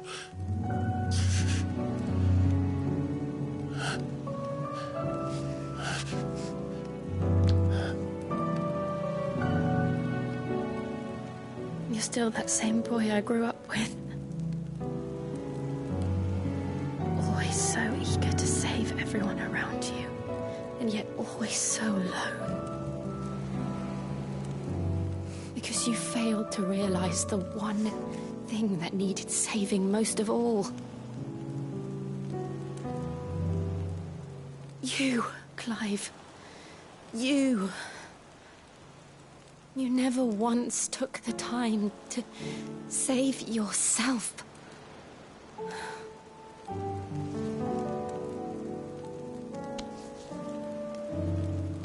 Myself. I think I might be beyond saving. No one is beyond saving, provided they want to be saved. You fight to survive. And you survive so that you may protect those you love. It's what you do. What you've always done.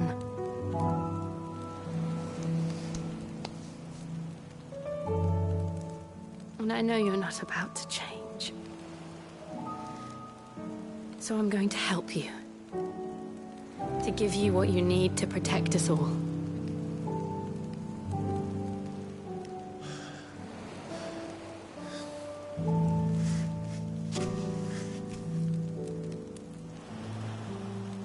Jill.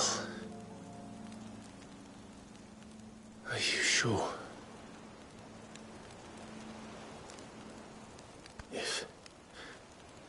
If this is what you want, then...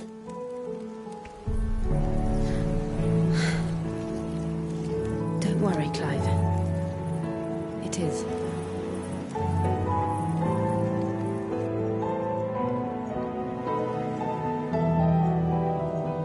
This burden, I'll give you the strength to bear it alone. But I'm not alone. These burdens I carry, my sins, my pain, my sorrow, I see now that they are all a part of me.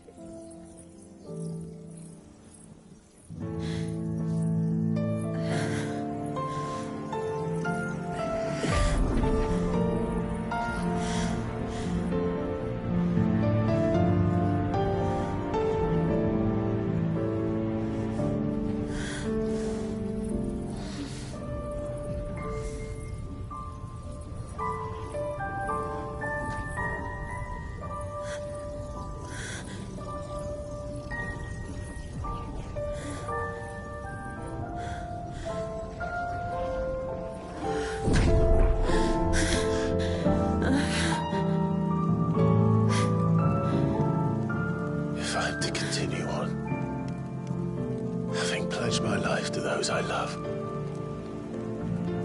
And I will gladly bear your burdens too, until my last breath. Clive.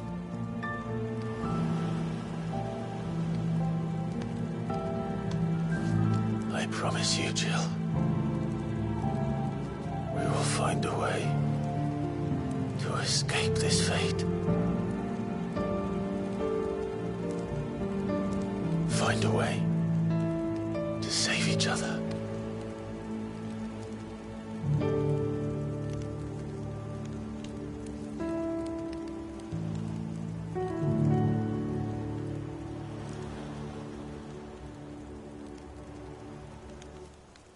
That we might one day look upon the moon again, together.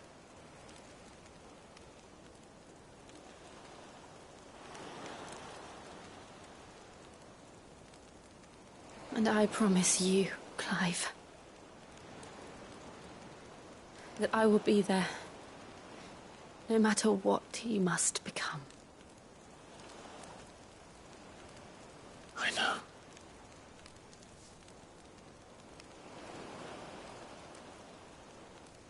I never thought a smile could bring me so much joy.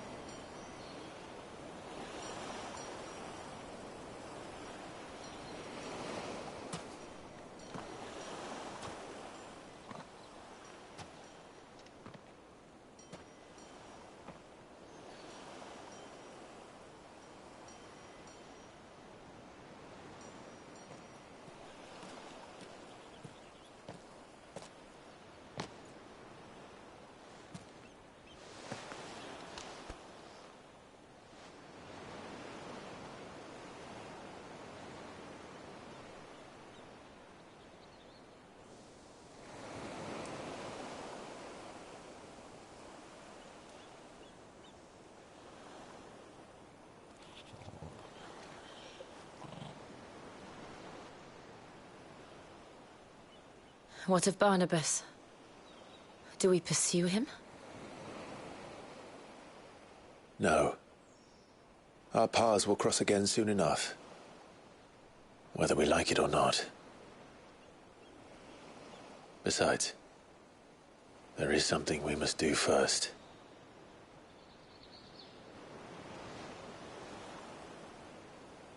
Of course.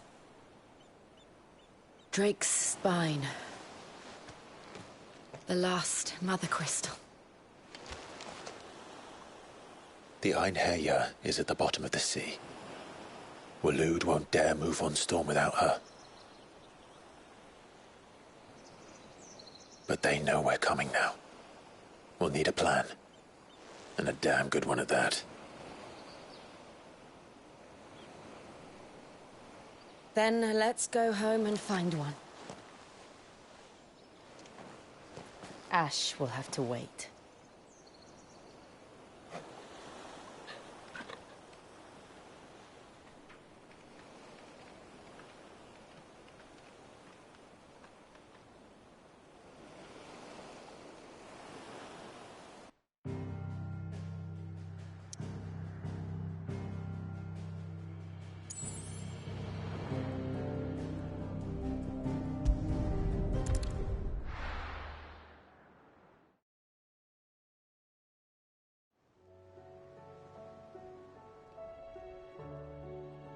Mid says Odin split the sea in two. She's always been partial to a tall tale. But there's tall, and then there's tall. I struggle to believe it myself. I see your uncle isn't with you. He stayed with the Enterprise. After our brush with the Einherjar, she was in urgent need of repair. And my uncle knows a shipwright in Randalar. We're to join him there when we're ready to sail for Ash. You sure that's wise? Last I heard, the place was still overrun with Akashic. Show me a city where that isn't true. Ultima's plague is spreading. We're running out of time, aren't we? We've done our best to shore up that hideaway. But I doubt a few planks will stop what's coming. Still, we'll keep at it. Every little helps, I suppose. Let's hope so.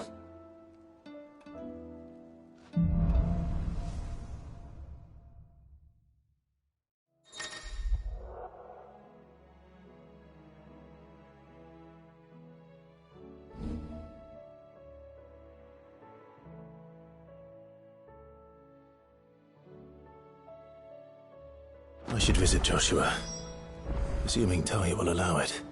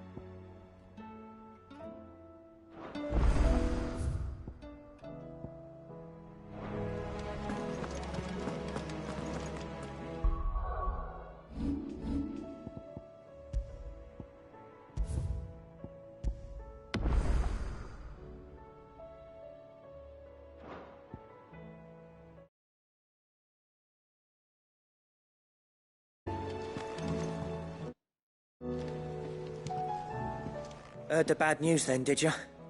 What bad news? About Dravost. Blackthorn's old haunt. With the forge and all that. Well, anyway, the mines just down the road from there are spewing out ether like no one's business. And the village? Safe from the flood for now, but they've got other problems. Akashic. Every creature in the area is either turned or on the way to turning, apparently. Zoltan and the others are living on borrowed time. They need help, and quick. Doris sent a few curse breakers to keep an eye on things, but there's only so much a couple of scouts can do. Except get eaten. If something ain't done soon, the old place will be overrun.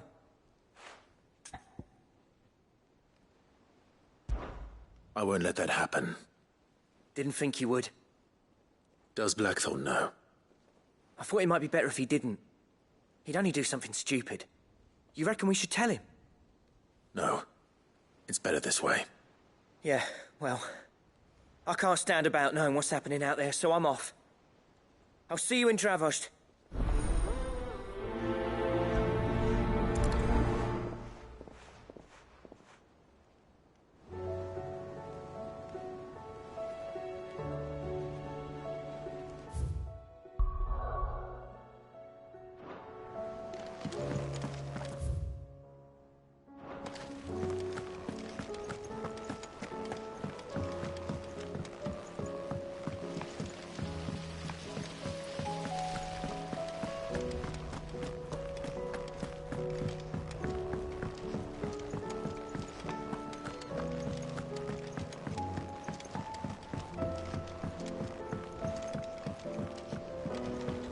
With Canva in the hands of Akashic.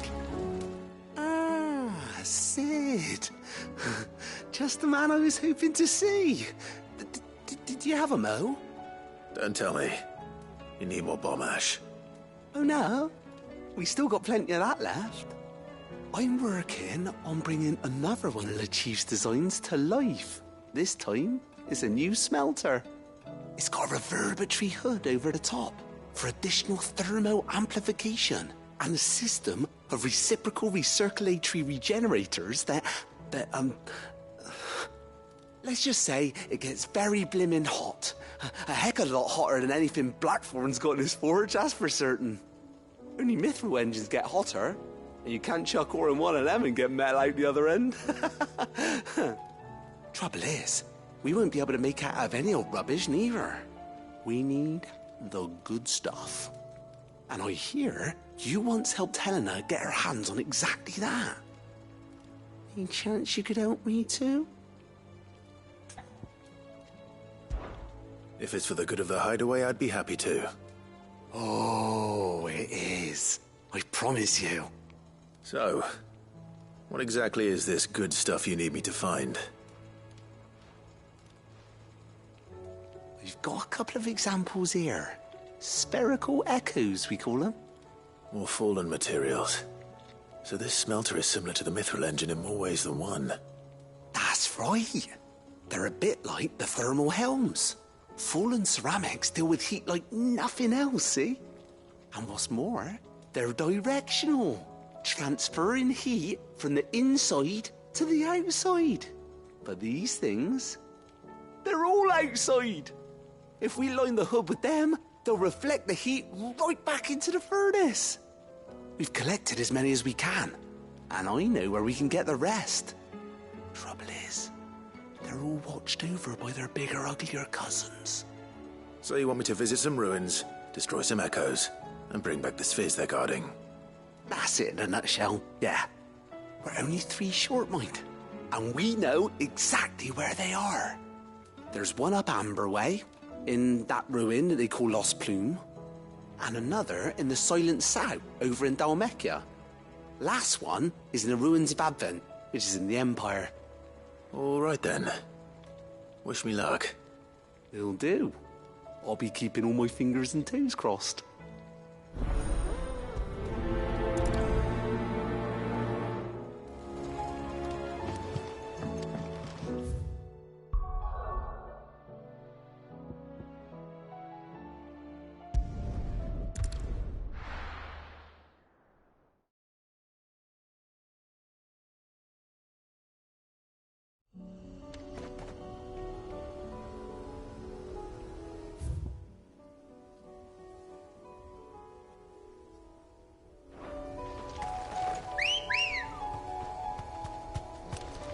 Ready, go?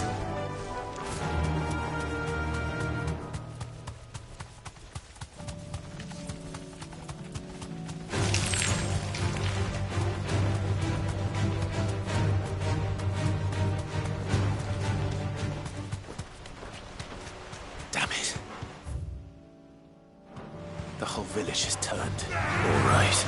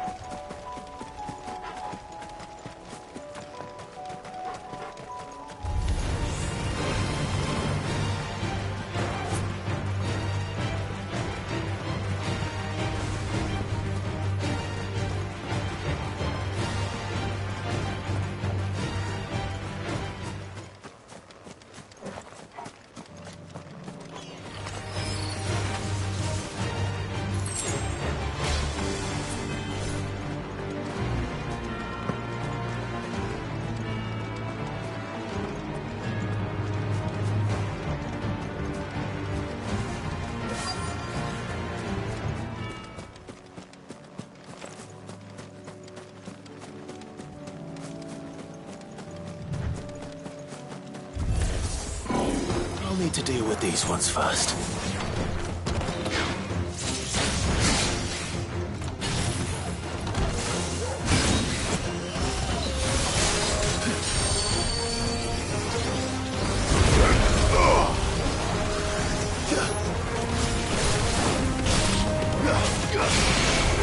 This one. Get him. Go to him.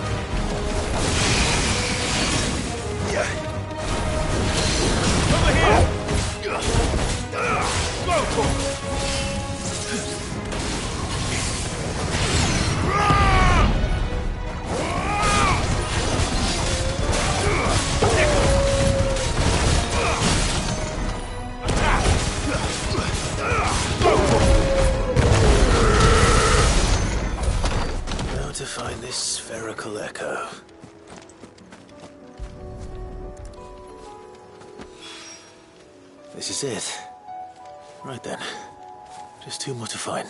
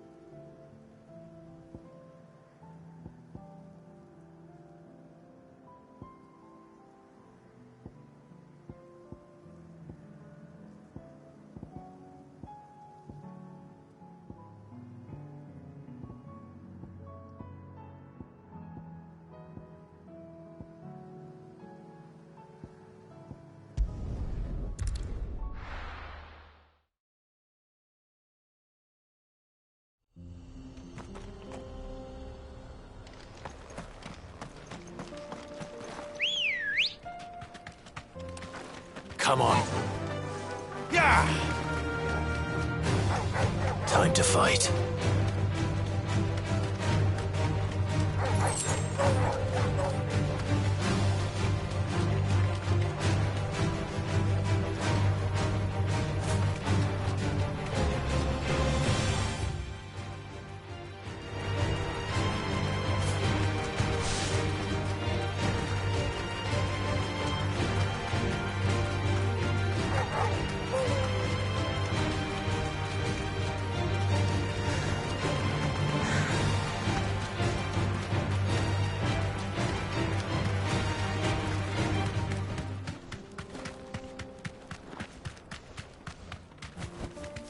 Be safe.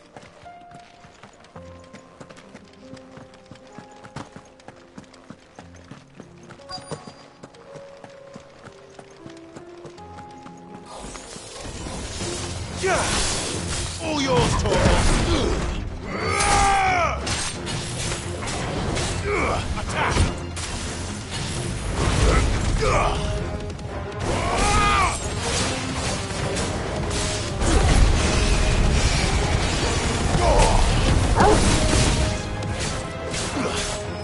Over here! Stay down! Get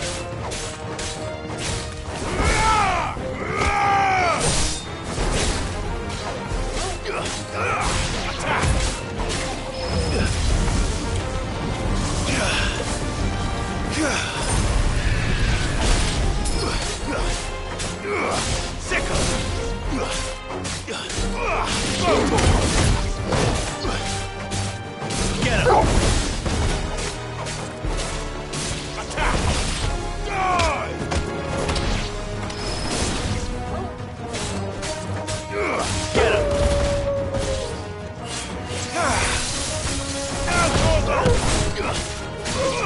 Over here! Sick 'em! You lose!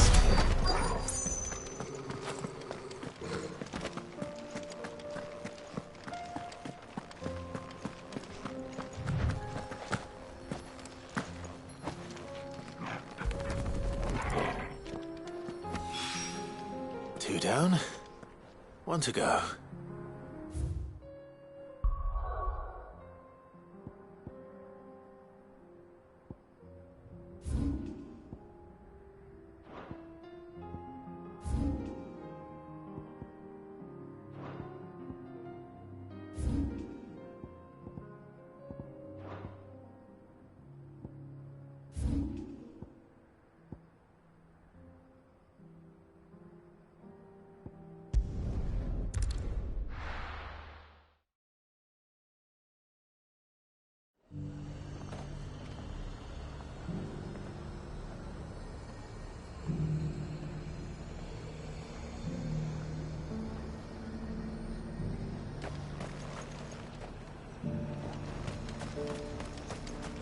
Why? Your stall is as...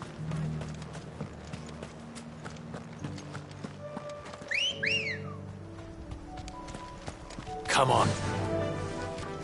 Run like the wind.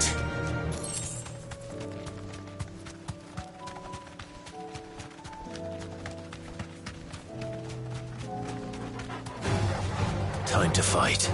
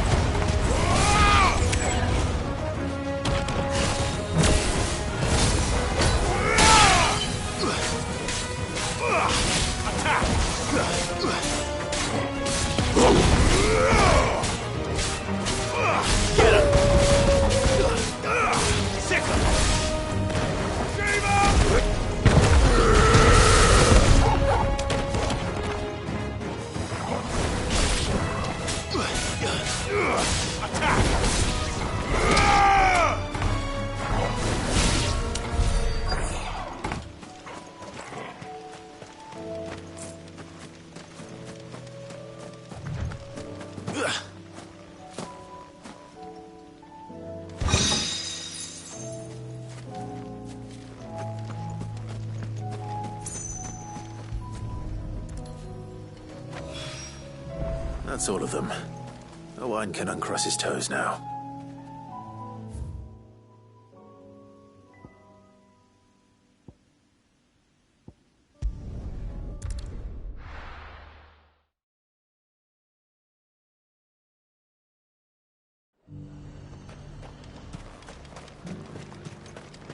I got peppers to numb your tongue up.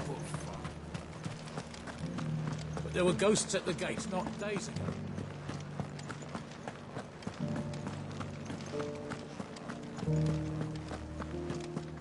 Those things I said before.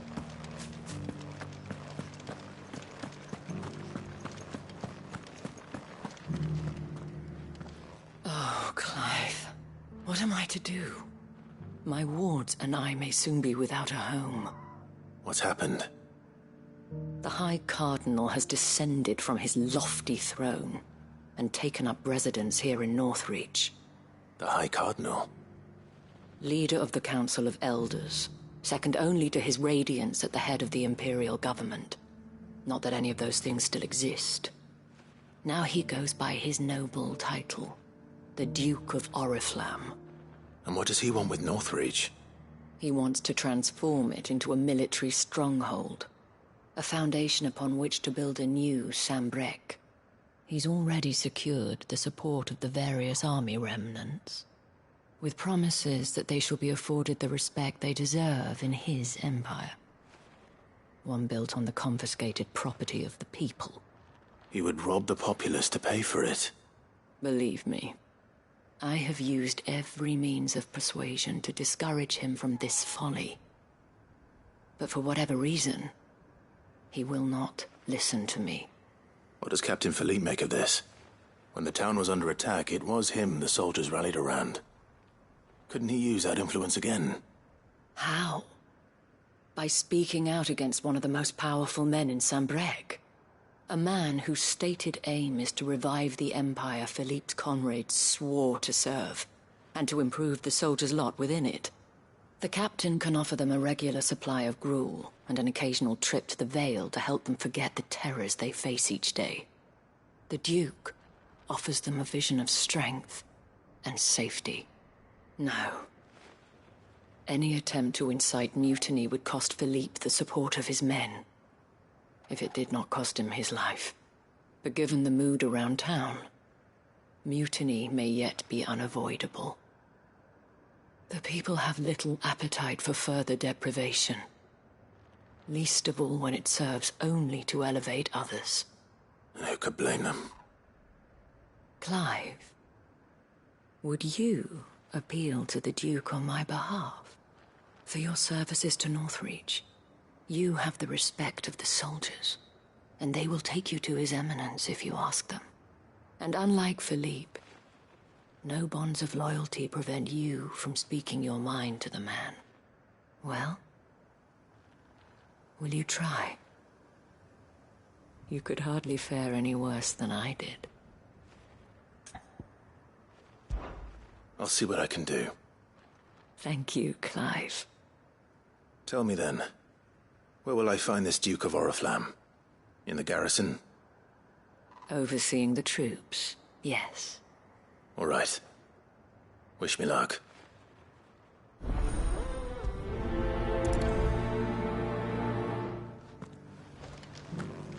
I may have met this Duke before, at the Remembrance Ceremony.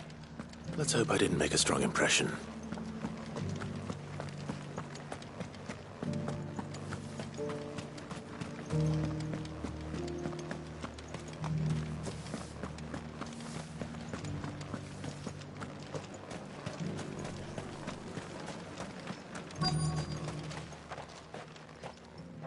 Halt! Oh, sorry about that. You're the dame's man, aren't you? You got some business with the captain? No, actually. With the Duke. I was hoping I might be able to speak with him. We're under orders not to let any civilians pass. But you should be all right. His Eminence has heard all about you and your heroics. Wait here. I'll go and ask.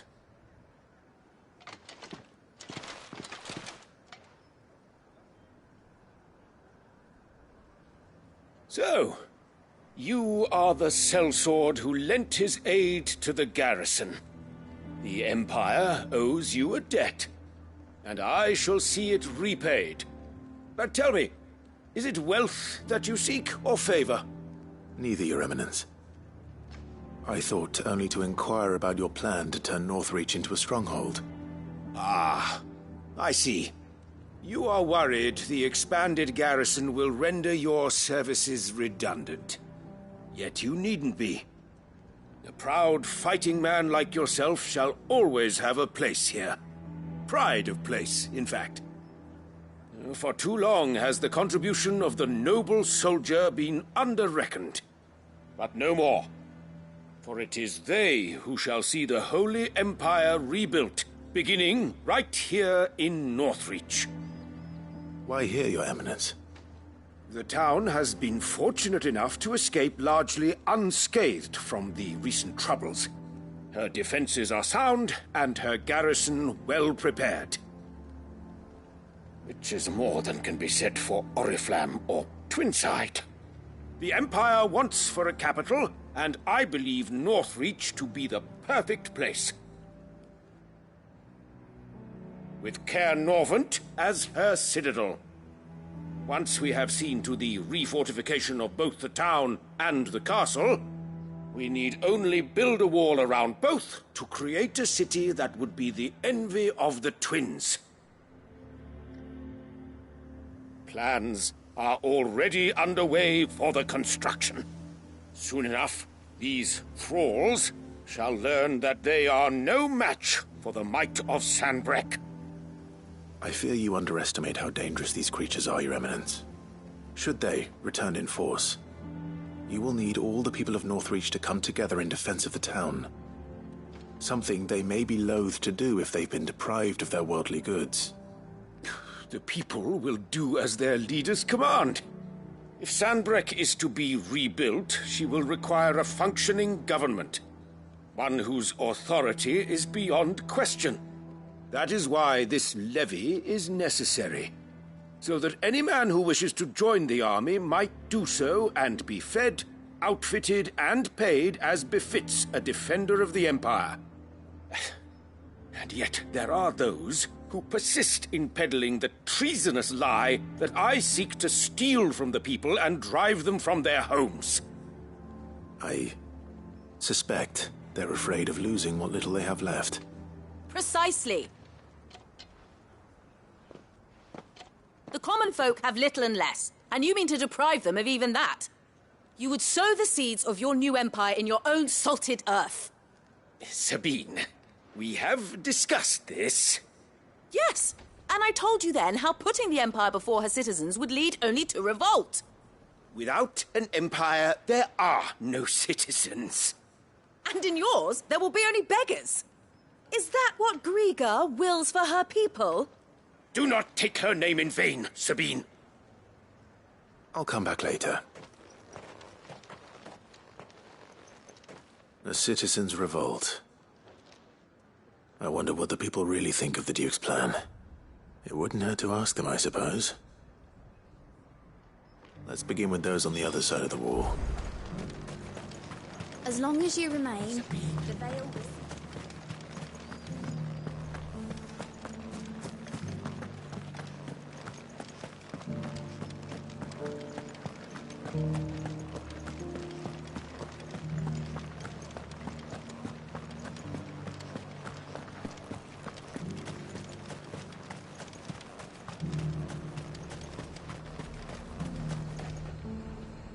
I've been hearing a lot of talk about a certain Duke.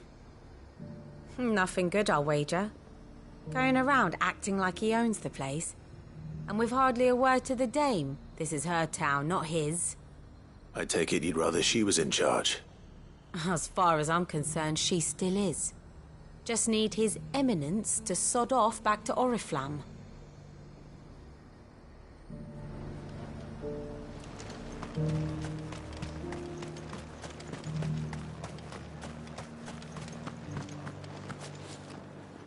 All right there. What is it you're after, sir? Just your opinion, actually. I wondered what you thought of the Duke of Oriflamme. Oh, him. Not much. None of us traders do. It's thanks to nobles like him that we had to set up shop this side of the wall in the first place.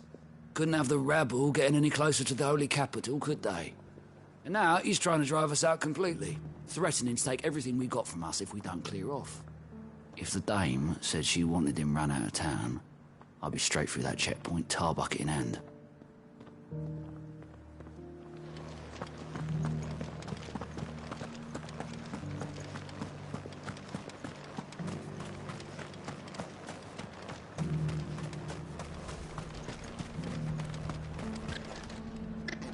A question, if you don't mind.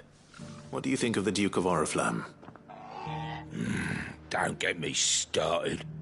You build a life for yourself somewhere, earning for some noble to turn up and tell you got to hand it all over to him.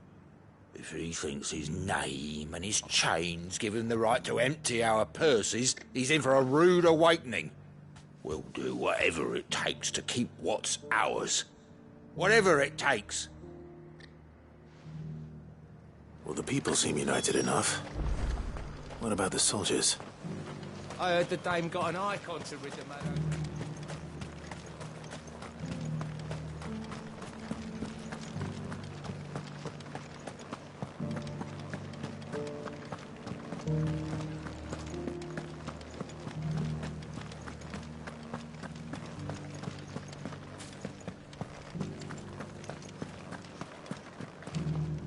Excuse me, do you have a moment?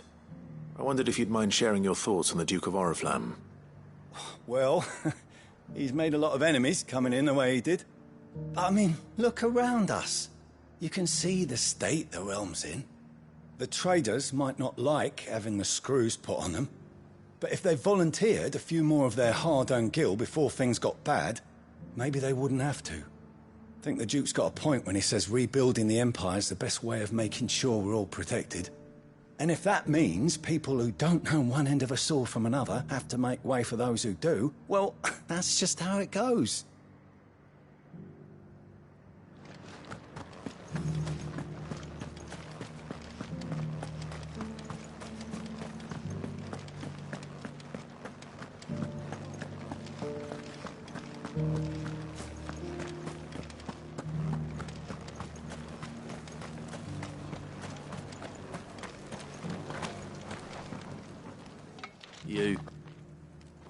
You're the one who was talking to His Eminence.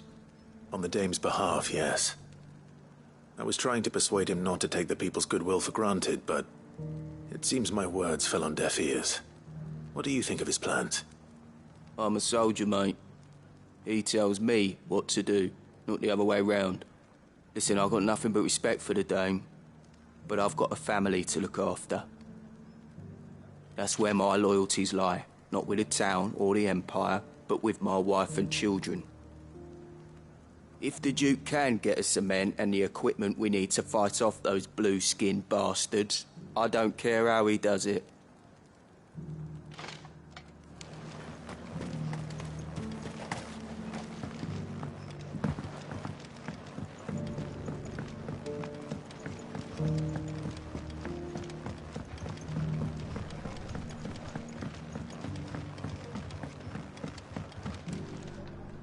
I hear the Duke of Oriflamme plans to turn this town into some sort of fortress. Do you think that's a good idea? It's not for me to say. All I know is that unless the Emperor orders me otherwise, His Eminence's word is law. Look, no one likes all these taxes and tariffs, but empires don't come for free. Once Sanbreque is back on her feet, we'll all reap the benefits. Let's see what Philippe makes of all this. Sabine, you are embarrassing me.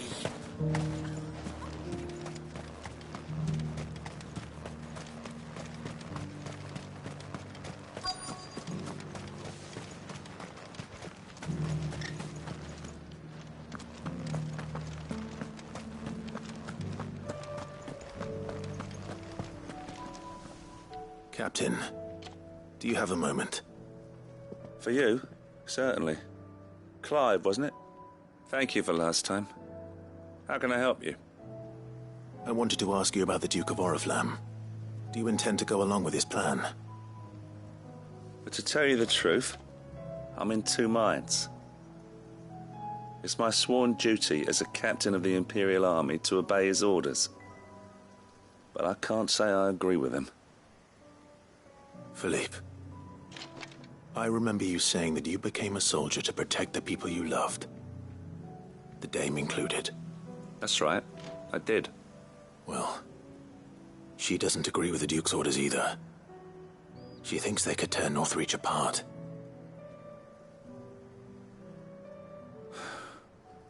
And she's probably right. Thank you, Clive. I know what I need to do now. Protecting the people I love is what matters. Doesn't matter how. Well, duty calls, so I better go. Thanks again.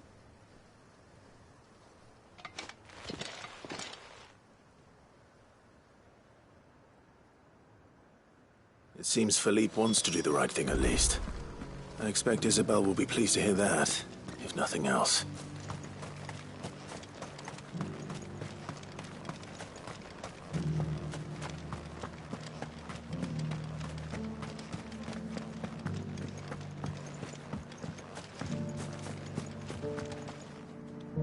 Ah, Clive. How did you fare? Were you able to speak with the Duke? I was, but...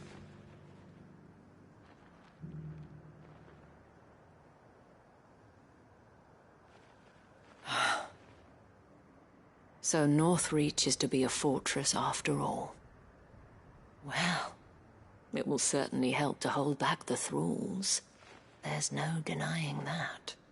Though I doubt it will come as much consolation to the townspeople whose worldly goods are confiscated to pay for it. They deserve to be heard, Clive. To have a say in this new empire the Duke means to build. Sadly, His Eminence values their obedience more than their opinions, and hopes to reassert the authority of the state. I fear he sees the people as mere pawns on his chessboard to be sacrificed for the greater good. Needless to say, they themselves are of a different opinion, and would rather their destinies were in your hands. The soldiers, meanwhile, are content to follow their orders. And not just because of the Duke's rank, but because of his vision. I thought as much. Had I sworn to protect Sanbreque, I dare say I too would want nothing more than to see it rise from the ashes. Thank you for trying. But the battle is lost. I don't know about that. What happened to your uniform? I handed it in, along with my resignation. Told the lads I wished them well, but that I owe it to those I love to call it a day. But why? Because I realized what really matters to me. Not following some nobleman's orders for the sake of it, but protecting what I care about. Protecting Northreach.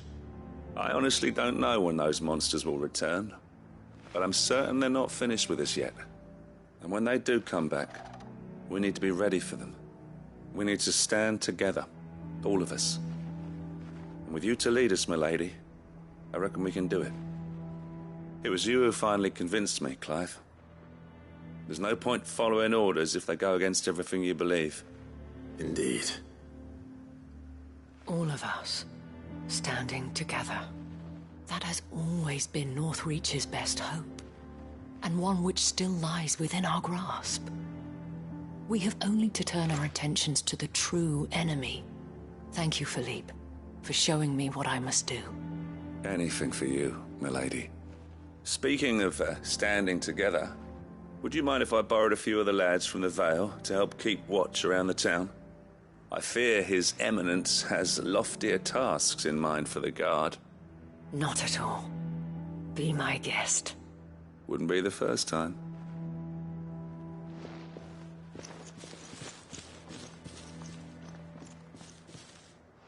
There may be hope for Northreach yet. Especially with men like you and Philippe to champion our cause. I, for my part, shall continue to work upon the Duke, in the stubborn belief that I might still tempt him into joining hands. But I suspect I shall have to call upon your aid again. Until then, Clive. Until then...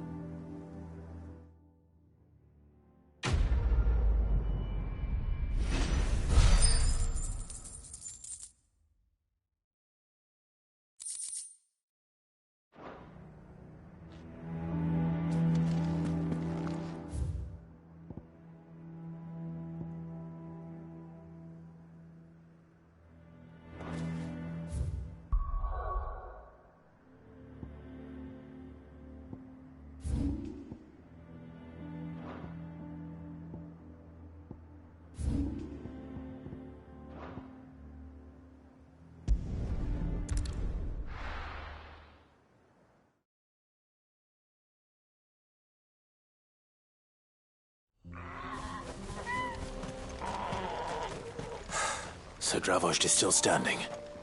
For now, at least.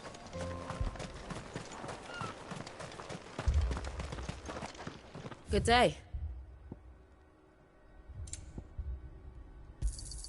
Certainly. Here you are. Farewell, traveller. Clive! You're here! And the Akashic? Mostly off to the north still. But I spoke to Doris's scouts and it turns out things are worse than I thought. There's swarms of them out there. Told old Snotty to be ready to seal the north gate. That should buy us some time if we need it. Enough for the villagers to barricade themselves inside their homes at least. Well done. Welcome back, Sid. I'd never have guessed, you know.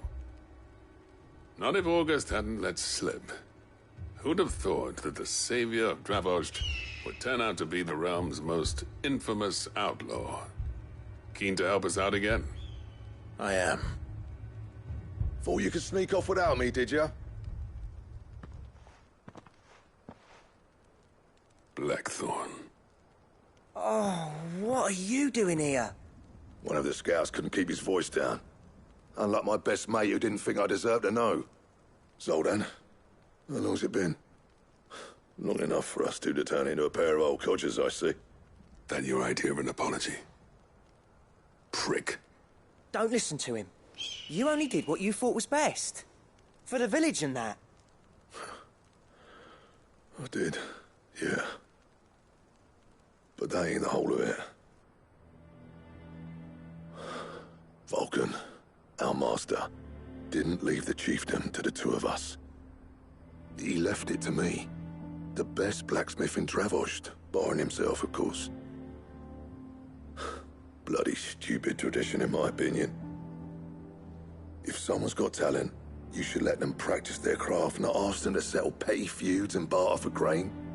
Our master wasted half his life that way. I wasn't about to let that happen to me. So you wasted half of mine instead? You're what Dravost needed. Under me and my precious ideals, this place wouldn't have lasted a year. So I left to devote myself to the work and spare you lot the consequences. I may be a selfish prick, but I only did what I felt I had to. What you had to do was your duty! Even if it meant we all starved? Enough. This is no time for bickering. You can finish beating each other up once Dravost is safe. Fine. I've said my piece anyway. Yeah. So have I. Sorry, Clive. I shouldn't have stuck my nose in. We're short enough on time as it is. Still, give us a mo, would you? I need to get my head straight before any of them Akashic try to bite it off.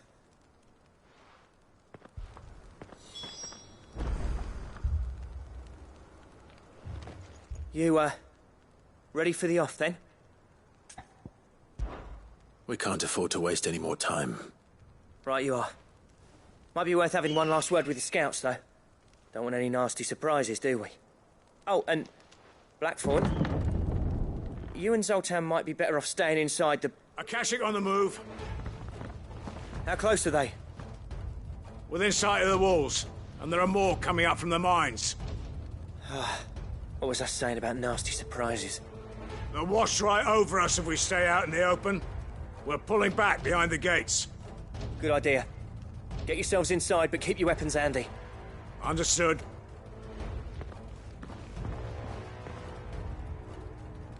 I'm prepared to fight if I have to. Well, let's hope you don't. That's our job.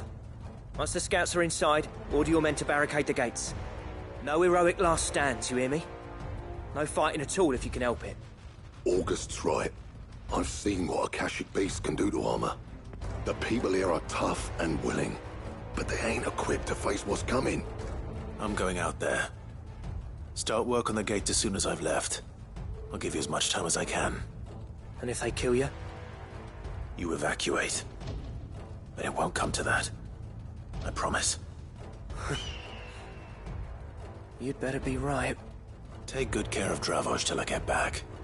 Leave it to me. And give those things what for, yeah?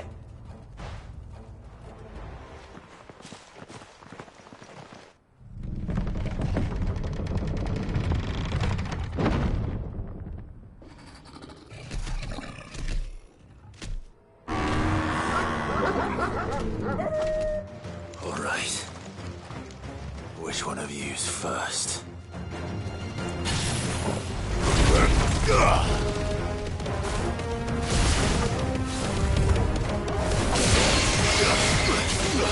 Fire again!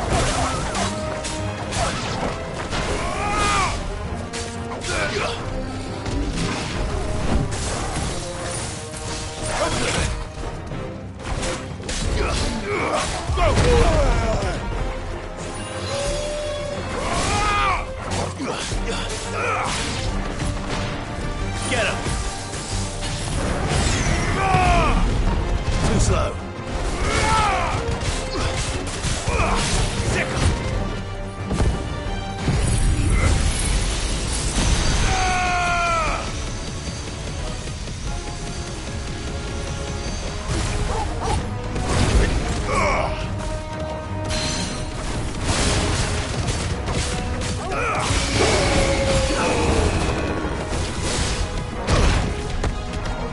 This one.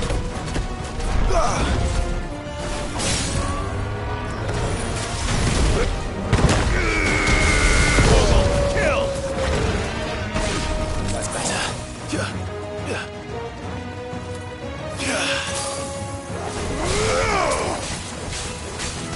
Get him! Now, Corvo! Stay down!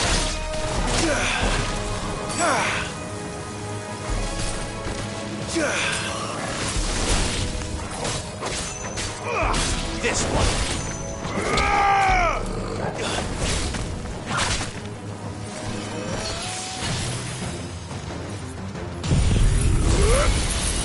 It's you lose. Ogle, kill. Attack.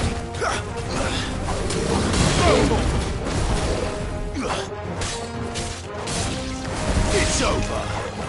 Over here.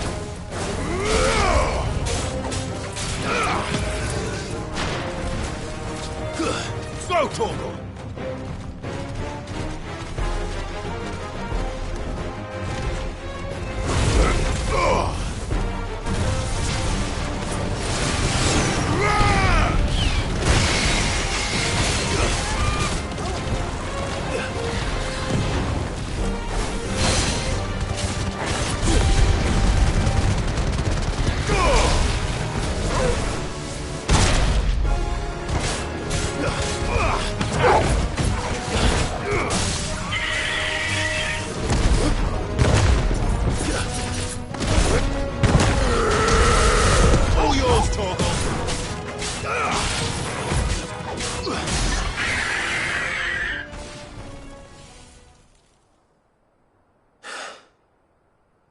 Is that it? Apparently not.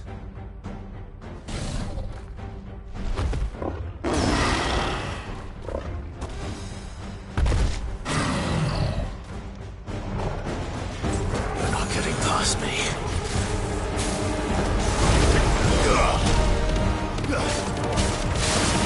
Sickle! Diva!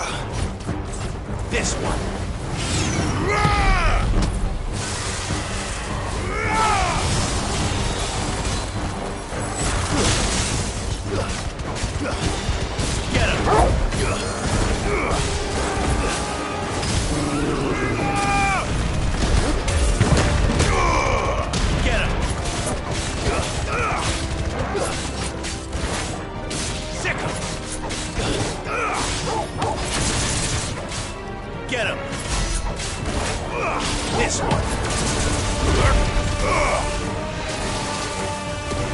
Over here. Sickle. Attack.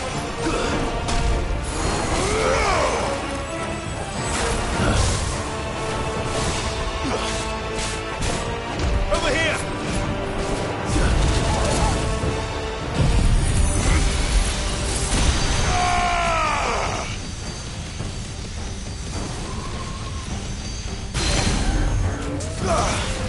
Sickle!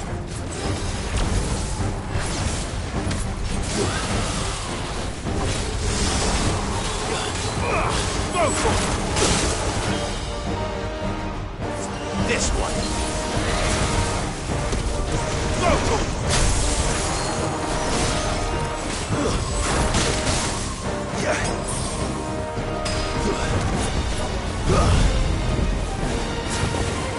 Vocal!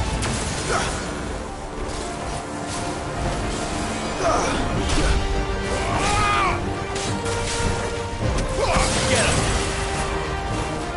Nice try.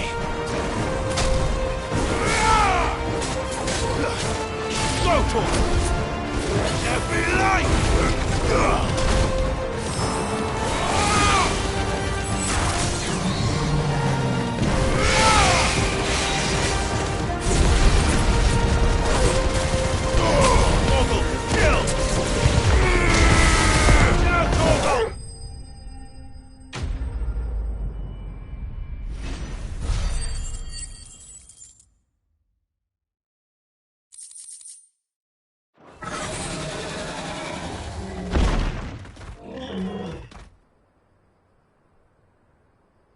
Now, the question is, did I miss any?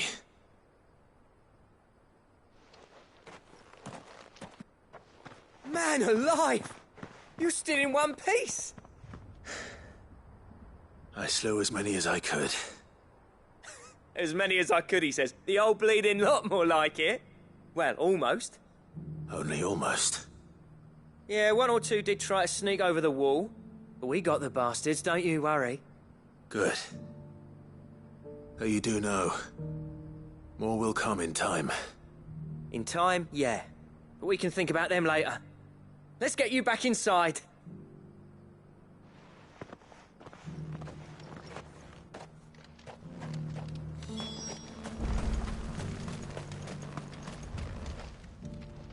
Sid! You're even more fearsome than your reputation. Enough to give those Akashic monsters nightmares. I almost felt sorry for the wretched things. But mostly, I felt grateful. Dravost won't forget what you did today. I'm afraid I've only delayed the inevitable. There's no getting rid of that ether flood. Meaning that any living thing which stumbles into those mines will end up clawing at your walls again. And that's if the flood don't spread. If it does, well, I hate to say it, but the village's days are numbered. That may be, but we're staying just the same.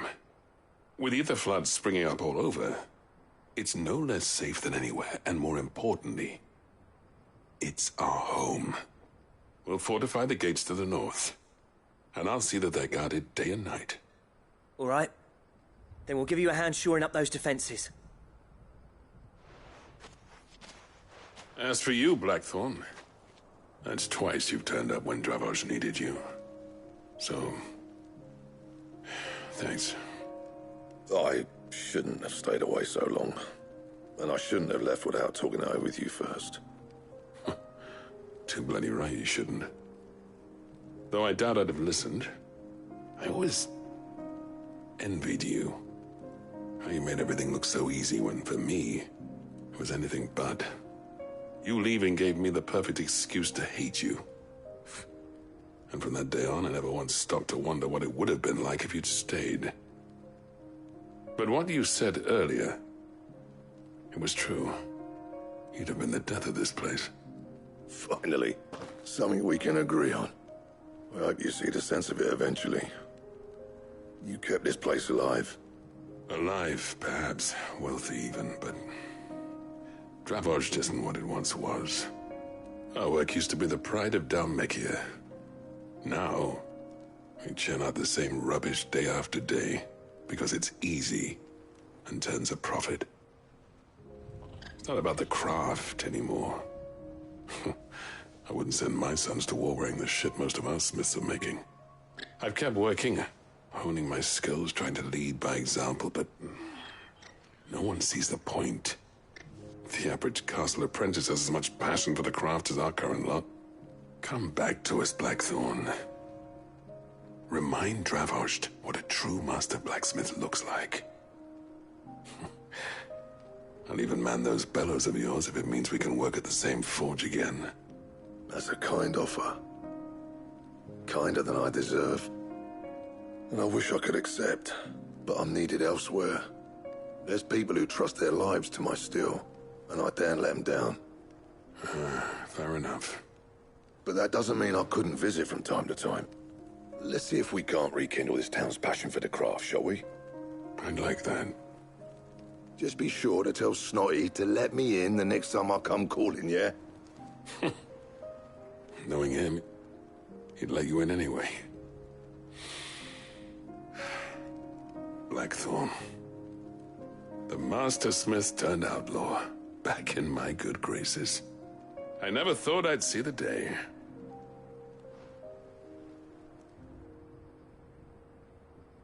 I'd say that went pretty well, wouldn't you?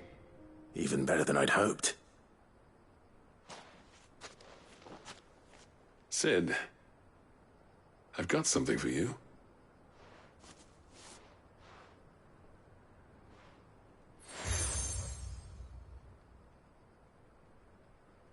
And this is? A token of our lasting gratitude. But I'm of a mind to make you a far grander gift. Designs for a certain sword have been passed down from chief to chief for generations. Now hold on, Zoltan.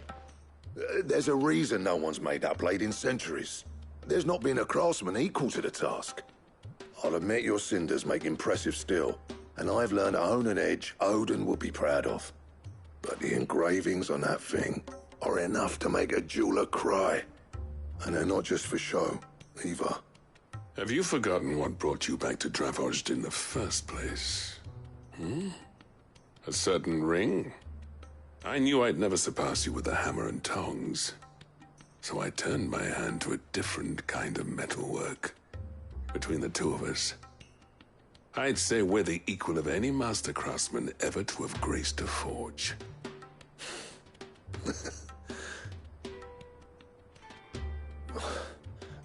You know what?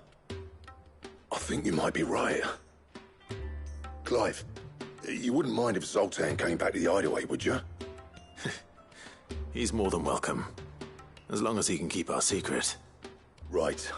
Zoltan, get your tools. We've got a legend to forge.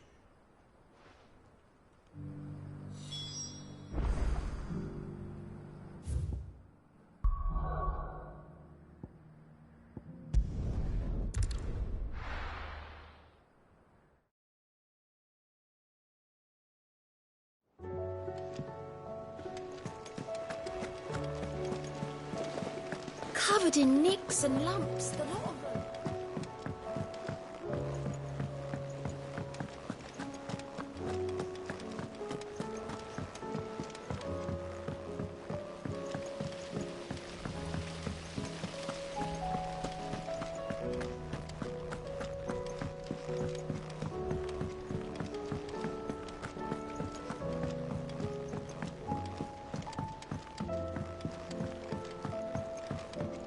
How was she? The Enterprise.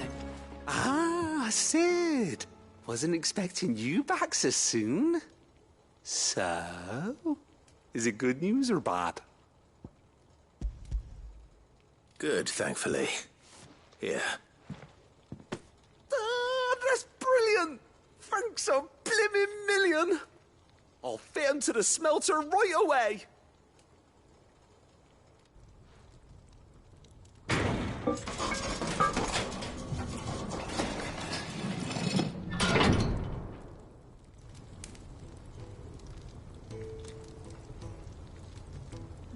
May I present to you the Telemon Furnace? Ain't bad, is she? She's a beauty. You saved my bacon again, Sid, and I ain't about to let your good deed go unrewarded. It's fine, really. My bag's flexible enough already. Oh, don't say that. I'm sure I can make a few improvements to it yet. You could just buy me a bigger... How about that clasp? Looks a bit stiff. Reckon you could loosen it up and make some more room? And I reckon I know how. With a new alloy we've been working on. The Telemon Furnace was just what we needed to perfect it. It's a metal, see? So it's lovely and strong, but it's also, well, stretchy, if you can believe it. Stretchy metal. Well, if you insist. That is the spirit. You'll love it, I promise.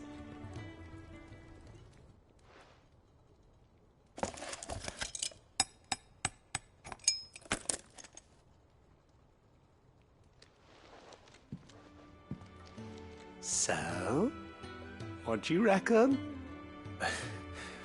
It's actually quite ingenious. Thank you, Owain. Shh, don't mention it. You earned it. And I wanted to get some practice in using that metal anyway. Reckon we'll have all kinds of uses for it around the hideaway. Can't think of any right now, but that's our job, innit? Dreaming up new ways to make life easier around here. Maybe even out there, too. One day, the whole world's gonna know about the inventions you've helped us put together. That bag of yours will be the first of many. You mark my words. They'll hardly believe their eyes, I'm sure.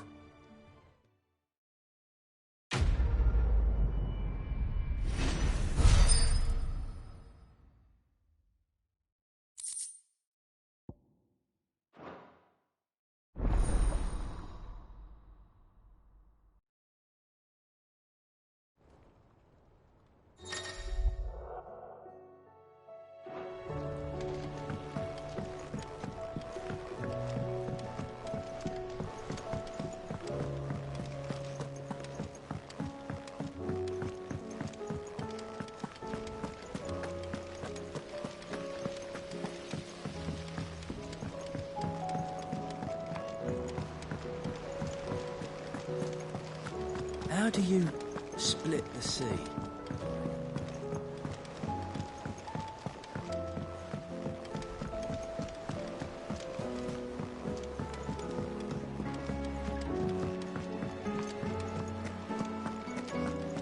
Oh, don't tell me you've run out of Papio nuts and all.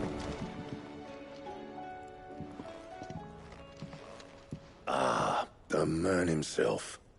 We were just about to make a start on that sword I promised you.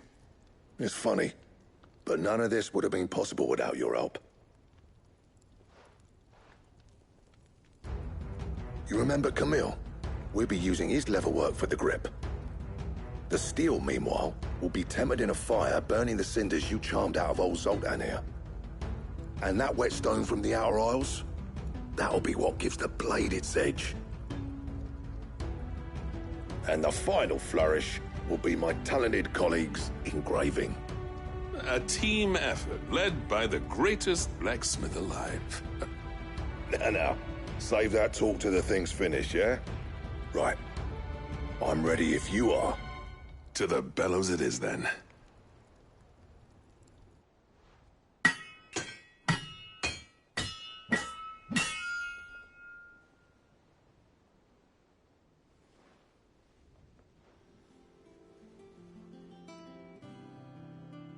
Well, bugger me. We actually did it.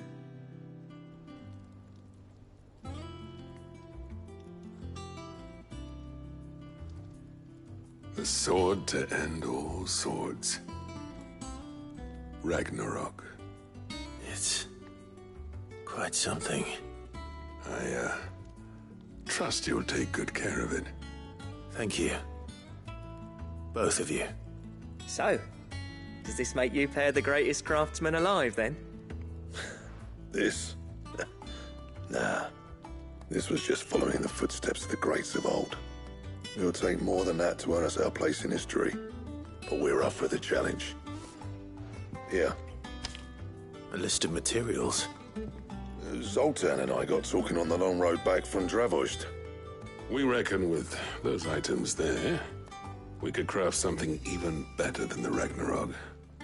Something worthy of a legendary outlaw like yourself. That's a weapon I'd like to see. You leave this list with me. I was hoping you'd say that. One legend at a time, eh, lads? Before you start on the next, who fancies raising a cup to friendship reforged?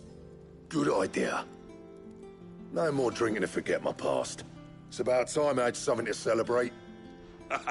Then tap the kegs! Vulcan's boys are on their way!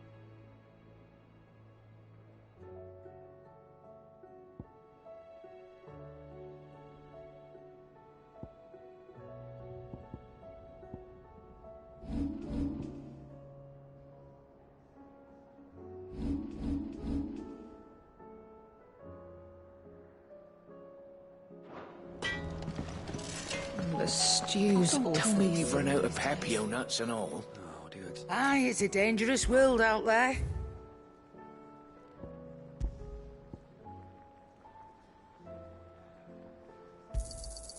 You're rubbing me blind, you know. You'll not find a better price than that. It'd better all be here. Come again. Or don't. I'm not much bothered either way. What do I owe the honour?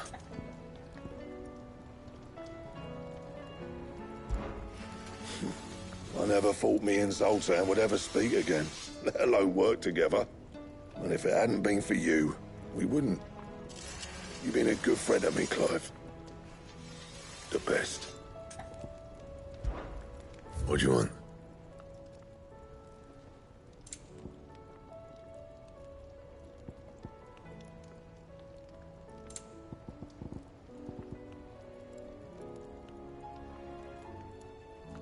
And?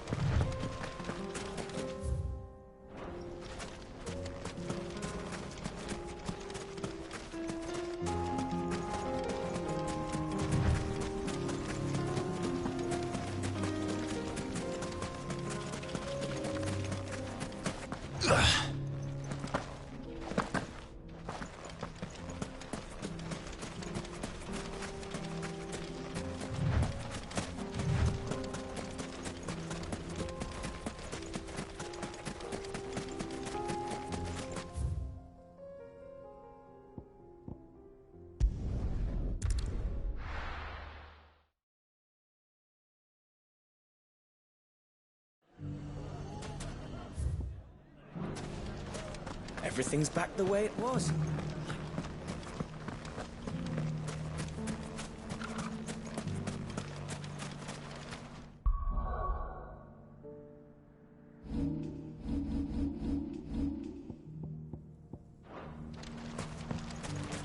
They won't stay scattered forever.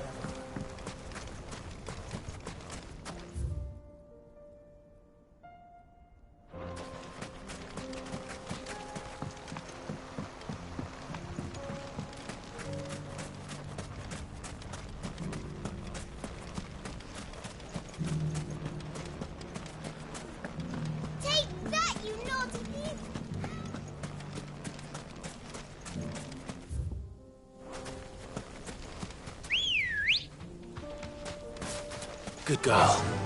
Run like the wind.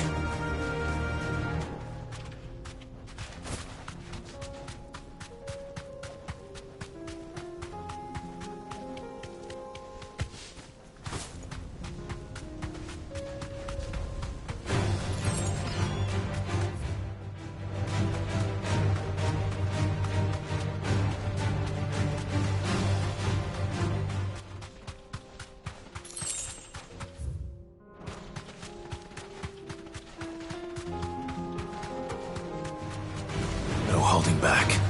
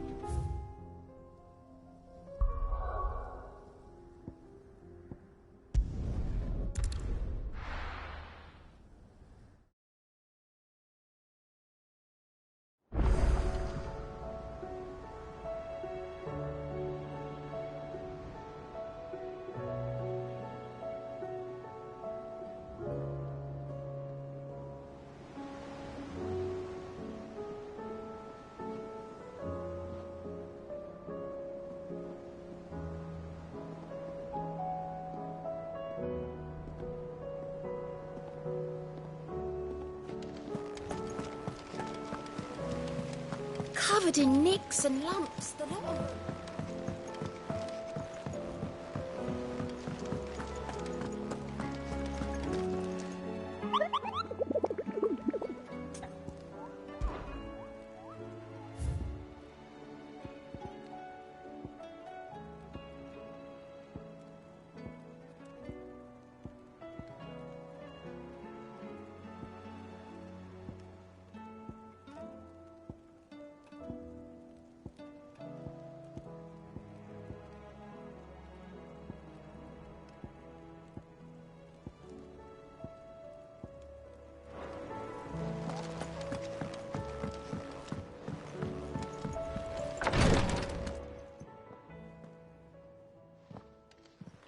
How are you feeling, Joshua?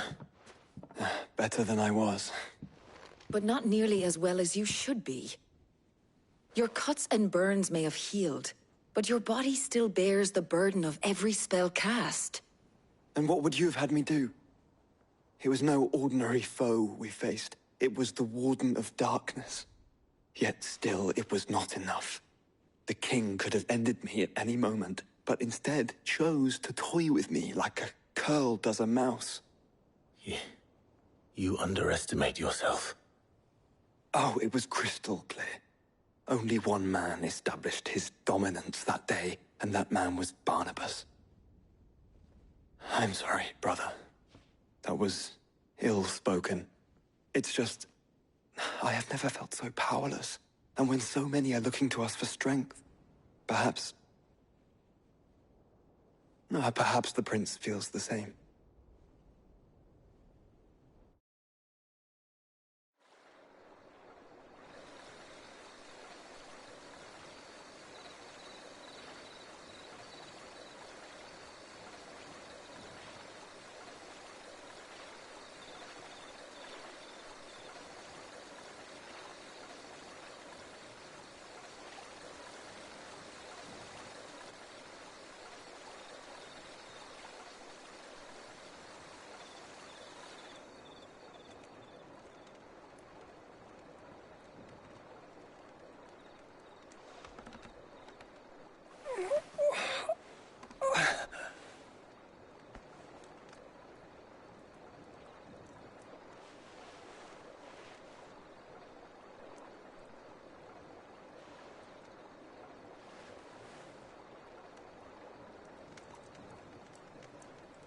What is this place?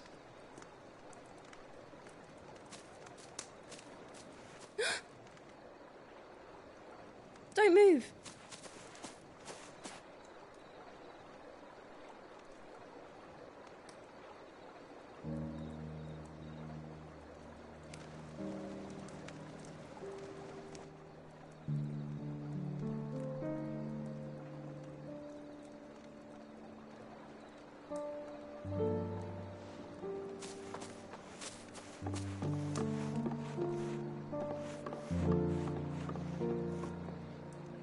Here, it's fresh from the well.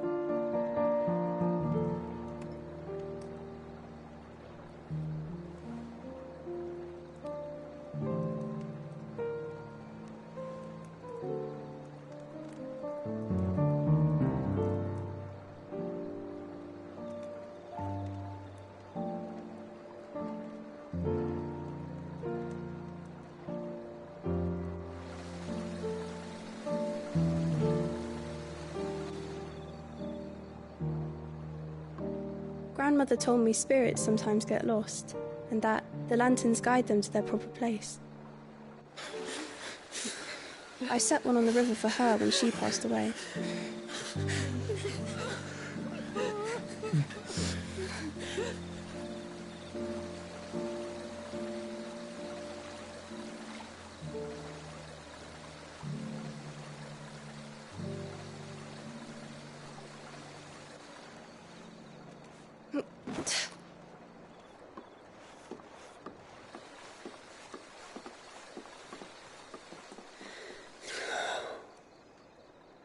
The fiend works from the shadows.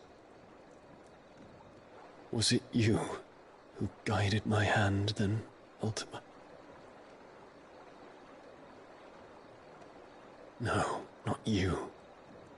This is my doing, my fault, my sin to bear. And for it, I must atone. Your hurts are healing nicely. It was my poultices that saw you well. You make them? And sell them, or try to. Earns me enough for bread, most days. Forgive me. I have nothing to... I know, but I couldn't just leave you lying there.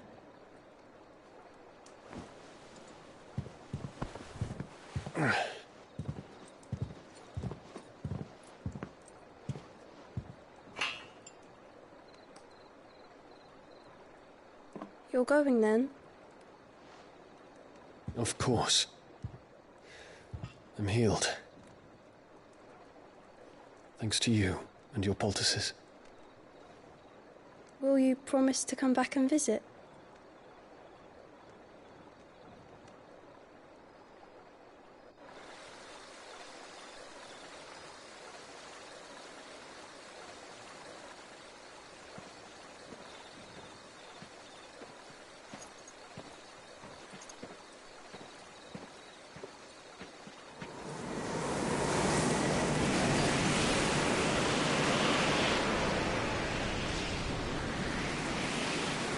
Well, Phoenix, it would seem that I owe you my wings.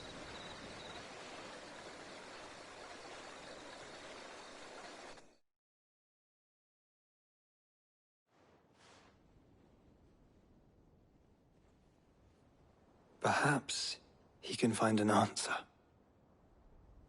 You will be returning to Waloed soon, I gather. I see no reason to wait. Then neither do I. I can think of a few, but I doubt they'll stop you.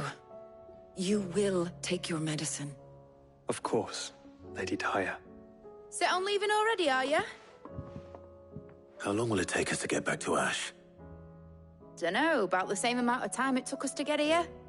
Maybe less, if your uncle can find someone trustworthy to patch up the Enterprise. All depends on where we're putting into port, mind. Yes. It's not as if we can put ashore wherever we choose. We have to assume that the whole of Ash is hostile, and that we'll be attacked on sight. Then we must find a place they won't think to look. And I have an idea who might know of one. The Professor! I'll go and tell you coming! While you're plotting our course, I'll be in the shelves with your lawsman. I wish to pick his brains about Ultima. Then I'll talk to Karen about supplies for the journey. They may not be easy to come by in Ash.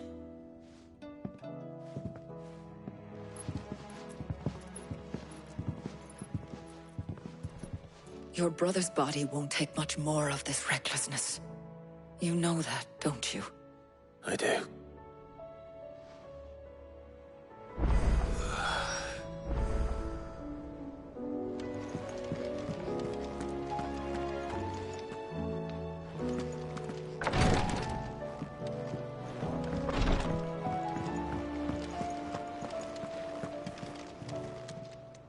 How may I help you today, Clive? Come to claim your just desserts? All yours. Come again. I may have more for you.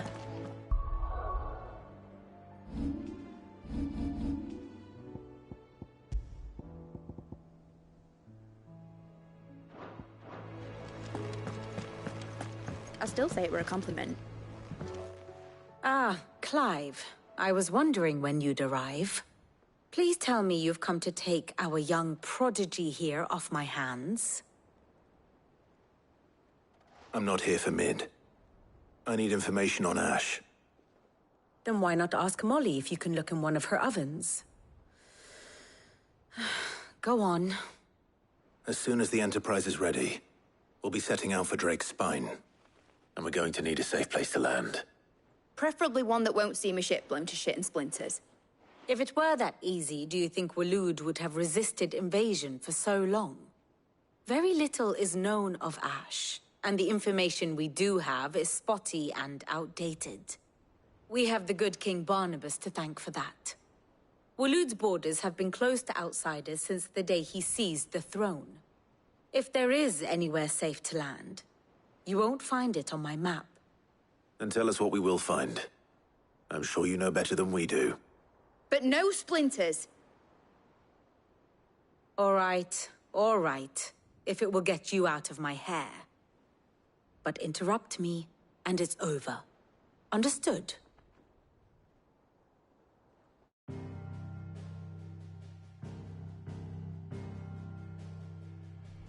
Barnabas Tharm, the one they call the Last King. Understand him, and you will understand the kingdom of Waloed. Barnabas was only a boy when he arrived from beyond the southern seas, and barely a man before he united the ragged tribes of Ash. And having unleashed them upon the formidable Veldamark, he set his throne upon the ancient kingdom's ruins. The victory sent shockwaves around Valisthea, tales of Odin's might spreading through every court, parlor, and drinking hole in the realm. Note that this was in the year 843, and that the king still sits upon his throne some 40 years later, quite untouched by time. Waloed's recent inaction left many wondering if Odin had lost his appetite for war. And yet here we are. The Einherjar was committed to the fray, a bold declaration of intent. Orcs swarm around Drake's Fang, and throngs of Akashic haunt Canvas streets. Though how precisely the havoc they wreak serves Waloed remains unclear. Regardless, If the order to attack truly came from King Barnabas, then one thing is certain. Waloed has achieved the impossible and made bedfellows of beastmen and the ether-addled alike. All of which is a roundabout way of saying that you will be in unknown territory when you set foot on Ash. Much of the continent has already been lost to the Blight, and what few ports remain will be fiercely guarded. And that is to say naught of its natural defenses. Offshore currents will cast an ill-equipped ship out to sea one moment, and dash it against the rocks the next. But then the Enterprise is anything but ill-equipped.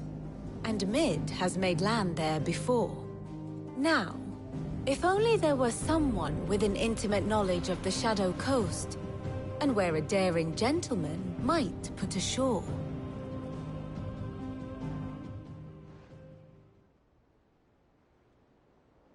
You see, Clive, you had the answer all along. Do you think you can get us back to that beach, Mid? Picked you up from it, didn't I? Not that it were easy. The currents were a right bastard. But then, if it wasn't hard, it wouldn't be worth doing, would it? Well said. Thank you, Lady Vivian. If a few morsels of common knowledge and a sprinkling of tavern talk are worthy of your thanks, I wonder what genuine intelligence might earn me. Probably more visits. Mid, I need everyone in the ale hall now. I'll fetch Joshua from the shelves. Aye, aye, Captain.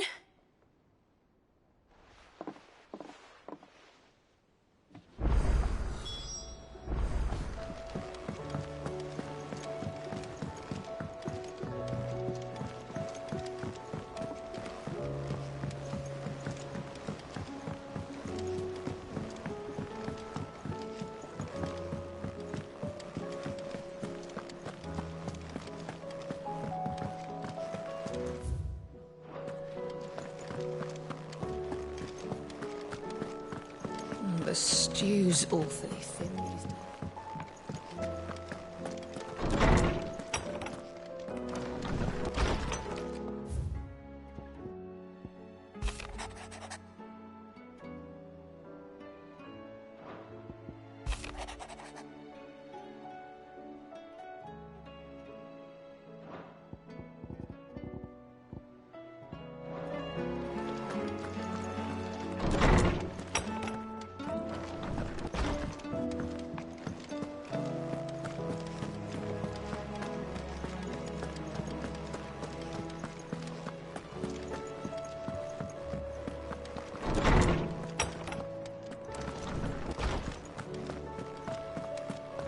I have no reason to assume. Clive, you must listen to this. Lawsman, tell him. Do you recall when we spoke before on the divinity of Ultima? Well, it inspired me to delve deeper into the subject. And what I discovered appears to agree with the findings of His Grace. You will recall that my quest to uncover Ultima's origins began with the mural at Phoenix Gate. But while I've always known it to be important, its secrets have heretofore eluded me. Now, however, I believe I know where to find the more complete example, one that will reveal all we seek. Master Clive, have you ever in your travels chanced to hear of the Circle of Malleus?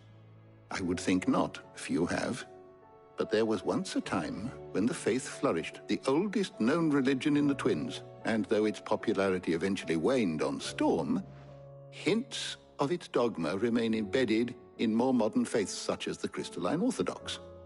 Wait, you said it waned on Storm. What of Ash? Religious monuments are often torn down or repurposed when new faiths rise to prominence. But if no new faith arose, then perhaps the ancient temples might still stand. And so, you see now why I must accompany you to Waloed. It would appear the past still has much to teach us, though in this case, it would not have been possible without the musings of Moss. To think that you carried a copy of my old mentor's chronicles all along. I am relieved to discover it in good hands. I shall guard it with my life. Joshua, If you're finished here, join me in the ale hall. I need to speak to everyone before we leave. Right away.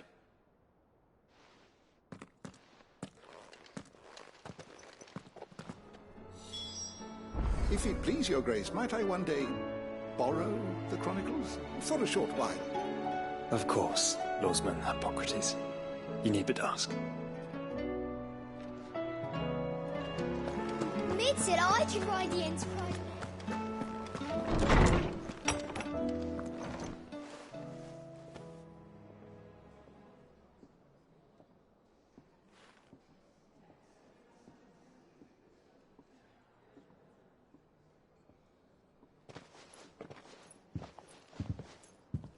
My apologies.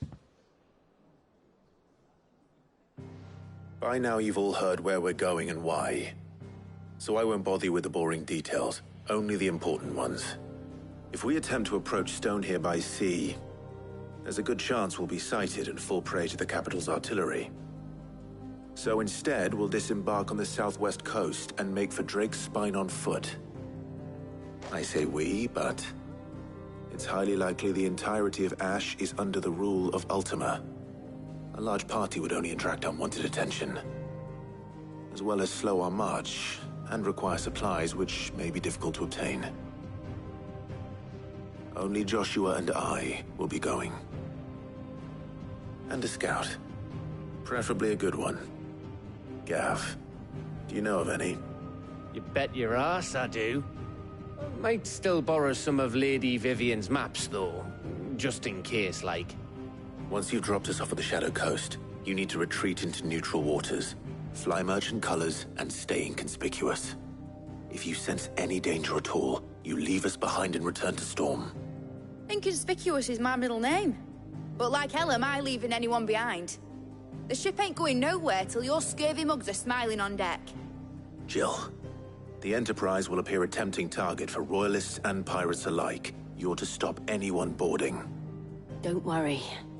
I'll keep the ship and her crew safe. You'll be needing passage home, after all. But... very well. If there are no questions, I'll see you all at the docks.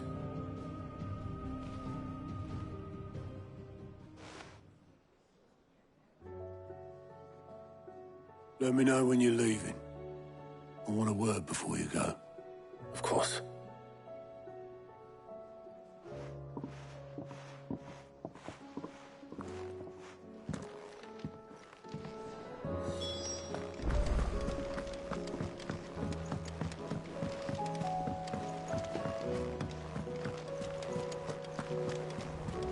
Covered in nicks and lumps, the lot of them.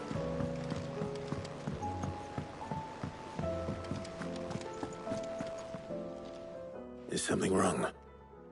Not at all. Honestly. Can't a man wish his friend farewell? Just wanted to let you know that I'll keep things in order while you're off saving the world. I'll hold you to that.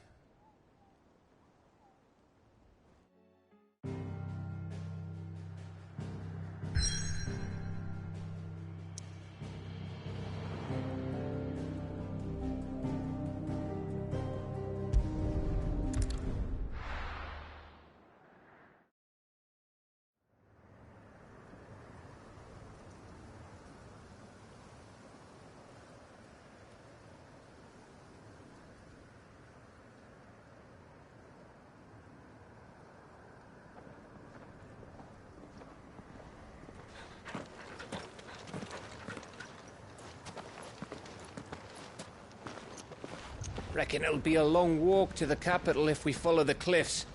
I'll scout ahead, see if I can't find us an inland route.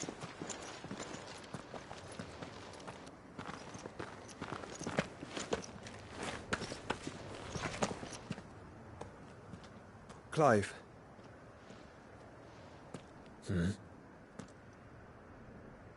There's something I've been meaning to ask.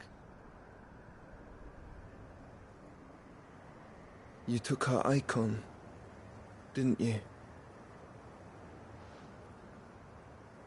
Yes, I did. She understood.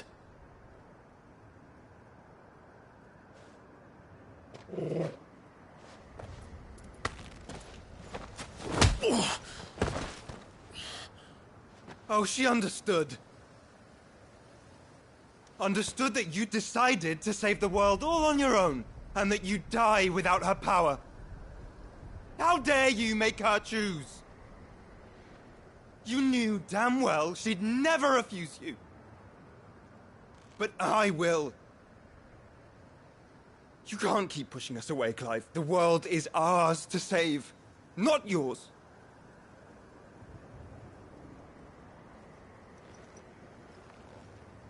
I used my gift because I thought it was the right thing to do.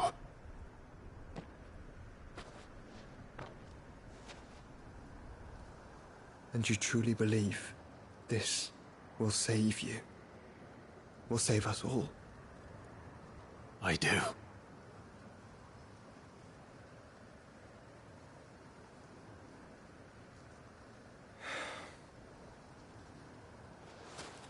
Then so be it.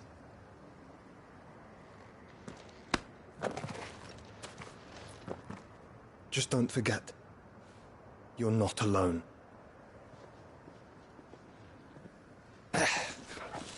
Think I found us a trail.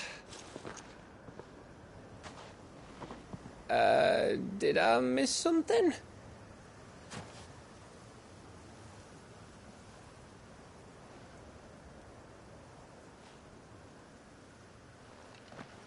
Only that Joshua didn't.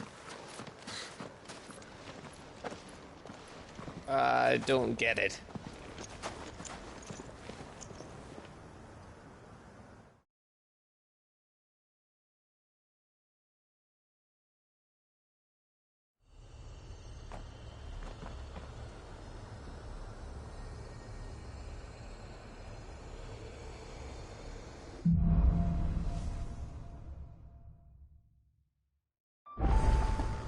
Always wanted to visit Ash. We're in Waluda territory now. Don't expect a warm welcome. Oh, I don't know, Clive. That castle over there looks inviting enough. Shall we sample its inhabitants' hospitality?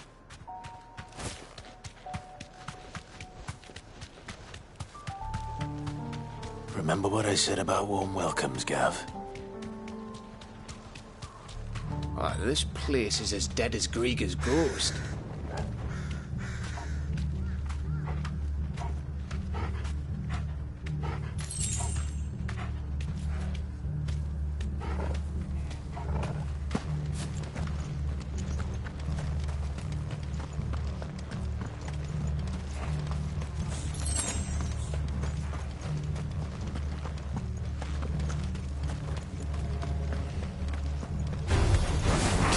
I knew I smelled something.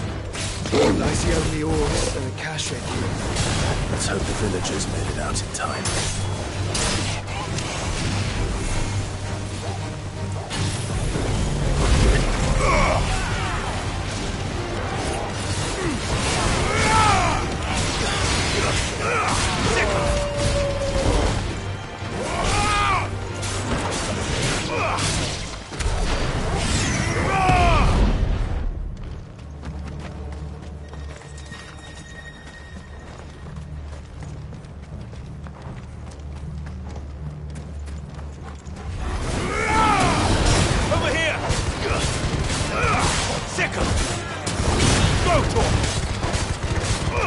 Get him! Enough! Go for it!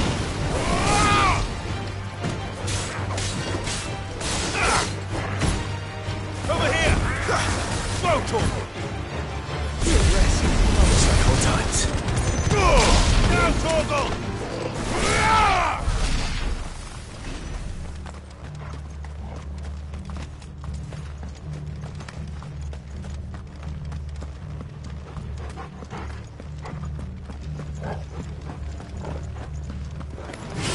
Get surrounded.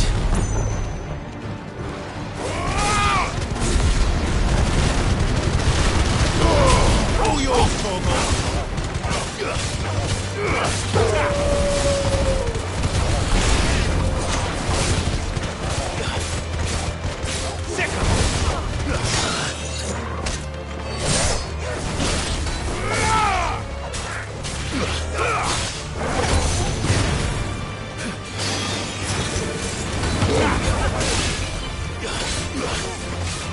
Sick of it!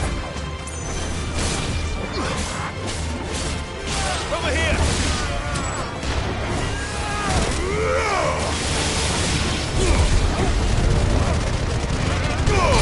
Now, Torgal! Get him! Go, Torgal! This one!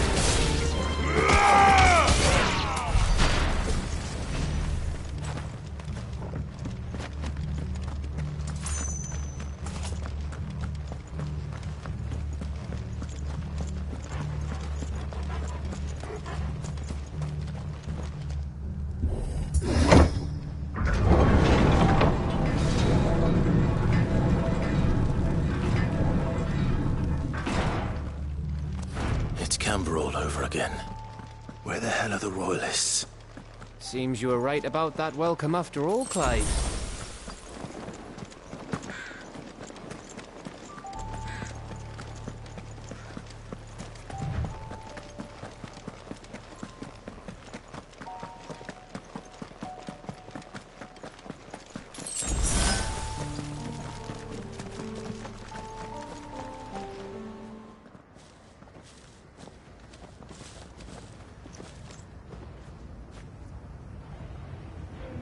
Aye, aye.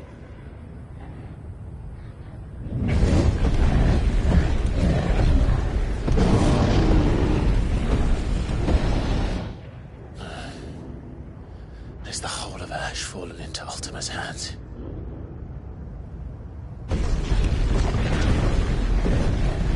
That's no peace delegation. We should send a warning to the others. No. My uncle will have an eye on the coast. I trust he'll find a way to entertain any uninvited guests. Our mark is Drake's Spine, and there's a lot of road between us and it. We press on to Stone here. Aye, you never know. It might not be a nest of slavering monsters.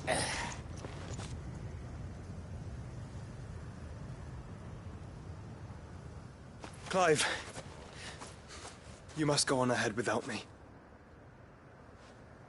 This stronghold is as old as Phoenix Gate, perhaps older.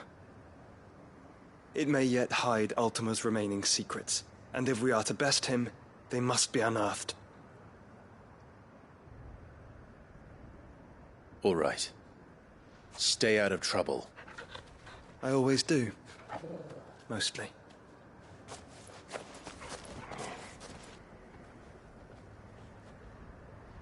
You sure about this? About leaving my brother on his own. Of course. Mostly.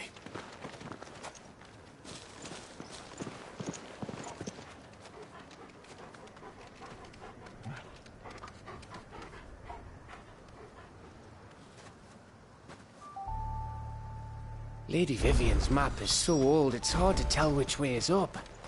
But if I'm right, we're not far from a village called Aistla. Then we make our way there, resupply, and wait for Joshua.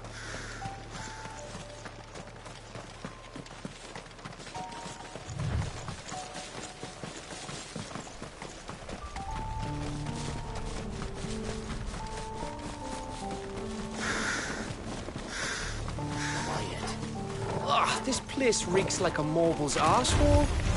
Though I'm guessing it's not the smell that'll kill us.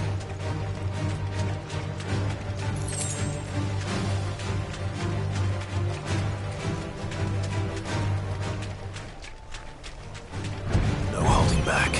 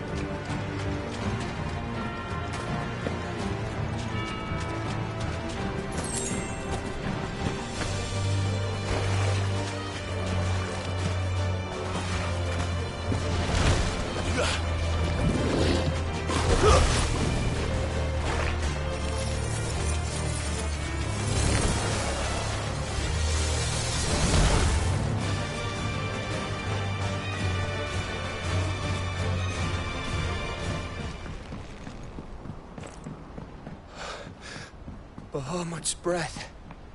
Don't look down, Torgal.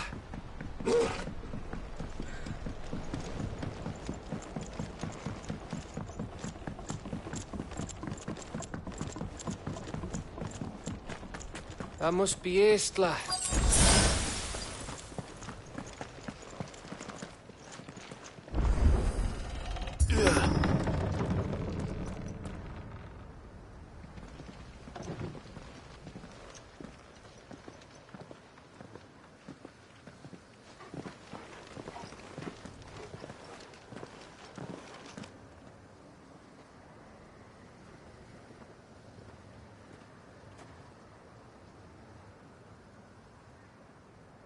What do you think, Clive? Then we're too late.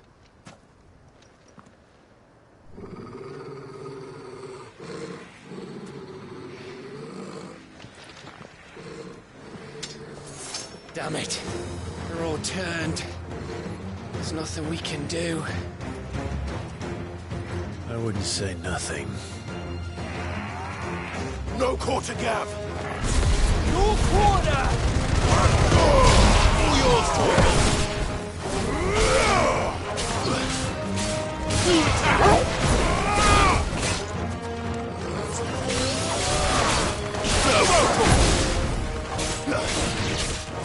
This one!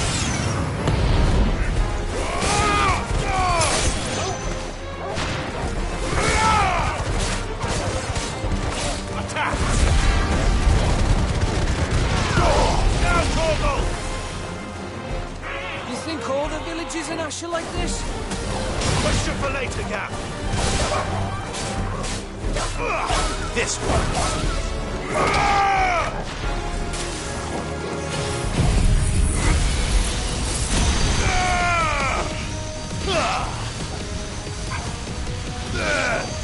All yours, Torgal. Go, Torgal.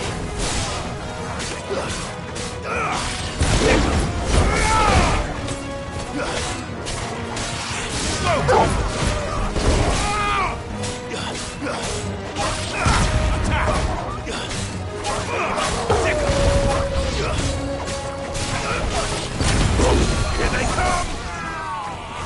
Come.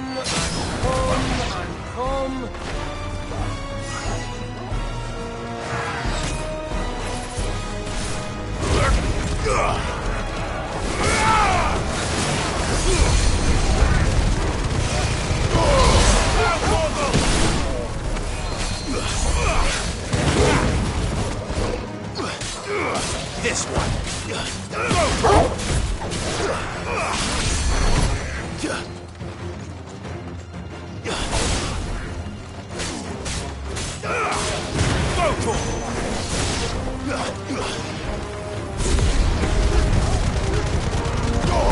Torgal, kill! Attack!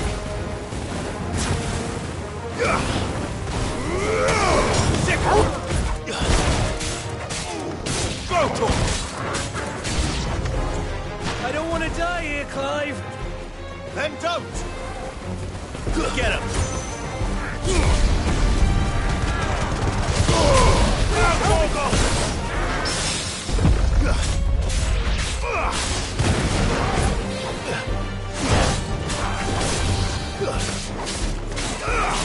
This one! Attack! This one!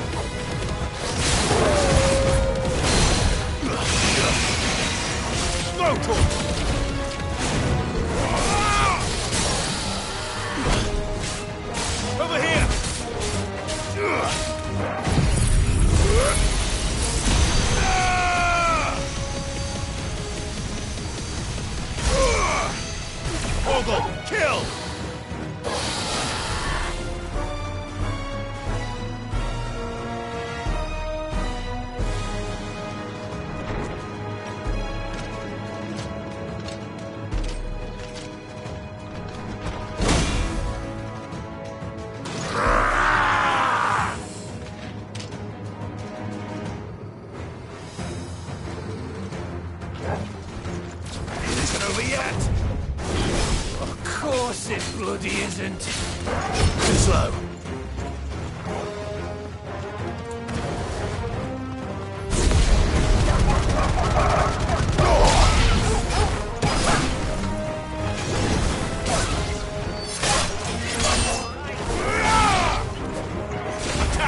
Go for it! Get him!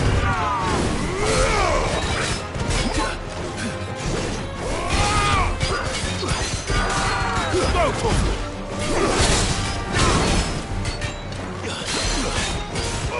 This one!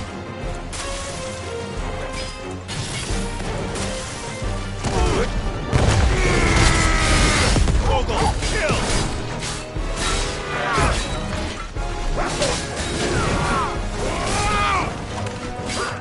Nice try. Go for it!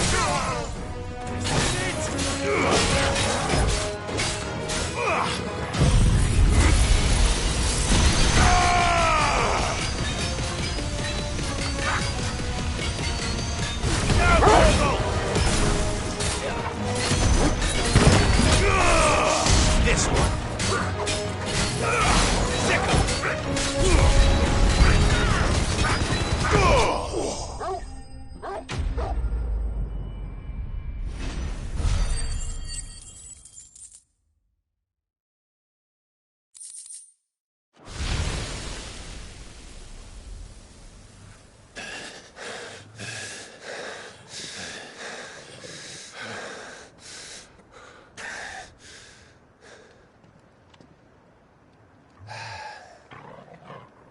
Gav. Gav! Don't tell me there's more of the bastards. Oh, fuck.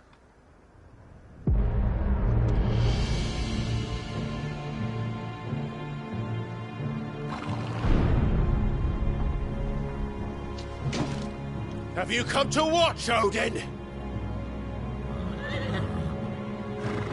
Bound for Stonehill. Good. My master awaits you in the capital, though I cannot allow you to attend him in your present state. And how are you going to stop us? Why, with this!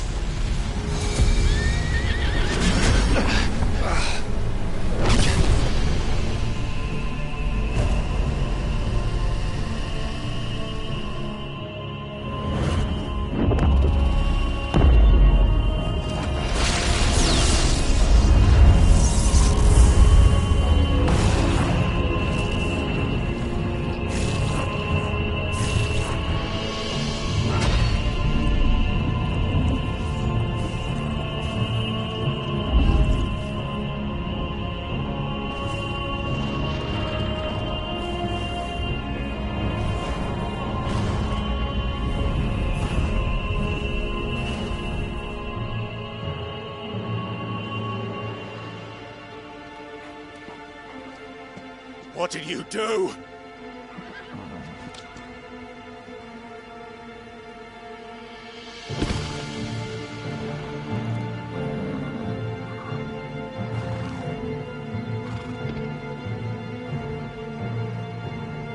If the vessel would see the path opened, it has but to ask. I shall see that my master's prize is made presentable.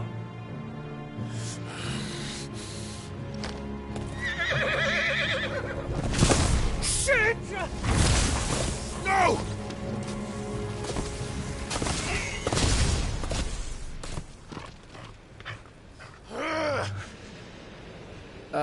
Clive? Would you mind telling me what the fuck just happened?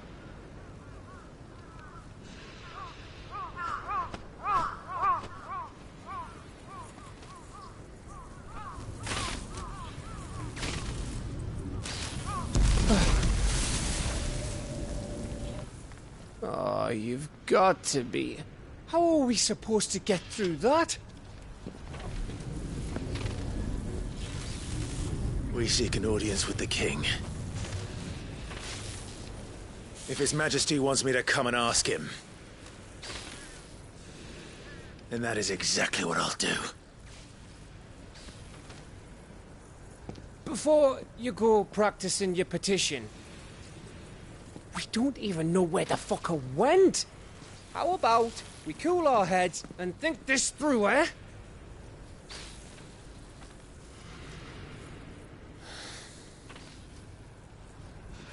All right. Maybe there's something here we can use.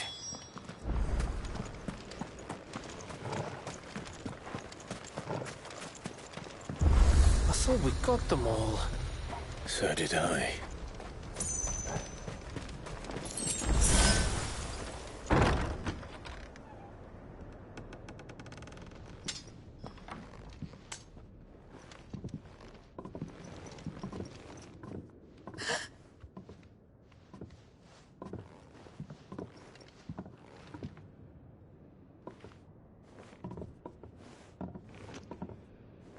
Please. Please. Please, no. Miss.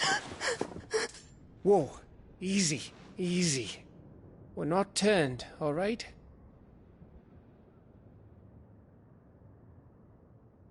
Who?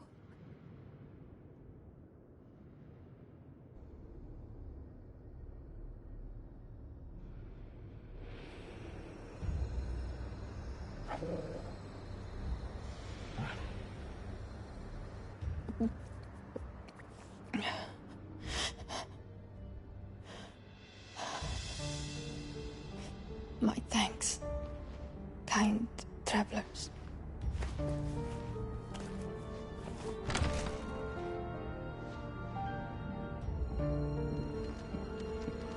Edda, forgive me for asking, but what went on here?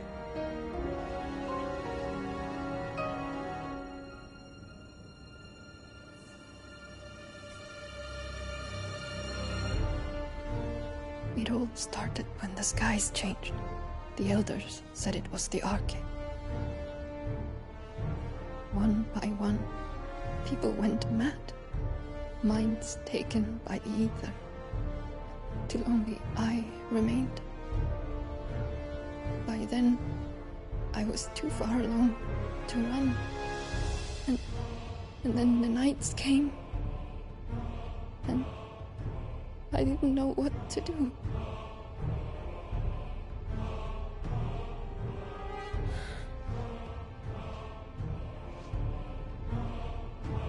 And this, Arche is...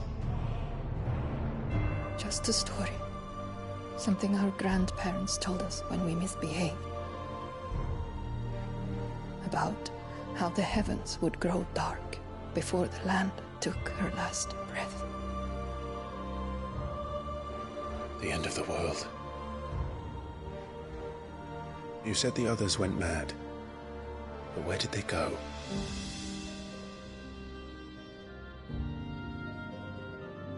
They all left. Drawn east to the tower, to reverie. The elders, the healer, the blacksmith, my husband.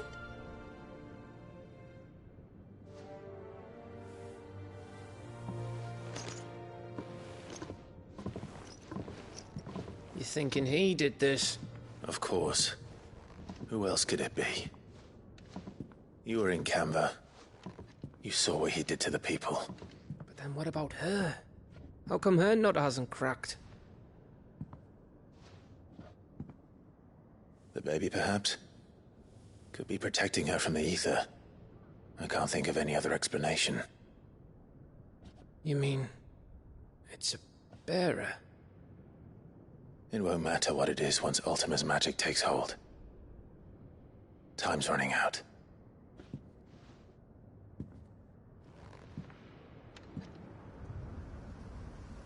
This tower. That's where we'll find the king.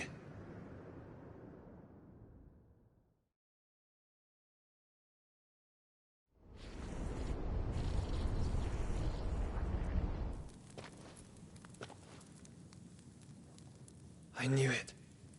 It's the same as Phoenix Gate.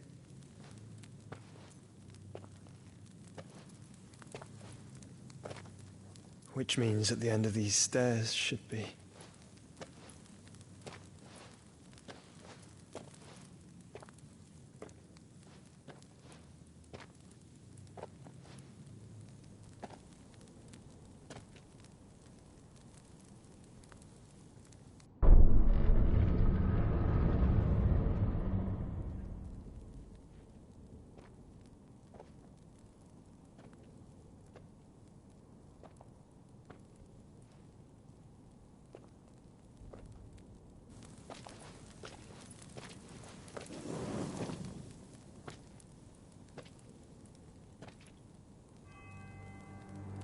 The mural is complete.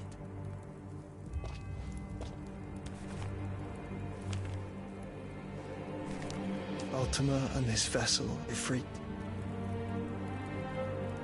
Garuda, Ramu, Shiva, Titan, Bahamut, Odin. Even Leviathan the Lost is here. But where is the Phoenix?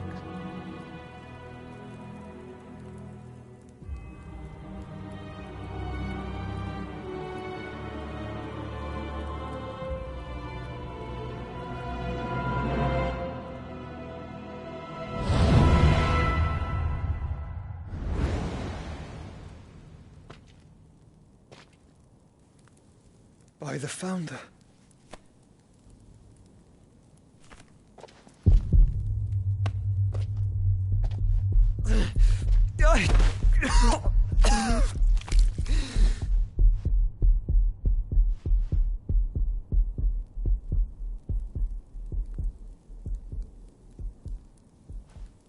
So that's what you want, isn't it, Ultima?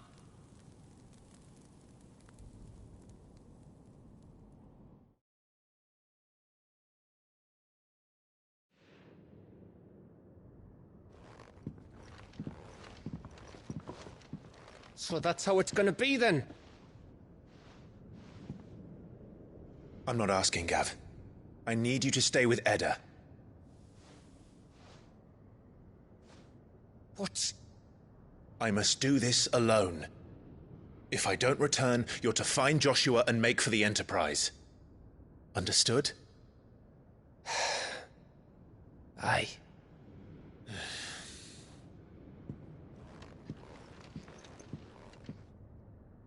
Just don't you go dying on me.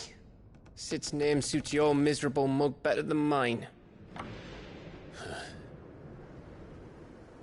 Don't worry. I haven't finished with it yet.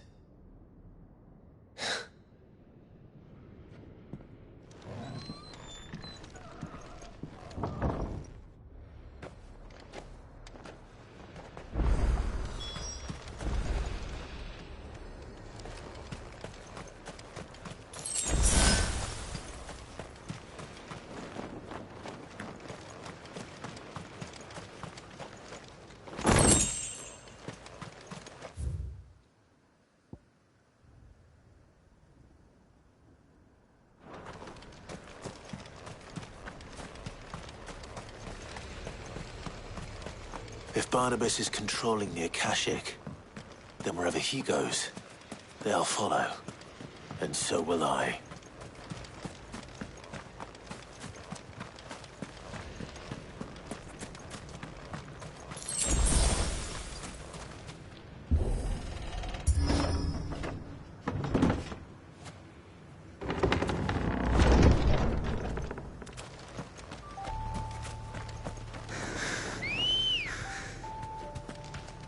Good girl.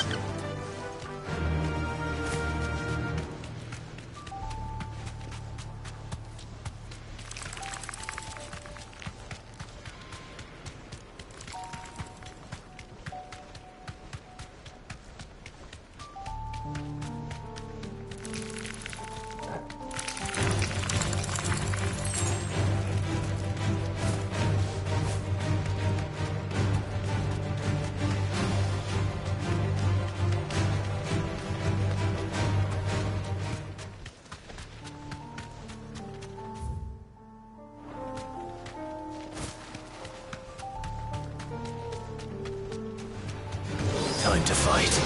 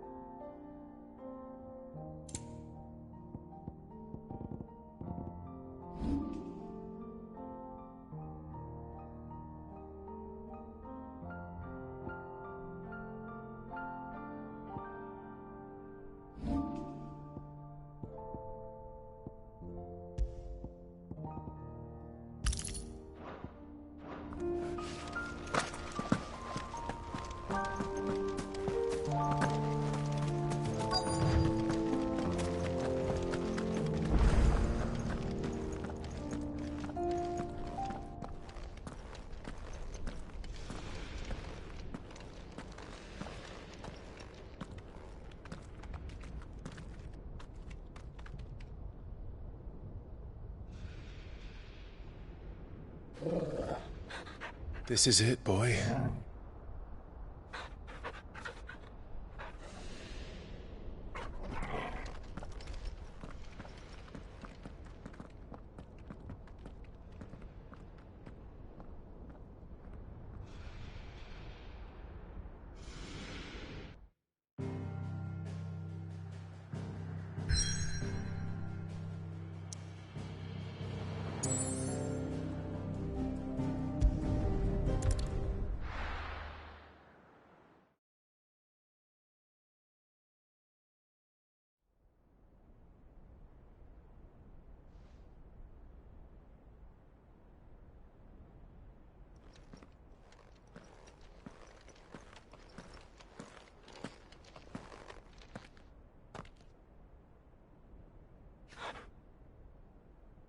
I've come for you, Barnabas.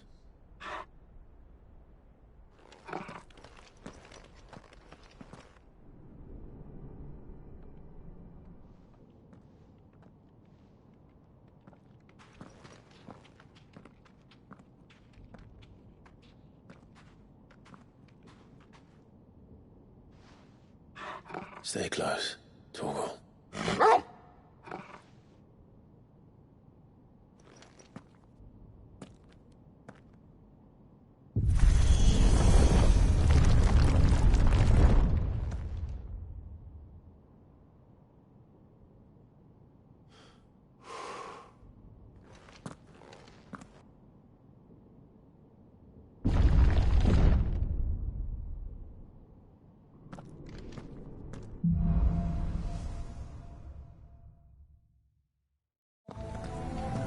The tower. It's alive.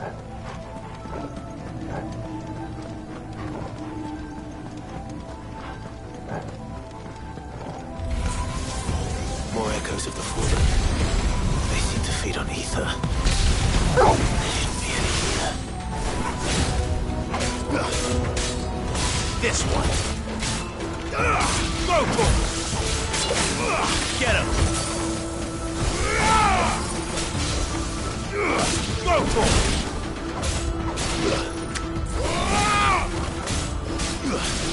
Over here!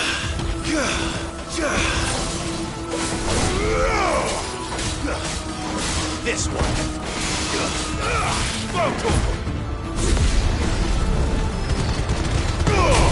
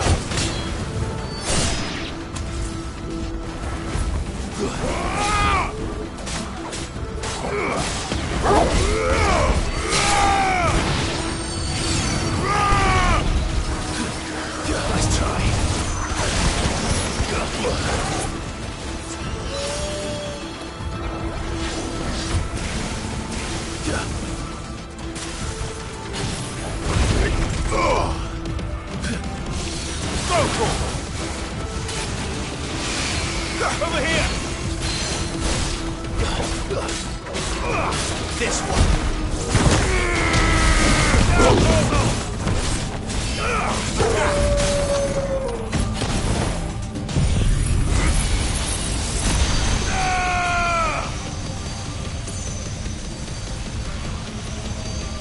All yours, Torgal! Now, Torgal! Go, Torgal! Attack! Get him! Sick him! Over here! Get him! There's a good boy. Go, Torgal!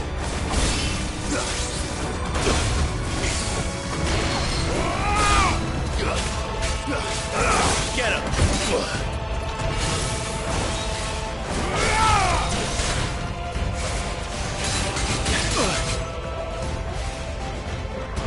Go, Torgal! Get him! Attack! Get him!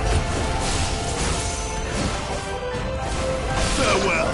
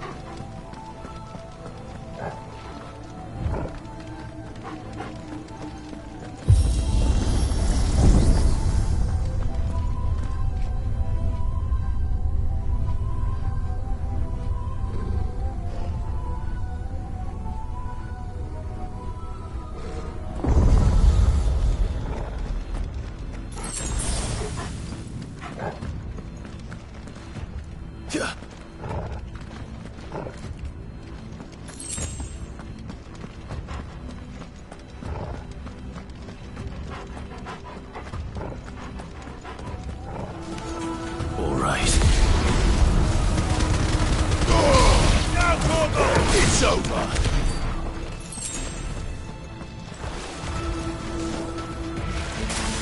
Let there be light!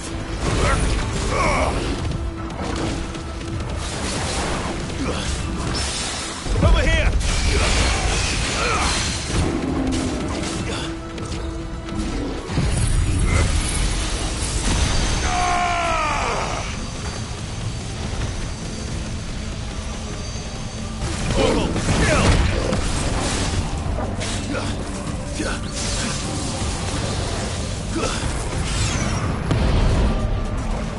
This one. Shiva! Get him! Go, Torgal!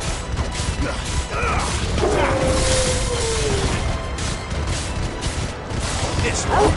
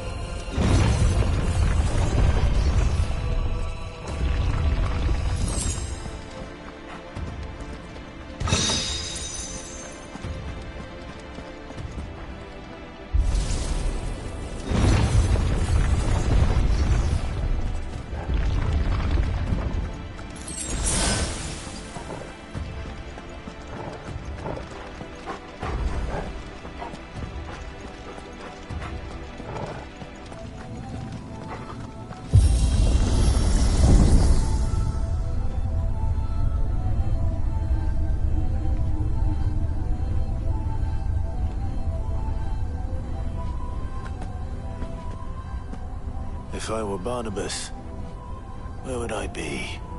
The top. So I could look down on the world.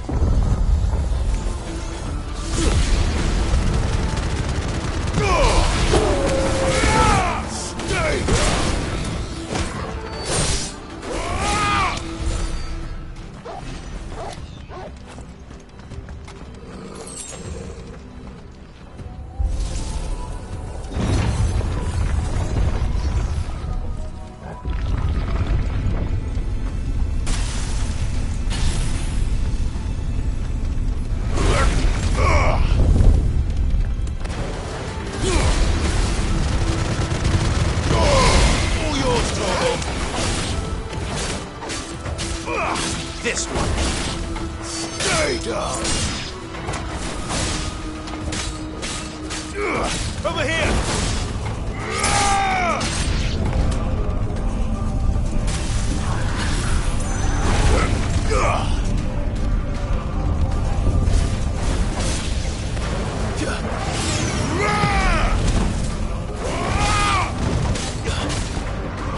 Get him.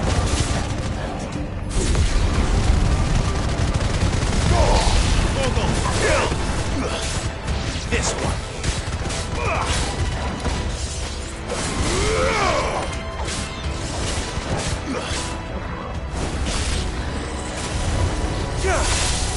Now, Torgo!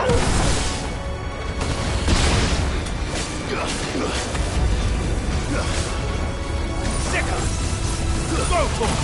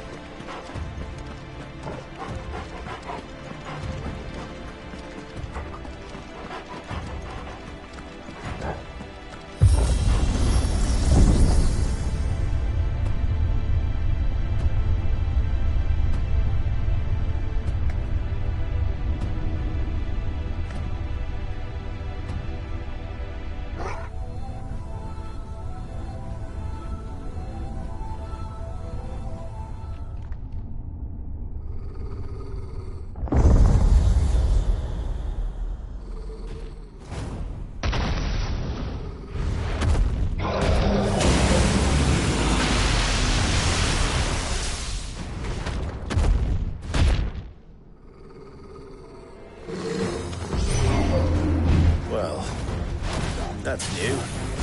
Though I expect it'll fall like all the rest.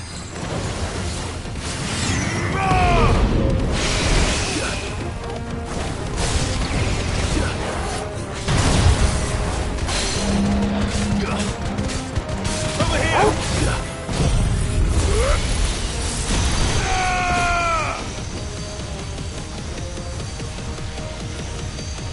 Ogle, kill! Too slow. Get him! Sick!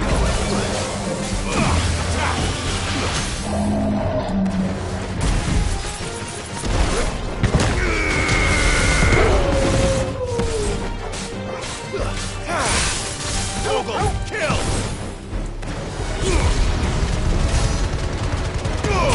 Now, Ogle!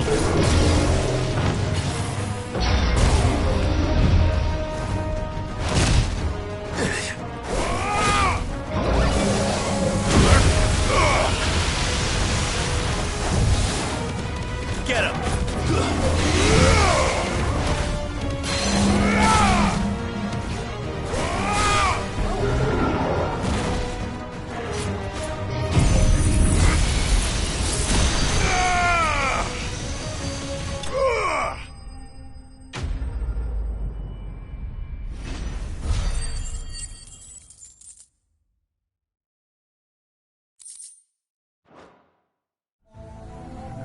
What was that thing?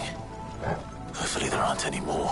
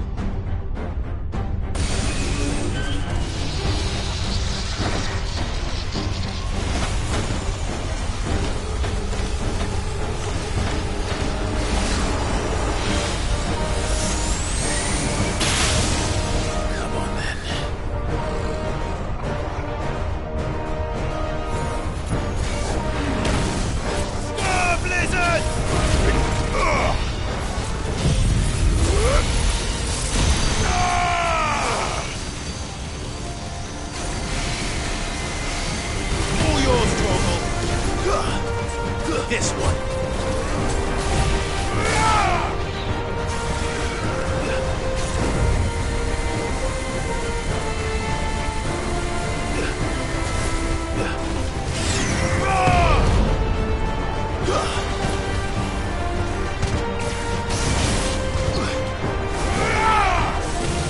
This one.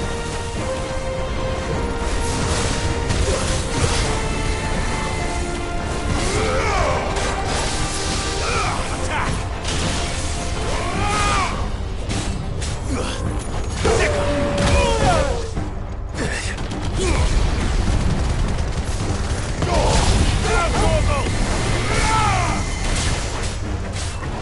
Over here!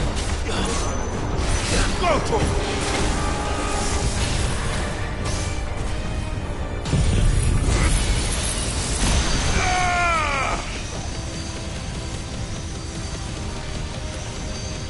Ogle, kill! This one.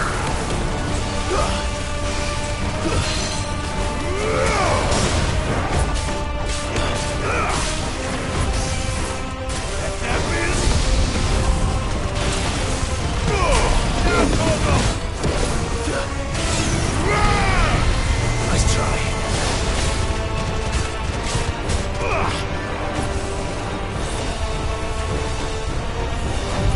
Go for it.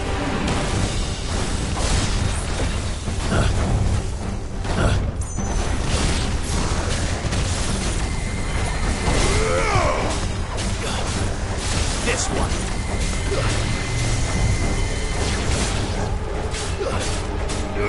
Go for it.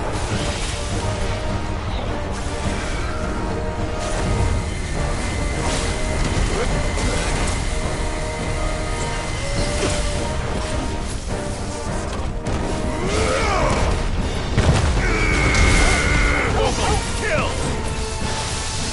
Get him! Go, Torgal! All yours, Torgal! Over here! Get him!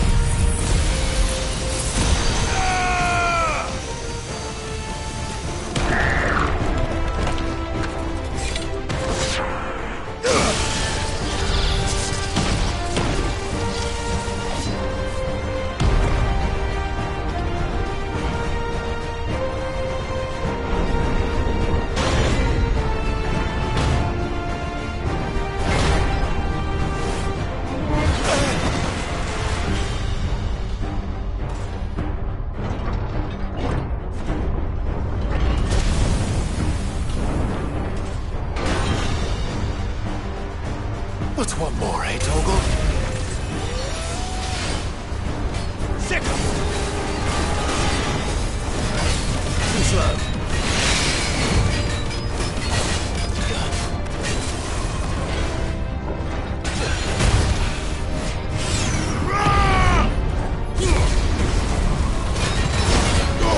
Now, Torgal! Over here!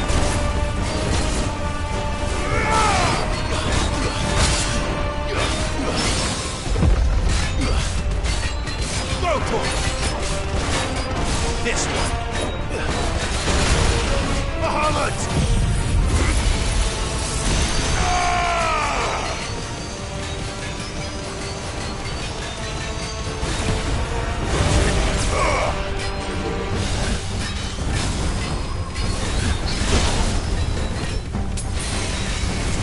Nice try.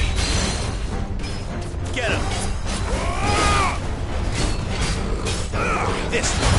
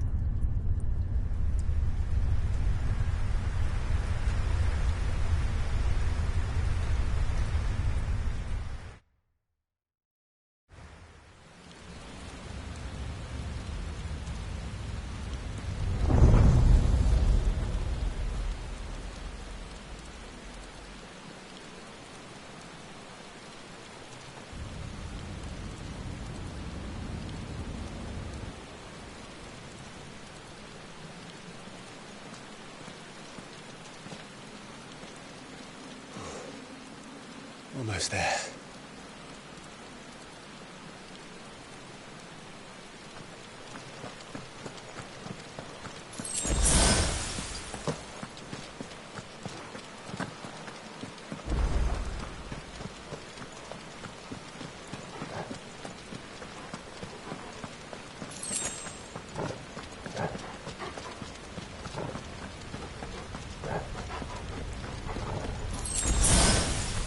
He's here. I can feel him.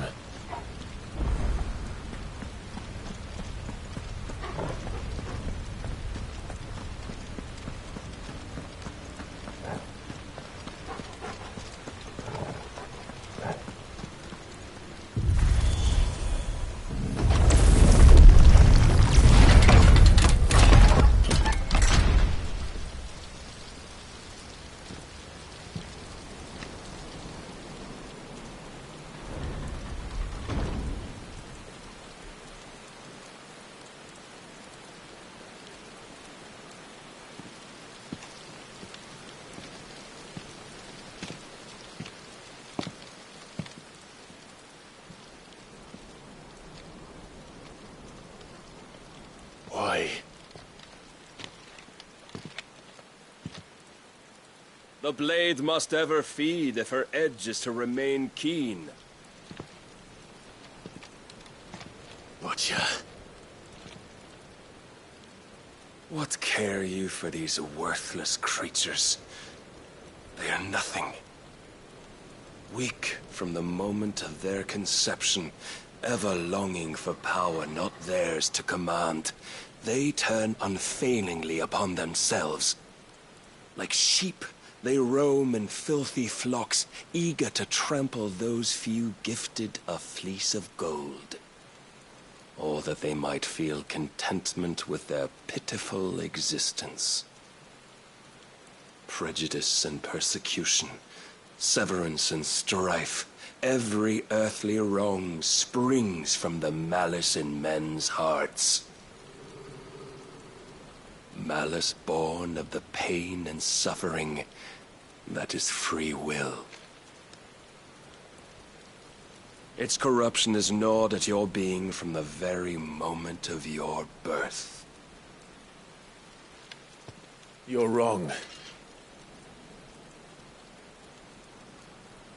It is no corruption. It is who I am. Every choice I make, right or wrong, gives me reason to carry on. And carry on I shall. Not as a puppet, but as a man. Which are you? There was a time I too thought those the only choices. What? Long ago, God granted man the gift of magic.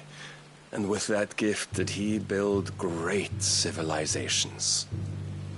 Yet over time, man lost sight of the gift's true meaning, stepping from the path of shared prosperity to one of avarice. He abandoned his creator for sword and flame, and through his folly, beckoned the blight. Yet, there were those few who refused to turn their eyes from the heavens, and they prayed to God that he might lead them back to righteousness. And the Lord, he did answer. Before the worthy shall the gates of paradise open. And so did I spread my arms to the ether, and cast my soul upon its gentle waters. I gave myself unto him.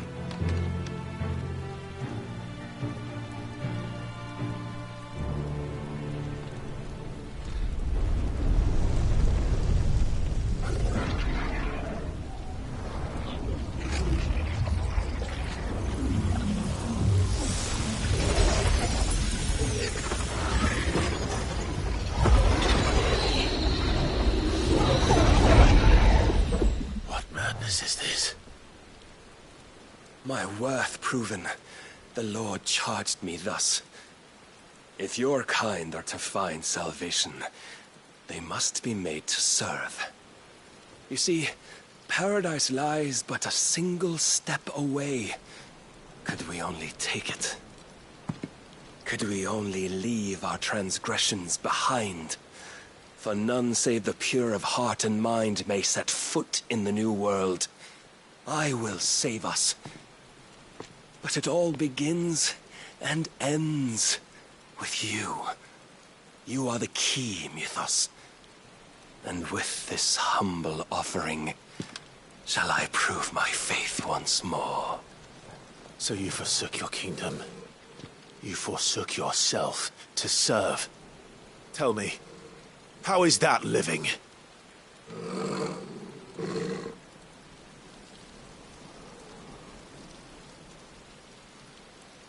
What you seek to provide is not salvation. It's anything but. Life is about always having a choice. Take that away, and we might as well be dead.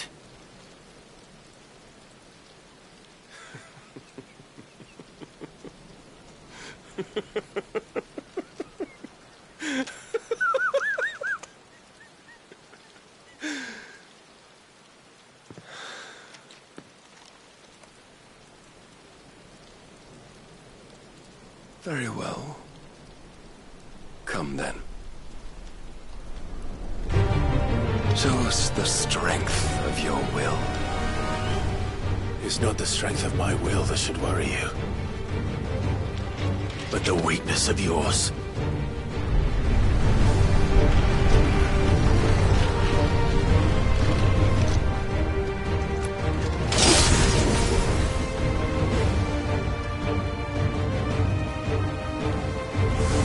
If you think your will the stronger, prove it. By this day's end, you shall know the truth.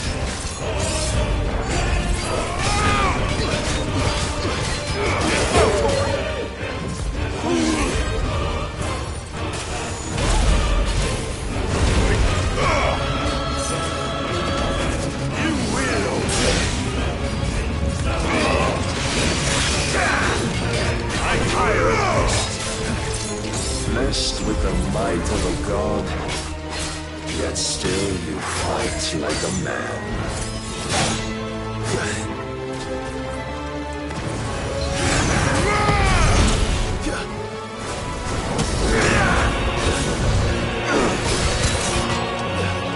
Must I show you?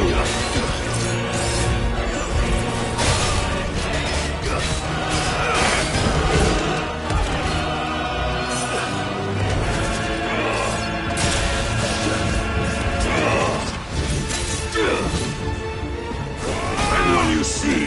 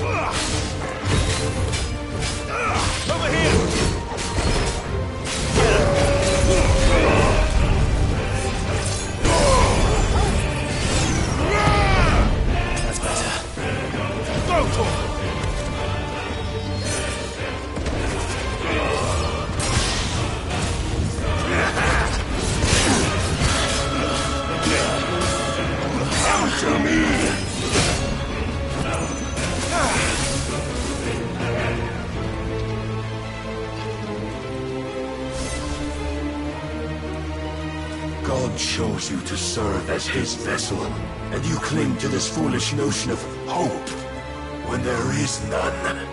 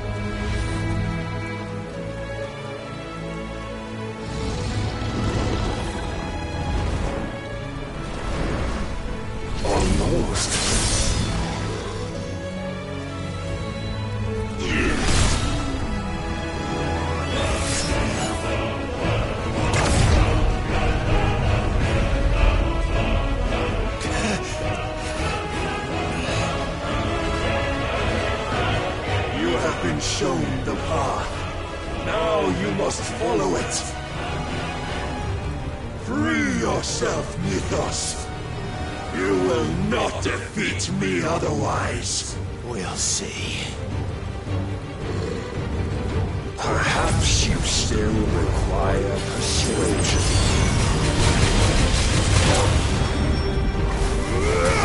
Get him!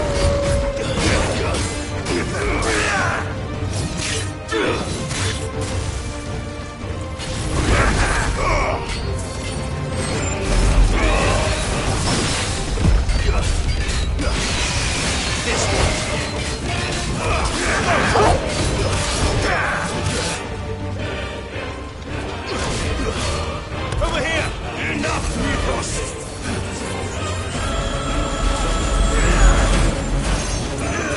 Too slow.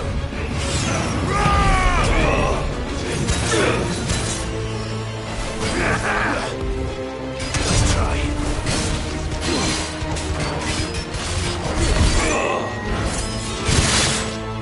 I needed that.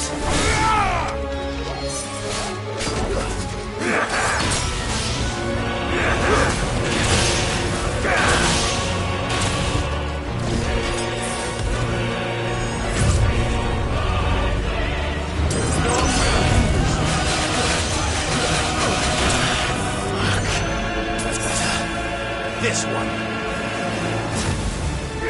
Get him.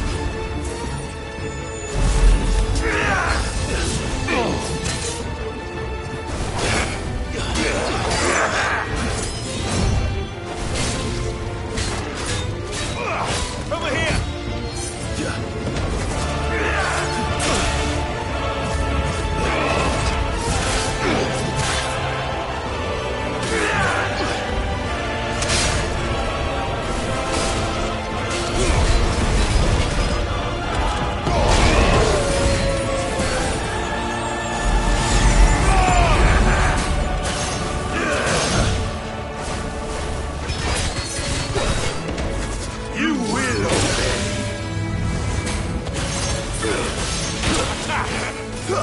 Over here!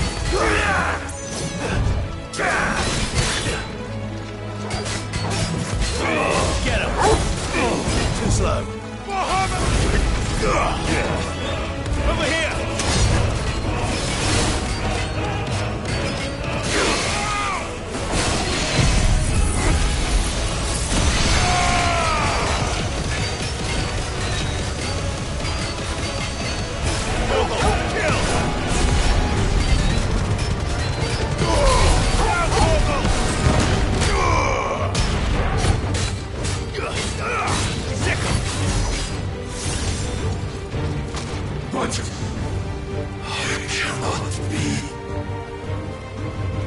defeated.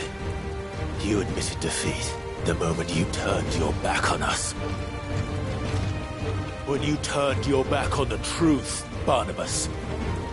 We are not as weak as your god believes.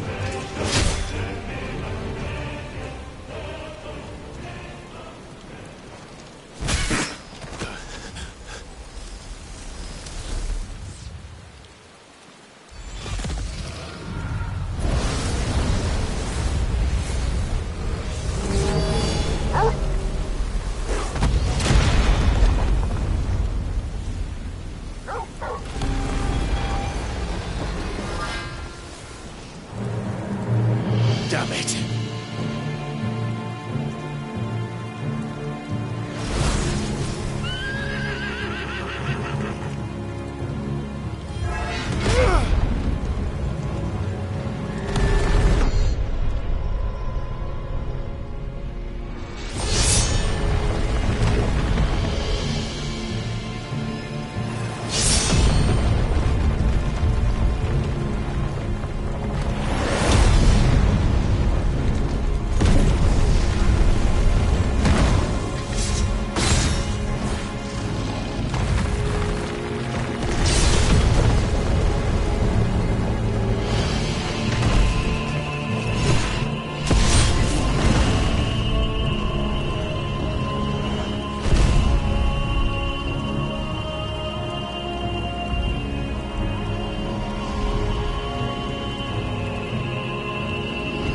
What are you waiting for?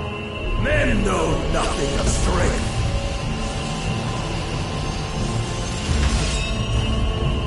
But you will.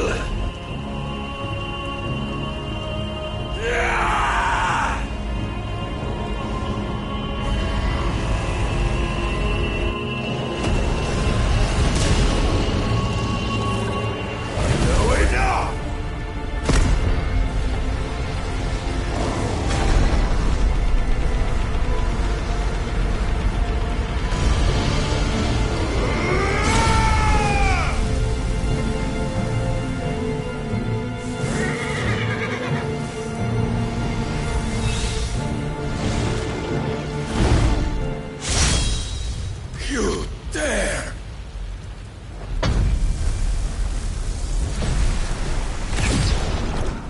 Could it be you've made a weapon of your weakness? My apologies.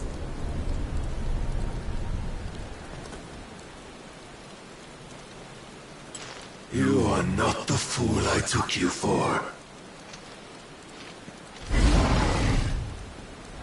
And so it ends. No!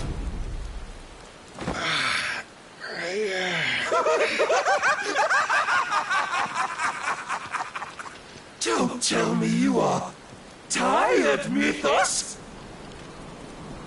Your stubborn defiance has stirred my long-becalmed heart, filling it with a joy that I have not known for generations!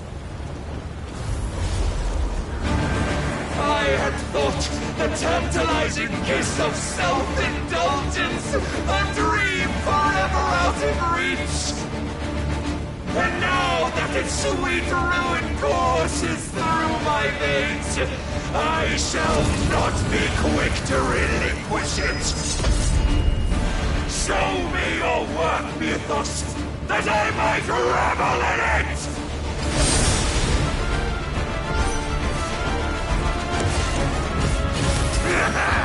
Nice try.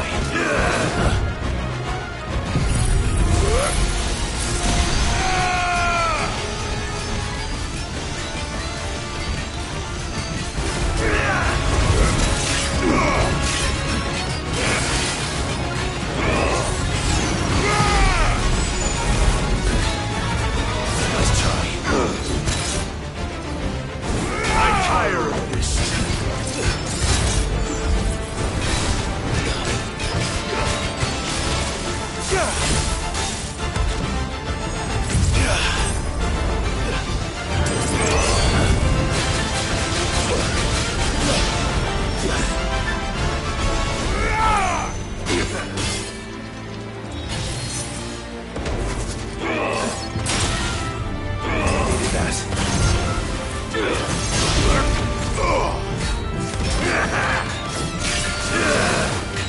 as I show you! Ah, Blizzard!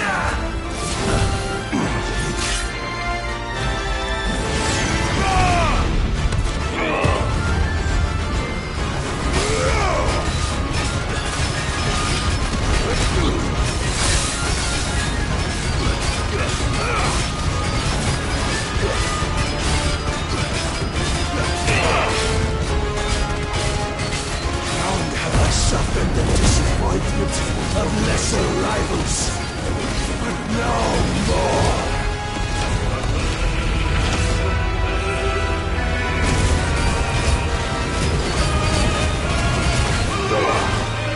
Oh, my constant congregation, salvation is come.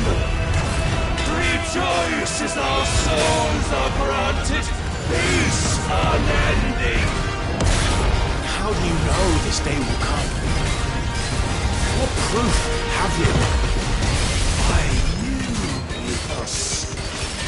Your mere existence is proof of the Lord's grand design. I'll never serve your god!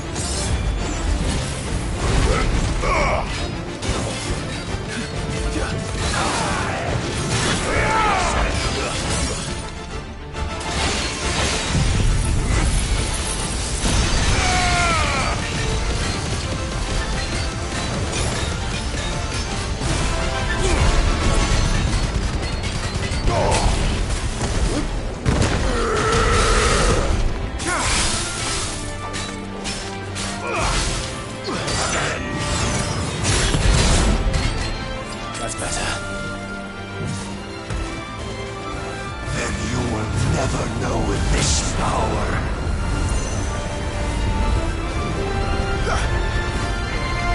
My heart, it soars, as it did the day I won Ash.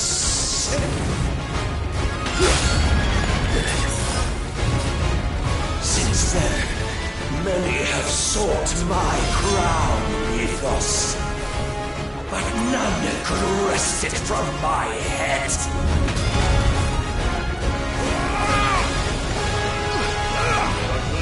Come! Have you the strength? Have you the will?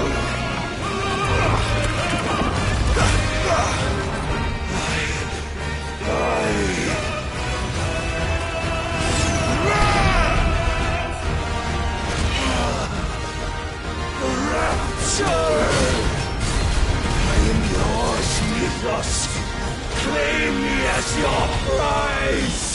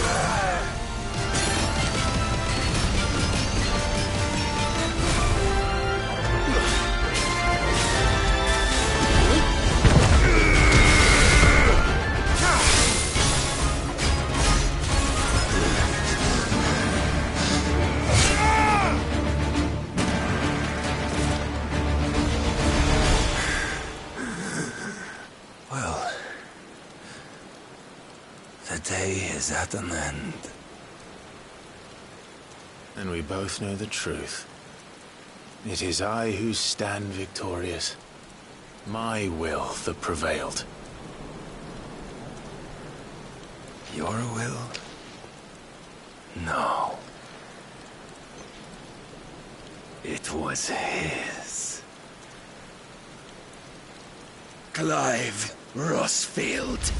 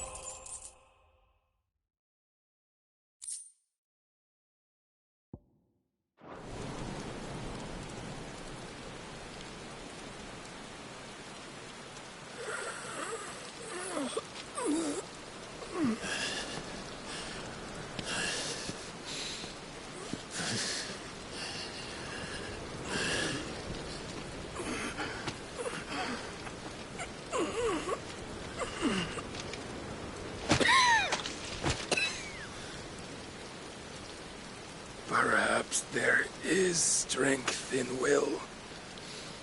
Would that I had not relinquished my own.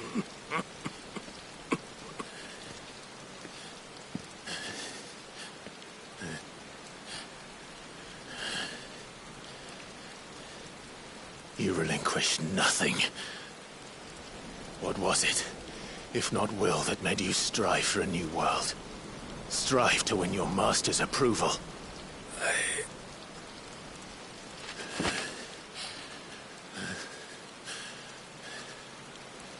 You were shown a fantasy, and you chose to believe it.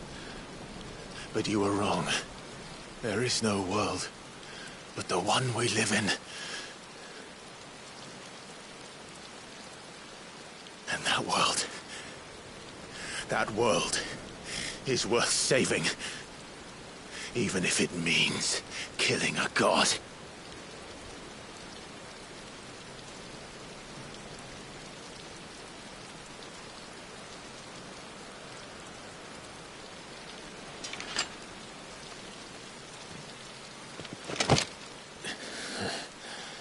Bold words.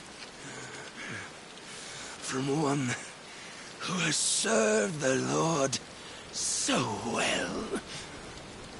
This is pointless.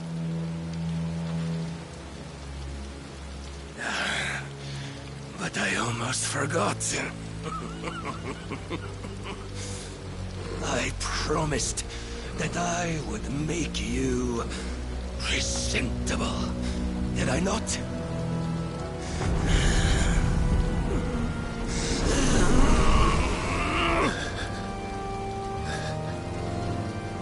We shall fulfill our destinies, just as the Lord's Mother Crystals have fulfilled theirs.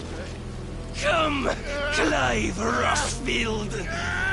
Take what is rightfully yours. Become one with God. No.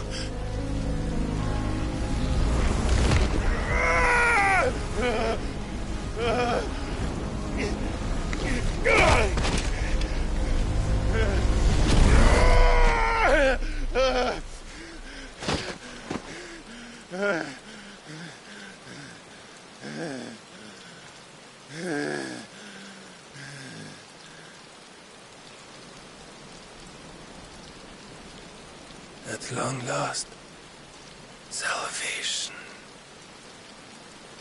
I'm coming home. Mother.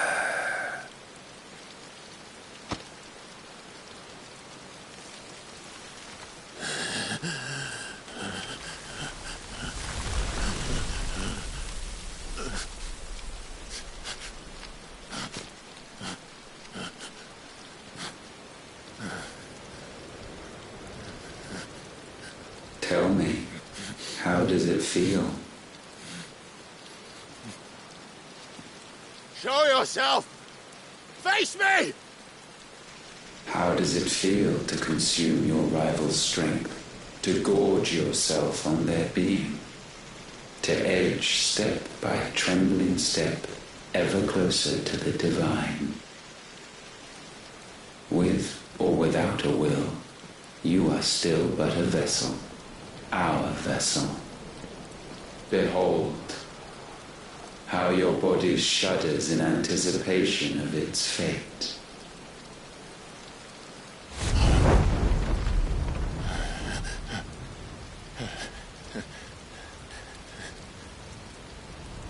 Oh, it's not yours yet.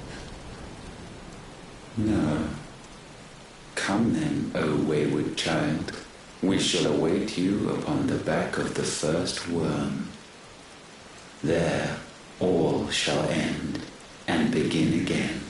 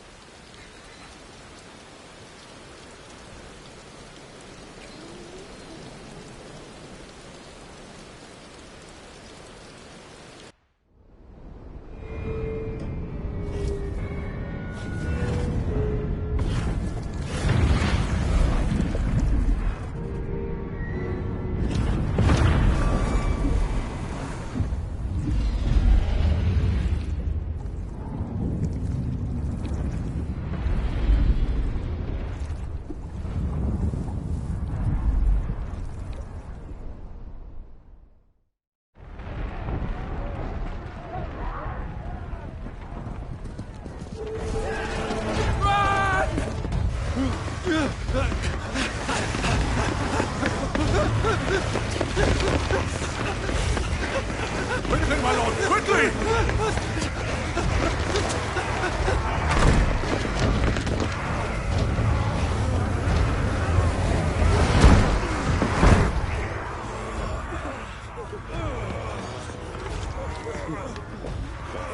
Why the hell is my city crawling with the captain?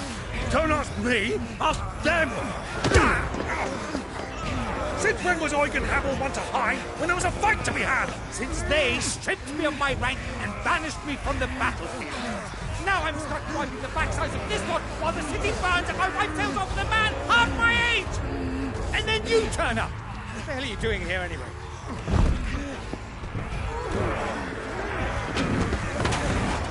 What indeed? The enemy numbers 200,000 or more, counting yours. There are simply not enough soldiers garrisoned in the capital to repel an army of that size. Then one of the central keep. Held by a contingent of soldiers and bearers from the surrounding boroughs. They are the sole reason it still stands. And all it took was an army on their doorstep to bring them together. The prospect of death does put things into perspective. Perspective. Perhaps it's what we've lacked all along.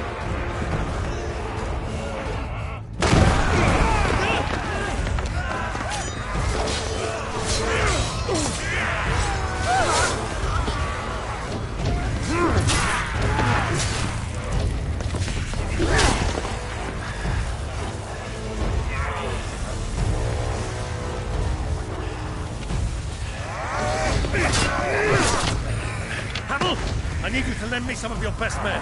Preferably all of them. My best men? Does it look like I have any more? I admit this might not be the most convenient time, but my nephew's in trouble. And I may have already promised him your help. Your nephew, the outlaw? Never! My soldiers have better things to do than die for nothing. Then you and he are of the same mind. Try fights for the opposite. He fights for a world in which we shouldn't have to live and die for nothing! And he fights today to give us all a chance of a better tomorrow! Be that as it may, a handful of men cannot stand against the kingdom!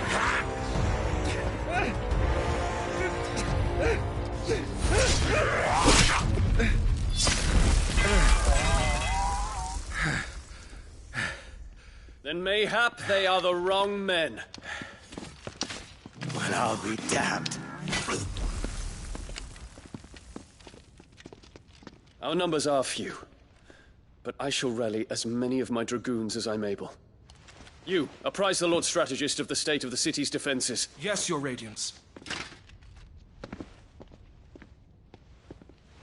And you would fight alongside us? I owe the Phoenix a debt.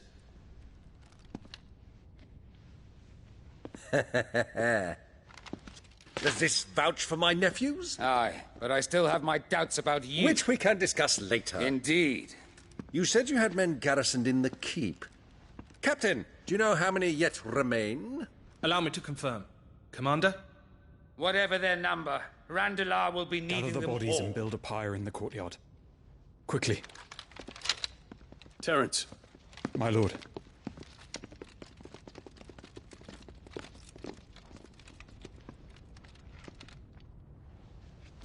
You will find a girl there. A girl? We are in the middle of a war. I owe her my life, and I always pay my debts. You are to see that she is provided for. Dion, I cannot leave. But you shall. If I am ever to be worthy of the forgiveness of our people, then I must earn it. And I must earn it by my hand, and my hand alone. Know that I do not ask this lightly. And know that I will do it.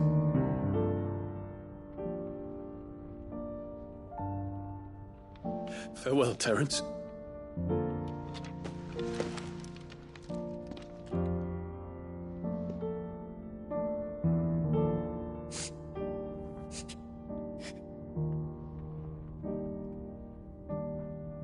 Farewell,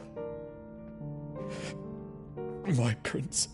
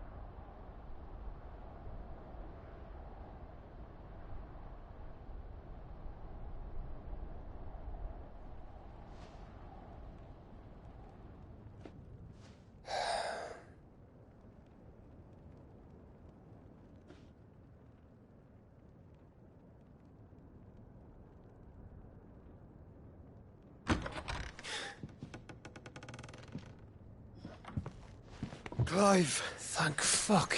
You alright? I am. But I'm a damn sight better for seeing you, Joshua. And Barnabas? The king is dead.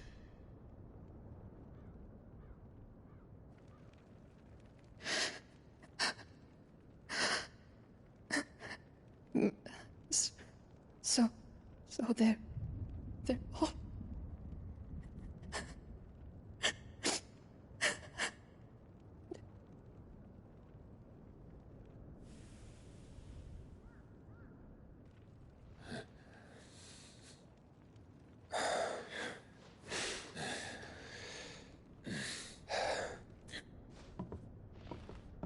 They are, but so is their killer. He can't hurt anyone anymore. You're safe.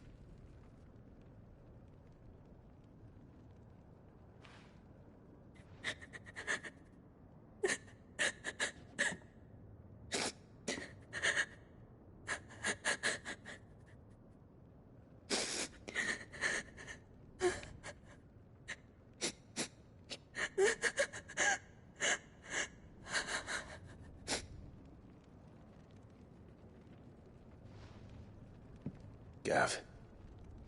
We need to talk.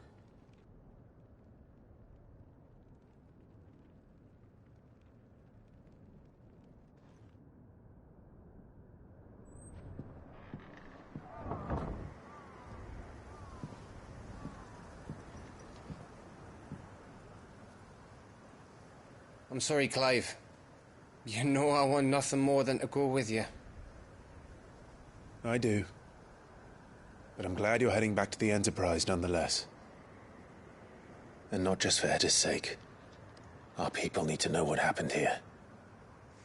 You can count on me. As can she, I hope. Thank you, my lords.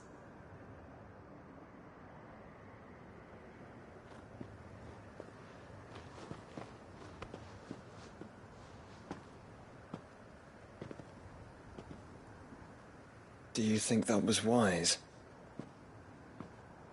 Wiser than leaving a woman with child alone in the Deadlands.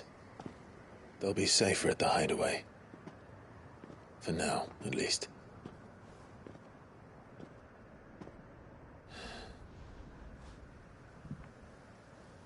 This land is overrun with Akashic. The king himself was long turned, albeit by choice, all to serve Ultima in his damnable quest to forge the perfect vessel. The chaos Barnabas wreaked upon nation after nation. How many were killed for this? He didn't consider it killing. Or a mercy of sorts. A way to end their suffering. He truly wanted to save mankind, and ultimately use that. As he uses us. But why us? What are we? What are we? We are dominance. That is our fate. But that doesn't mean we have to accept it, which is why we fight. For the right to deny it. Is that not so? It is. For our sins.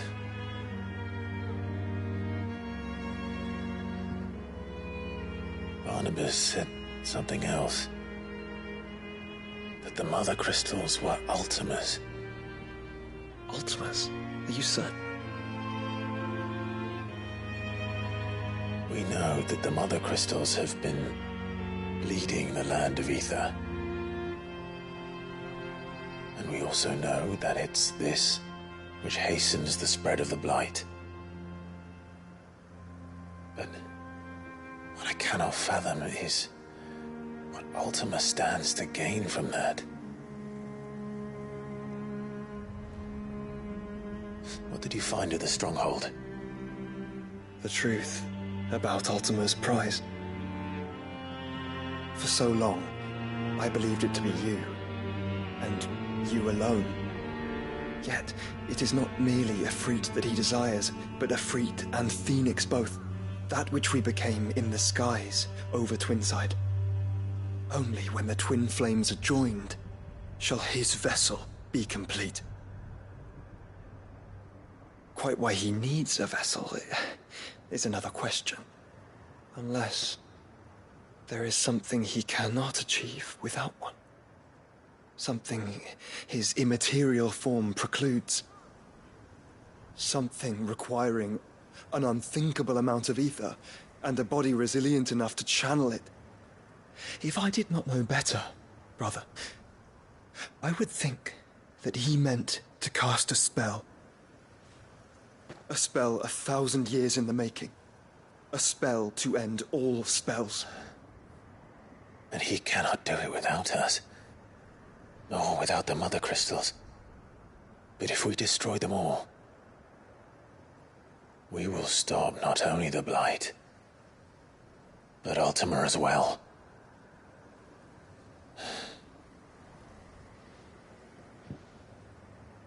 We stick to the plan then. Only this time, we face him together. Well, It's a long walk to Stone here. Let's not keep Ultima waiting.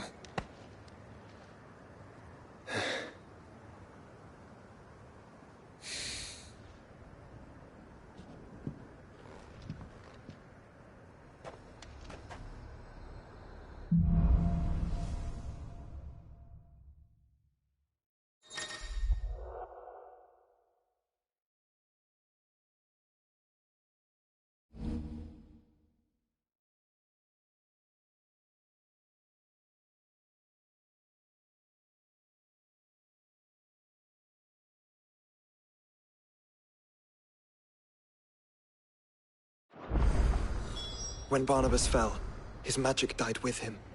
The road to Stone here is barred to us no longer.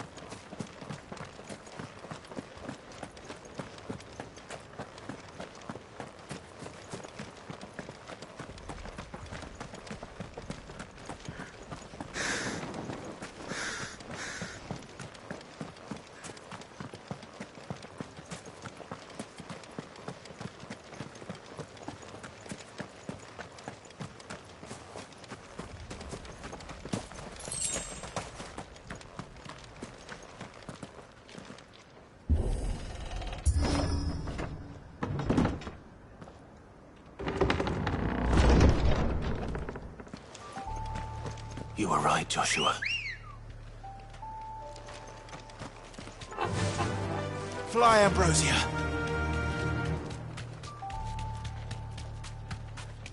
What is up ahead?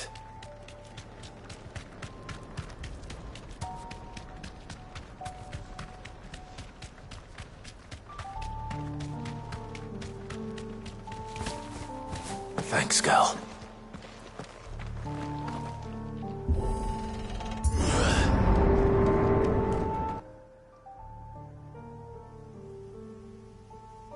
Don't tell me.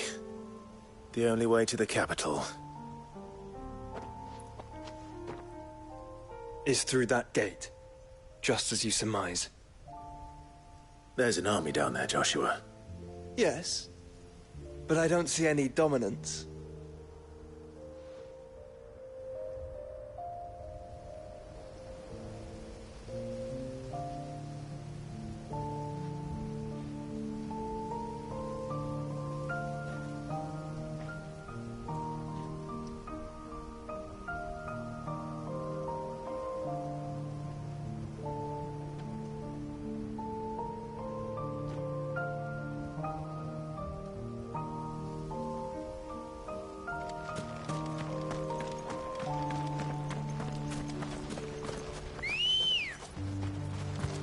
Come on. Yeah!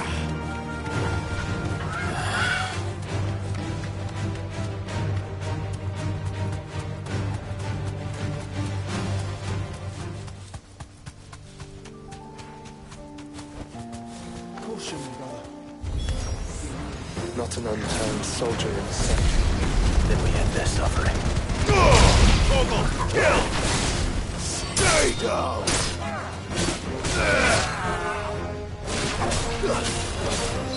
Over here! This one! Over here!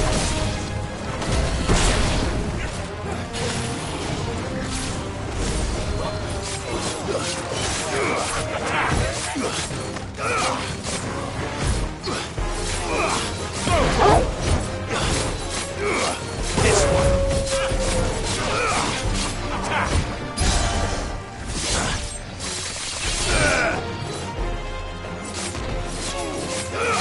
This one.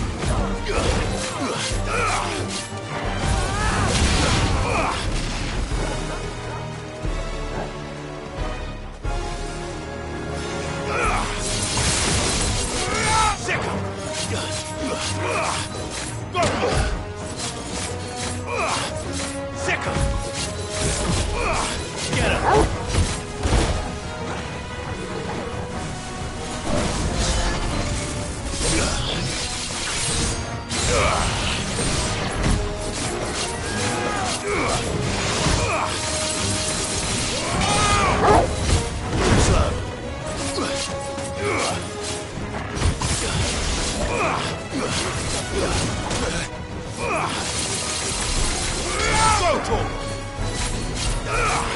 Get him!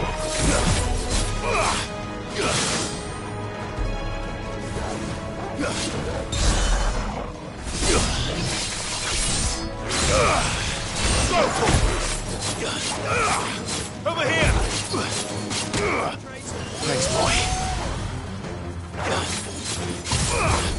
Attack! Get him! This one. Over here!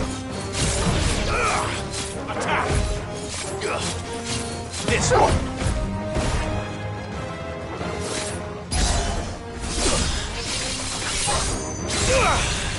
Attack! Get him! Go to him! Get him! You don't think all this is for us? I wouldn't put it past Ultima.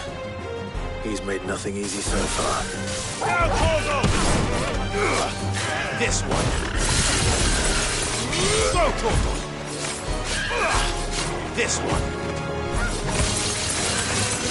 Over here! This one.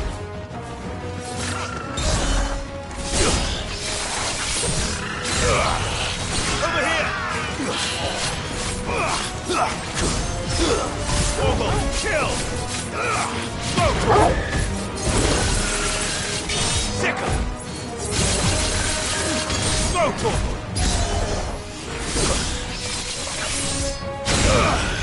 This one!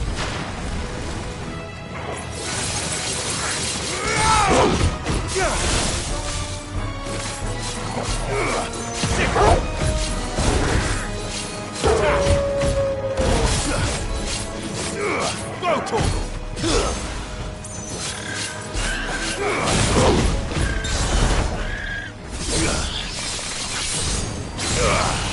Over here! Fire and flame!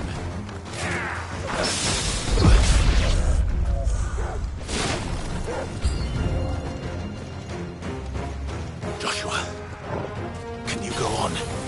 Do I have a choice?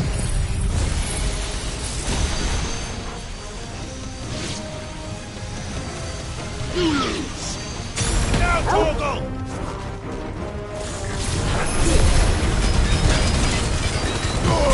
All yours, Torgal! Get him!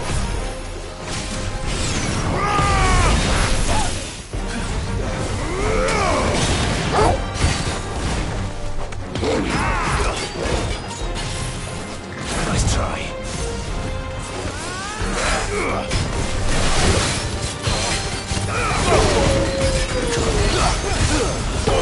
Kill! This one!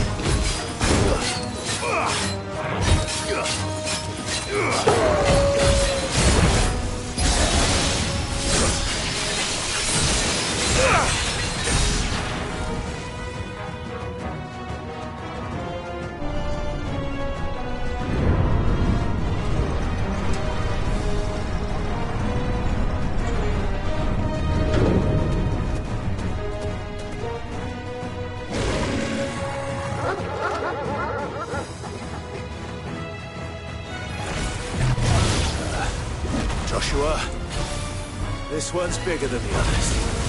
And Nina, by the look of it.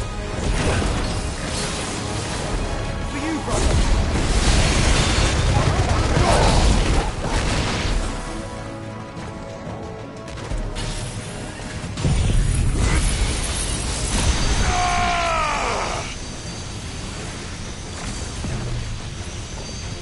All yours, Torgal! Get him! Get him! This one!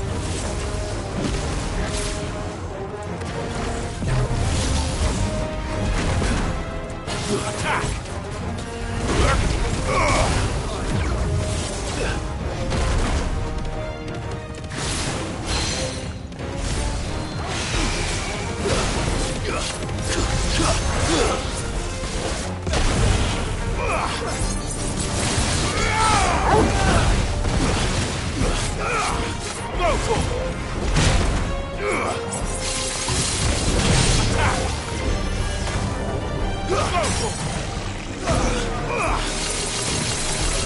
This one.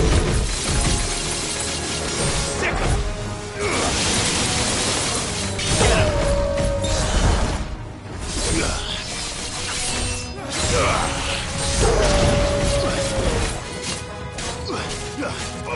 Over here.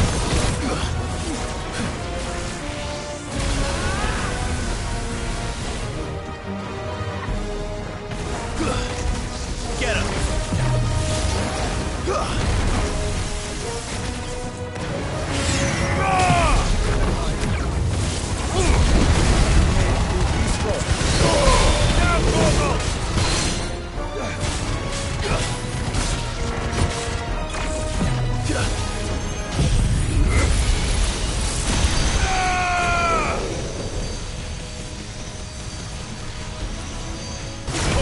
Kill!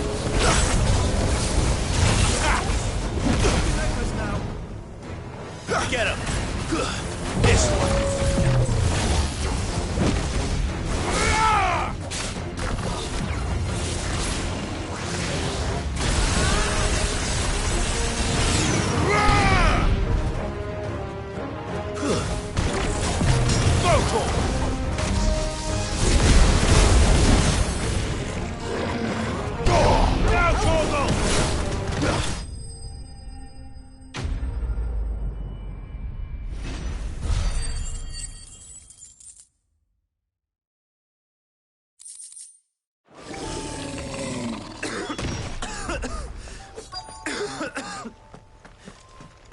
We can rest here if you like.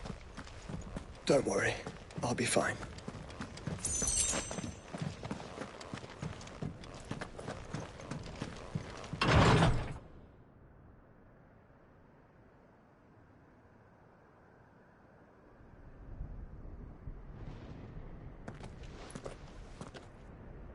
Look, Clive.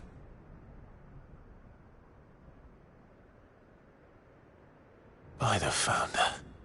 The place is a fortress.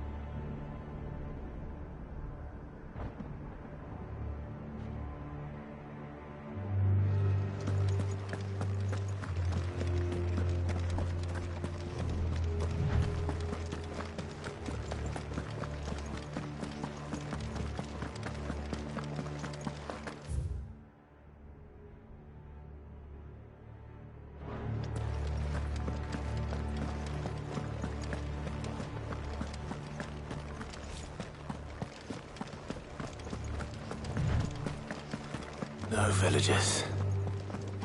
No knights. Not even any bodies. One could almost believe the whole kingdom had turned to Kashyyyk.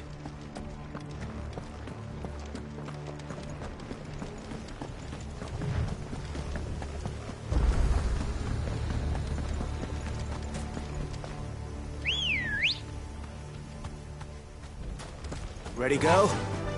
Run like the wind.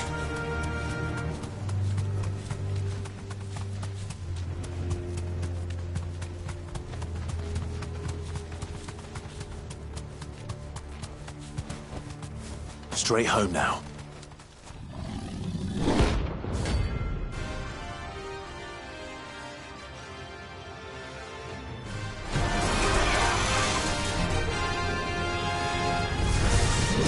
That's no ordinary girl.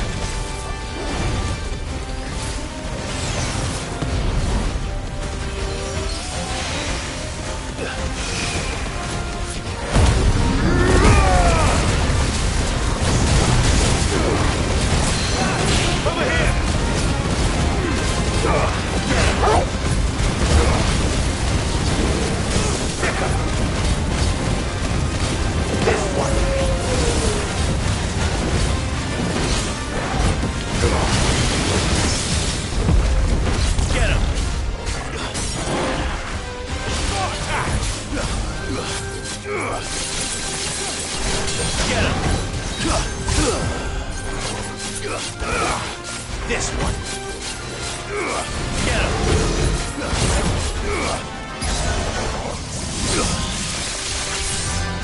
Right. Nice try. Too slow.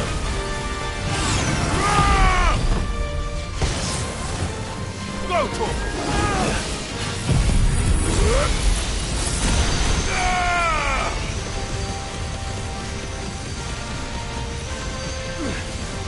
All yours, Torque. Over here.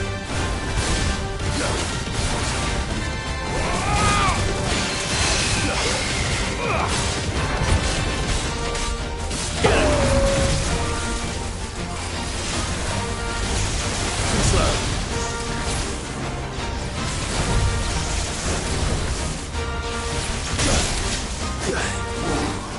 I needed that.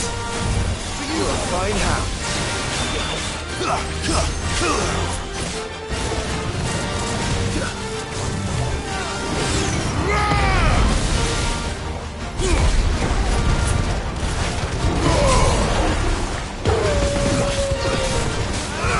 Over here. Go for it. This one.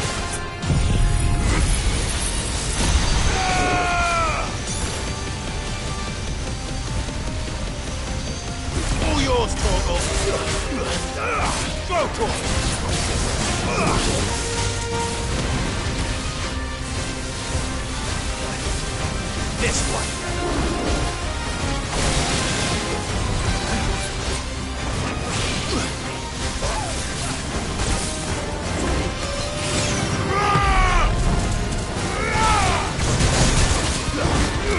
This one. Attack.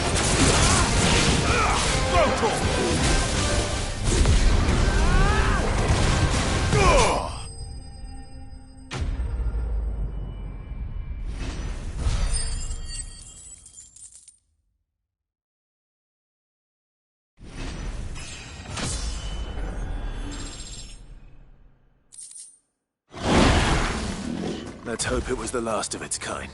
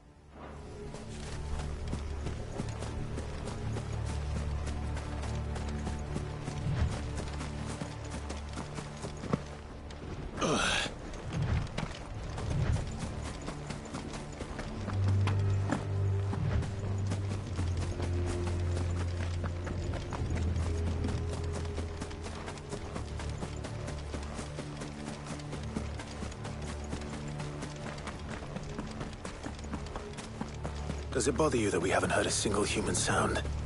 Everything about this place bothers me.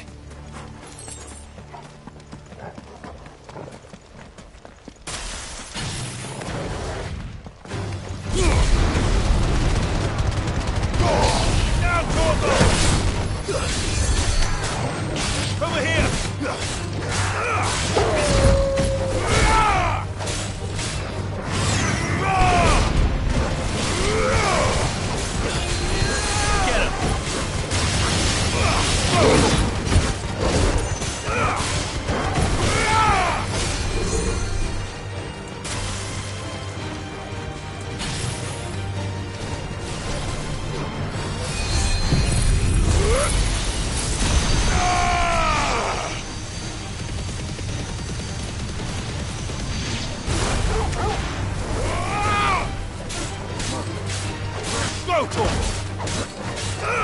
This one.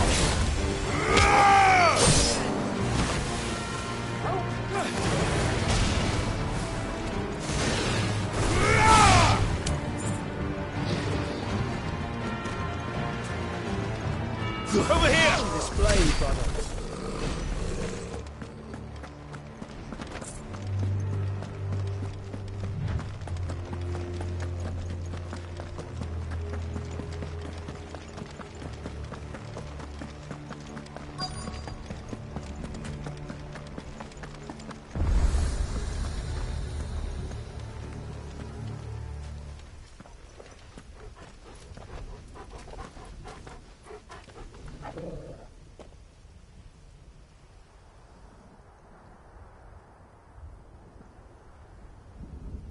the calm before the storm.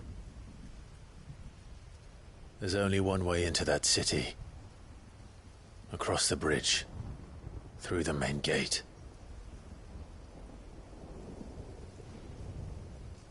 Right into the midst of whatever is left of the late King's army. Are you ready for this?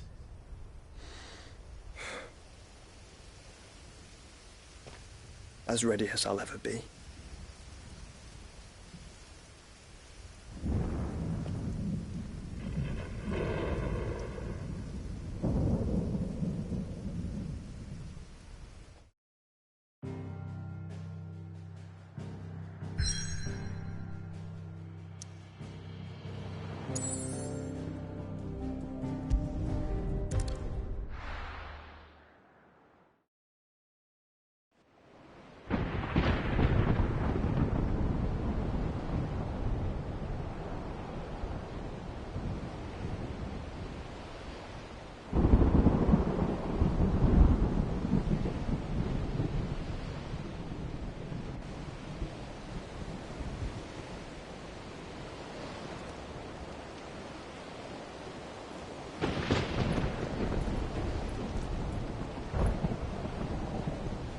What the hell happened here?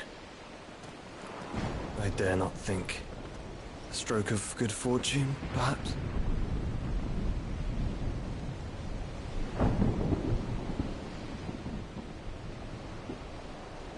I hope you're right. So do I.